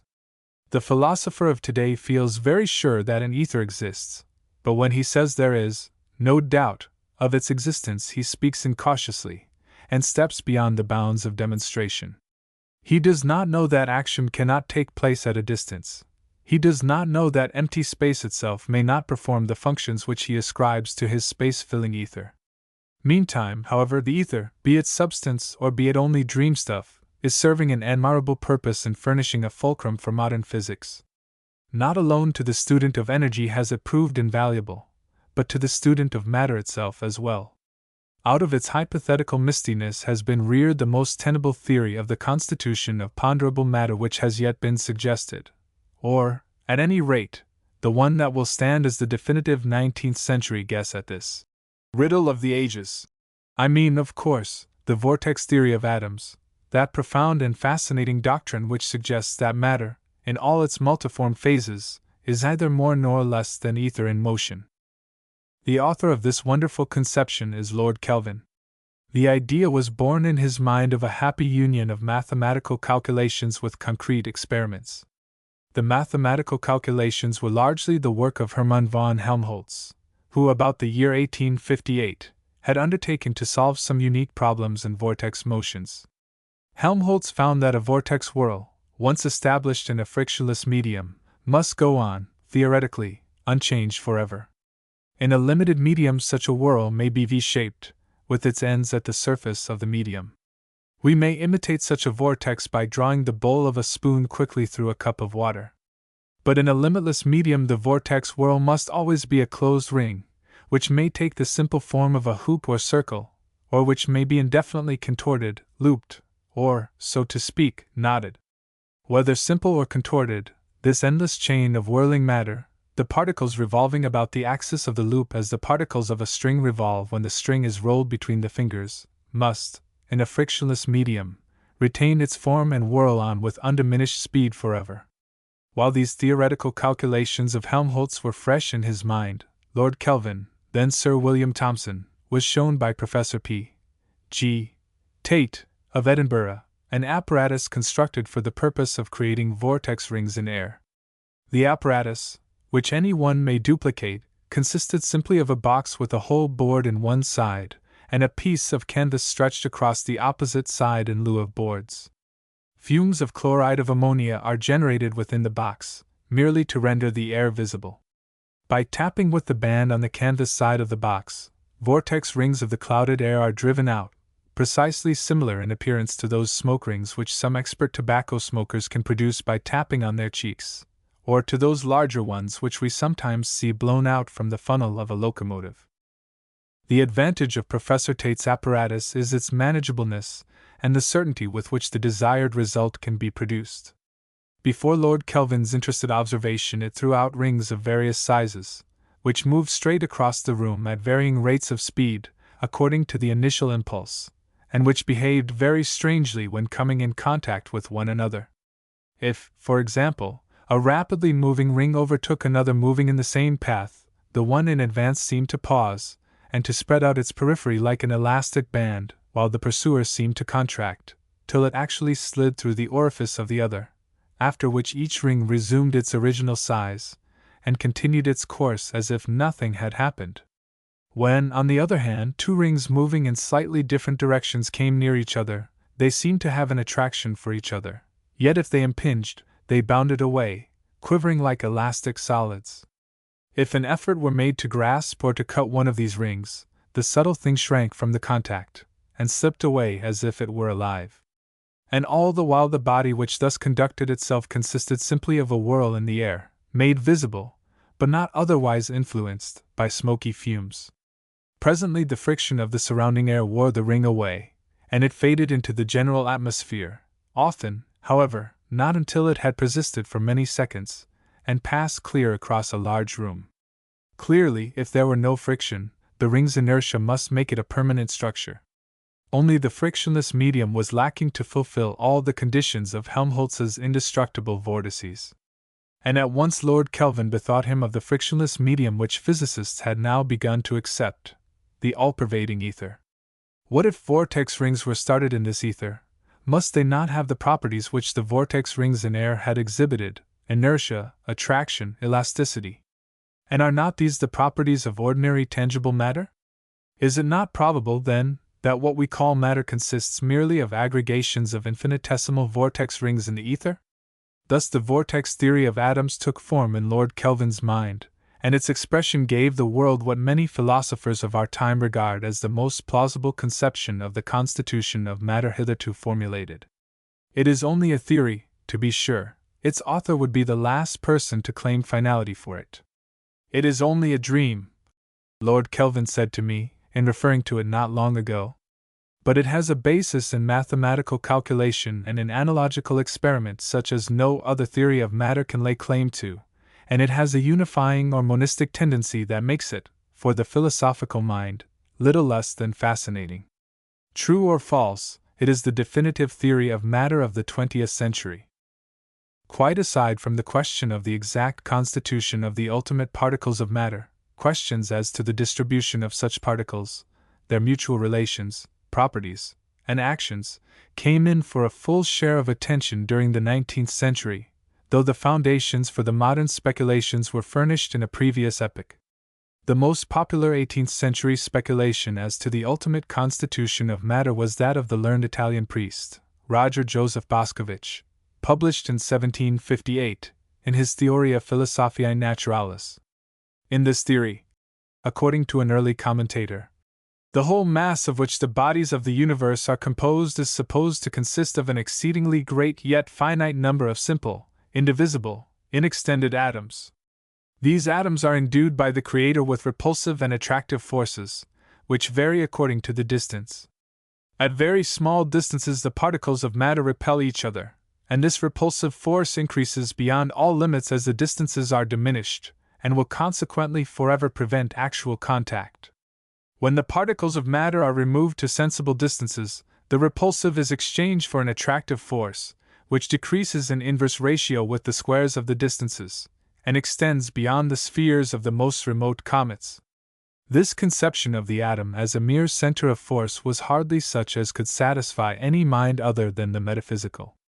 No one made a conspicuous attempt to improve upon the idea, however, till just at the close of the century, when Humphrey Davy was led, in the course of his studies of heat, to speculate as to the changes that occur in the intimate substance of matter under altered conditions of temperature. Davy, as we have seen, regarded heat as a manifestation of motion among the particles of matter. As all bodies with which we come in contact have some temperature, Davy inferred that the intimate particles of every substance must be perpetually in a state of vibration.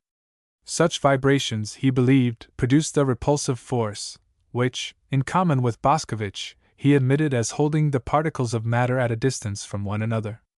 To heat a substance means merely to increase the rate of vibration of its particles, thus also, plainly, increasing the repulsive forces and expanding the bulk of the mass as a whole. If the degree of heat applied be sufficient, the repulsive force may become strong enough quite to overcome the attractive force, and the particles will separate and tend to fly away from one another, the solid then becoming a gas. Not much attention was paid to these very suggestive ideas of Davy, because they were founded on the idea that heat is merely a motion, which the scientific world then repudiated. But half a century later, when the new theories of energy had made their way, there came a revival of practically the same ideas of the particles of matter, molecules they were now called, which Davy had advocated. Then it was that Clausius in Germany and Clerk Maxwell in England took up the investigation of what came to be known as the kinetic theory of gases, the now familiar conception that all the phenomena of gases are due to the helter-skelter flight of the showers of widely separated molecules of which they are composed. The specific idea that the pressure or spring of gases is due to such molecular impacts was due to Daniel Bernoulli, who advanced it early in the 18th century. The idea, then little noticed, had been revived about a century later by William Hirapath, and again with some success by J. Waterston, of Bombay, about 1846, but it gained no distinct footing until taken in hand by Clausius in 1857 and by Clerk Maxwell in 1859. The considerations that led Clerk Maxwell to take up the computations may be stated in his own words, as formulated in a paper on the motions and collisions of perfectly elastic spheres. So many of the properties of matter, especially when in the gaseous form, he says, can be deduced from the hypothesis that their minute parts are in rapid motion, the velocity increasing with the temperature, that the precise nature of this motion becomes a subject of rational curiosity. Daniel Bernoulli, Hirapath, Joule, Kronig, Clausius, etc., have shown that the relations between pressure, temperature, and density in a perfect gas can be explained by supposing the particles to move with uniform velocities in straight lines, striking against the sides of the containing vessel and thus producing pressure. It is not necessary to suppose each particle to travel to any great distance in the same straight line, for the effect in producing pressure will be the same if the particles strike against each other, so that the straight line described may be very short. Clausius has determined the mean length of path in terms of the average of the particles, and the distance between the centers of two particles when the collision takes place. We have at present no means of ascertaining either of these distances, but certain phenomena, such as the internal friction of gases, the conduction of heat through a gas, and the diffusion of one gas through another, seem to indicate the possibility of determining accurately the mean length of path which a particle describes between two successive collisions.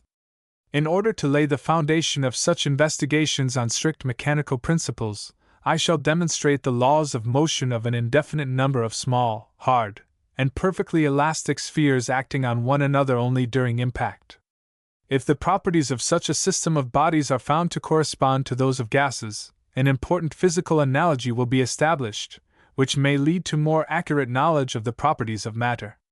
If experiments on gases are inconsistent with the hypothesis of these propositions, then our theory, though consistent with itself, is proved to be incapable of explaining the phenomena of gases. In either case, it is necessary to follow out these consequences of the hypothesis. Instead of saying that the particles are hard, spherical, and elastic, we may, if we please, say the particles are centers of force, of which the action is insensible except at a certain very small distance, when it suddenly appears as a repulsive force of very great intensity. It is evident that either assumption will lead to the same results. For the sake of avoiding the repetition of a long phrase about these repulsive bodies, I shall proceed upon the assumption of perfectly elastic spherical bodies. If we suppose those aggregate molecules which move together to have a bounding surface which is not spherical, then the rotatory motion of the system will close up a certain proportion of the whole vis viva, as has been shown by Clausius, and in this way we may account for the value of the specific heat being greater than on the more simple hypothesis. 1. The elaborate investigations of Clerk Maxwell served not merely to substantiate the doctrine, but threw a flood of light upon the entire subject of molecular dynamics. Soon the physicists came to feel as certain of the existence of these showers of flying molecules making up a gas as if they could actually see and watch their individual actions. Through study of the viscosity of gases, that is to say, of the degree of frictional opposition they show to an object moving through them or to another current of gas, an idea was gained, with the aid of mathematics, of the rate of speed at which the particles of the gas are moving, and the number of collisions which each particle must experience in a given time, and of the length of the average free path traversed by the molecule between collisions. These measurements were confirmed by study of the rate of diffusion at which different gases mix together, and also by the rate of diffusion of heat through a gas, both these phenomena being chiefly due to the helter-skelter flight of the molecules. It is sufficiently astonishing to be told that such measurements as these have been made at all, but the astonishment grows when one hears the results. It appears from Clerk Maxwell's calculations that the mean free path, or distance traversed by the molecules between collisions in ordinary air, is about 1/2 millionth of an inch, while the speed of the molecules is such that each one experiences about 8 billions of collisions per second. It would be hard, perhaps, to cite an illustration showing the refinements of modern physics better than this, unless, indeed, one other result that followed directly from these calculations be considered such, the feat, namely, of measuring the size of the molecules themselves. Clausius was the first to point out how this might be done from a knowledge of the length of free path, and the calculations were made by Loschmidt in Germany and by Lord Kelvin in England, independently. The work is purely mathematical, of course, but the results are regarded as unassailable. Indeed, Lord Kelvin speaks of them as being absolutely demonstrative within certain limits of accuracy. This does not mean, however, that they show the exact dimensions of the molecule. It means an estimate of the limits of size within which the actual size of the molecule may lie. These limits, Lord Kelvin estimates, are about the 1/10 millionth of a centimeter for the maximum, and the 1/100 millionth of a centimeter for the minimum. Such figures convey no particular meaning to our blunt senses, but Lord Kelvin has given a tangible illustration that aids the imagination to at least a vague comprehension of the unthinkable smallness of the molecule.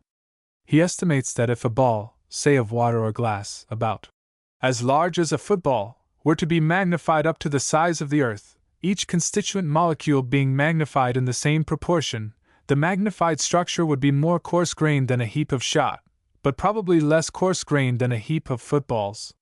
Several other methods have been employed to estimate the size of molecules. One of these is based upon the phenomena of contact electricity, another upon the wave theory of light, and another upon capillary attraction, as shown in the tense film of a soap bubble. No one of these methods gives results more definite than that due to the kinetic theory of gases, just outlined, but the important thing is that the results obtained by these different methods, all of them due to Lord Kelvin, agree with one another in fixing the dimensions of the molecule at somewhere about the limits already mentioned.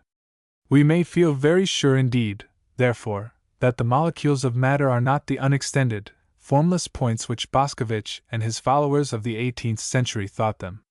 But all this, it must be borne in mind, refers to the molecule, not to the ultimate particle of matter, about which we shall have more to say in another connection.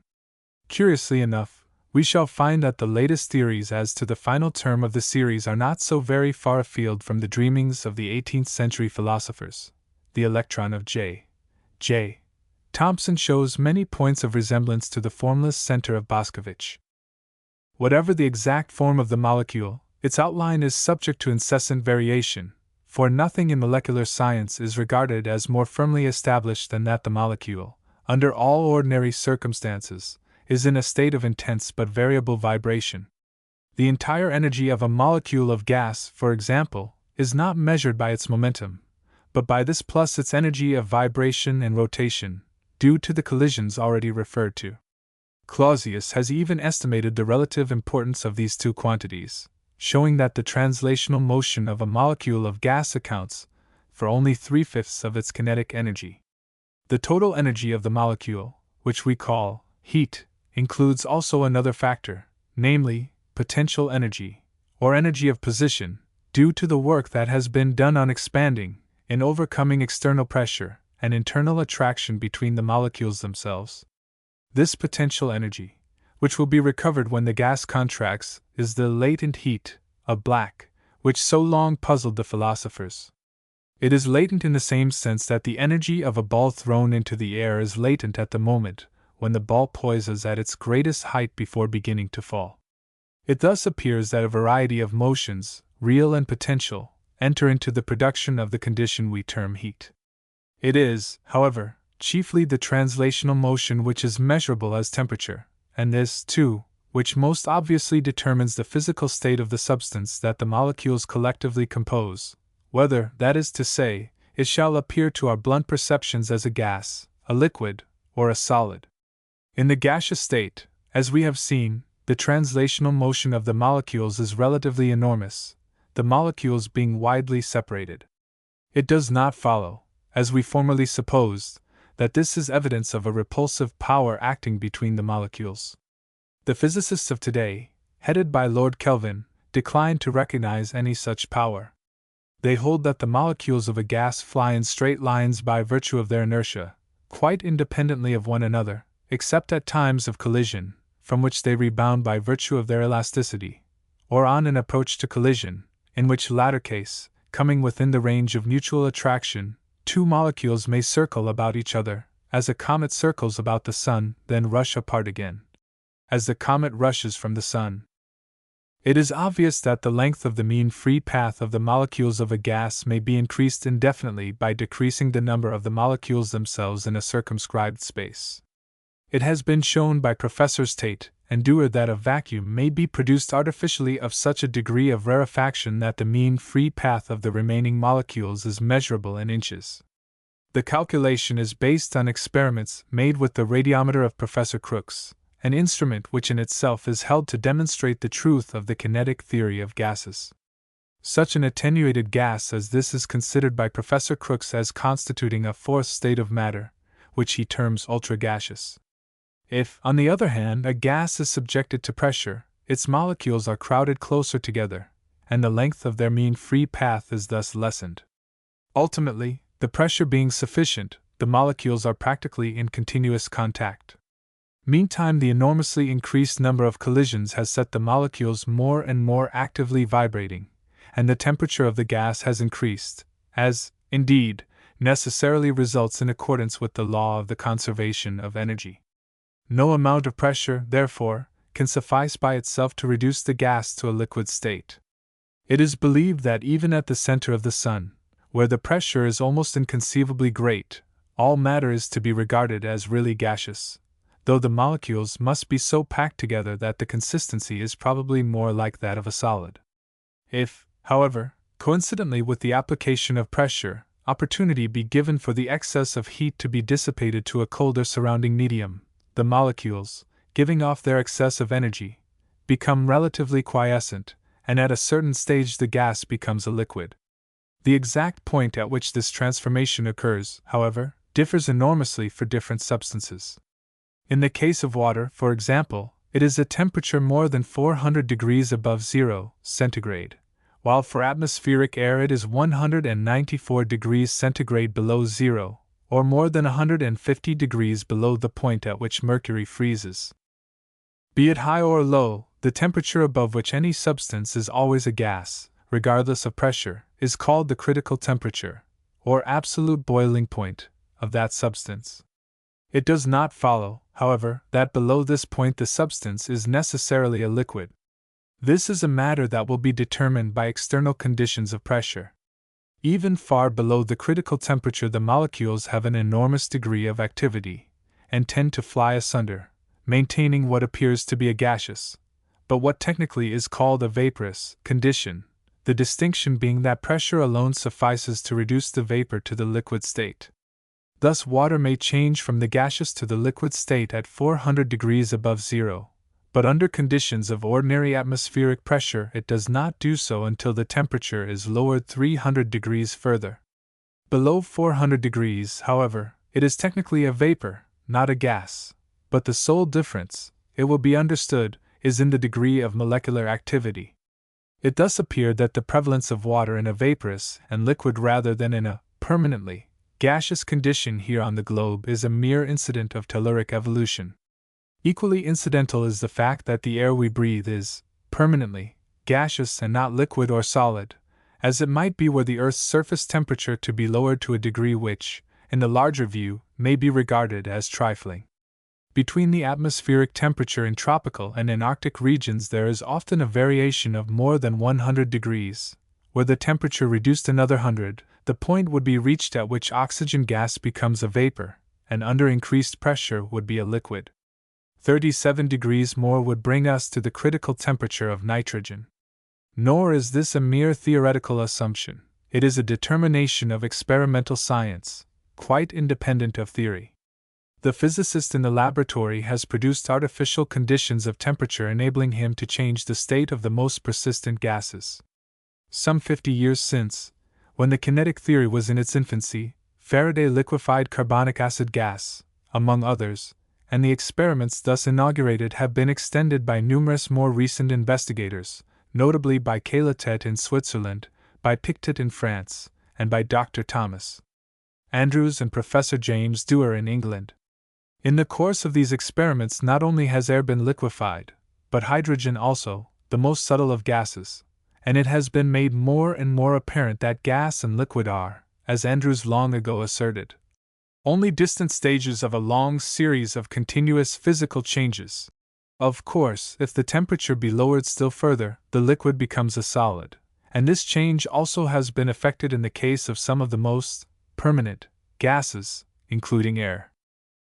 The degree of cold, that is, of absence of heat, thus produced is enormous, relatively to anything of which we have experience in nature here at the earth now, yet the molecules of solidified air, for example, are not absolutely quiescent. In other words, they still have a temperature, though so very low. But it is clearly conceivable that a stage might be reached at which the molecules became absolutely quiescent, as regards either translational or vibratory motion. Such a heatless condition has been approached, but as yet not quite attained, in laboratory experiments. It is called the absolute zero of temperature, and is estimated to be equivalent to 273 degrees centigrade below the freezing point of water, or ordinary zero. A temperature, or absence of temperature, closely approximating this is believed to obtain in the ethereal ocean of interplanetary and interstellar space, which transmits, but is thought not to absorb, radiant energy. We here on the Earth's surface are protected from exposure to this cold, which would deprive every organic thing of life almost instantaneously, solely by the thin blanket of atmosphere with which the globe is coated. It would seem as if this atmosphere, exposed to such a temperature at its surface, must there be incessantly liquefied, and thus fall back like rain to be dissolved into gas again while it still is many miles above the Earth's surface. This may be the reason why its scurrying molecules have not long ago wandered off into space and left the world without protection. But whether or not such liquefaction of the air now occurs in our outer atmosphere, there can be no question as to what must occur in its entire depth were we permanently shut off from the heating influence of the sun, as the astronomers threaten that we may be in a future age. Each molecule, not alone of the atmosphere, but of the entire Earth's substance, is kept aquiver by the energy which it receives, or has received, directly or indirectly, from the sun. Left to itself, each molecule would wear out its energy and fritter it off into the space about it, ultimately running completely down, as surely as any human-made machine whose power is not from time to time restored. If, then, it shall come to pass in some future age that the sun's rays fail us, the temperature of the globe must gradually sink towards the absolute zero. That is to say, the molecules of gas which now fly about at such inconceivable speed must drop helpless to the earth. Liquids must in turn become solids, and solids themselves, their molecular quivers utterly stilled, may perhaps take on properties the nature of which we cannot surmise. Yet even then, according to the current hypothesis, the heatless molecule will still be a thing instinct with life. Its vortex whirl will still go on, uninfluenced by the dying out of those subordinate quivers that produce the transitory effect which we call temperature. For those transitory thrills, though determining the physical state of matter as measured by our crude organs of sense, were no more than non-essential incidents. But the vortex whirl is the essence of matter itself. Some estimates as to the exact character of this intramolecular motion, together with recent theories as to the actual structure of the molecule, will claim our attention in a later volume. We shall also have occasion in another connection to make fuller inquiry as to the phenomena of low temperature. Table of contents for the 5 volumes.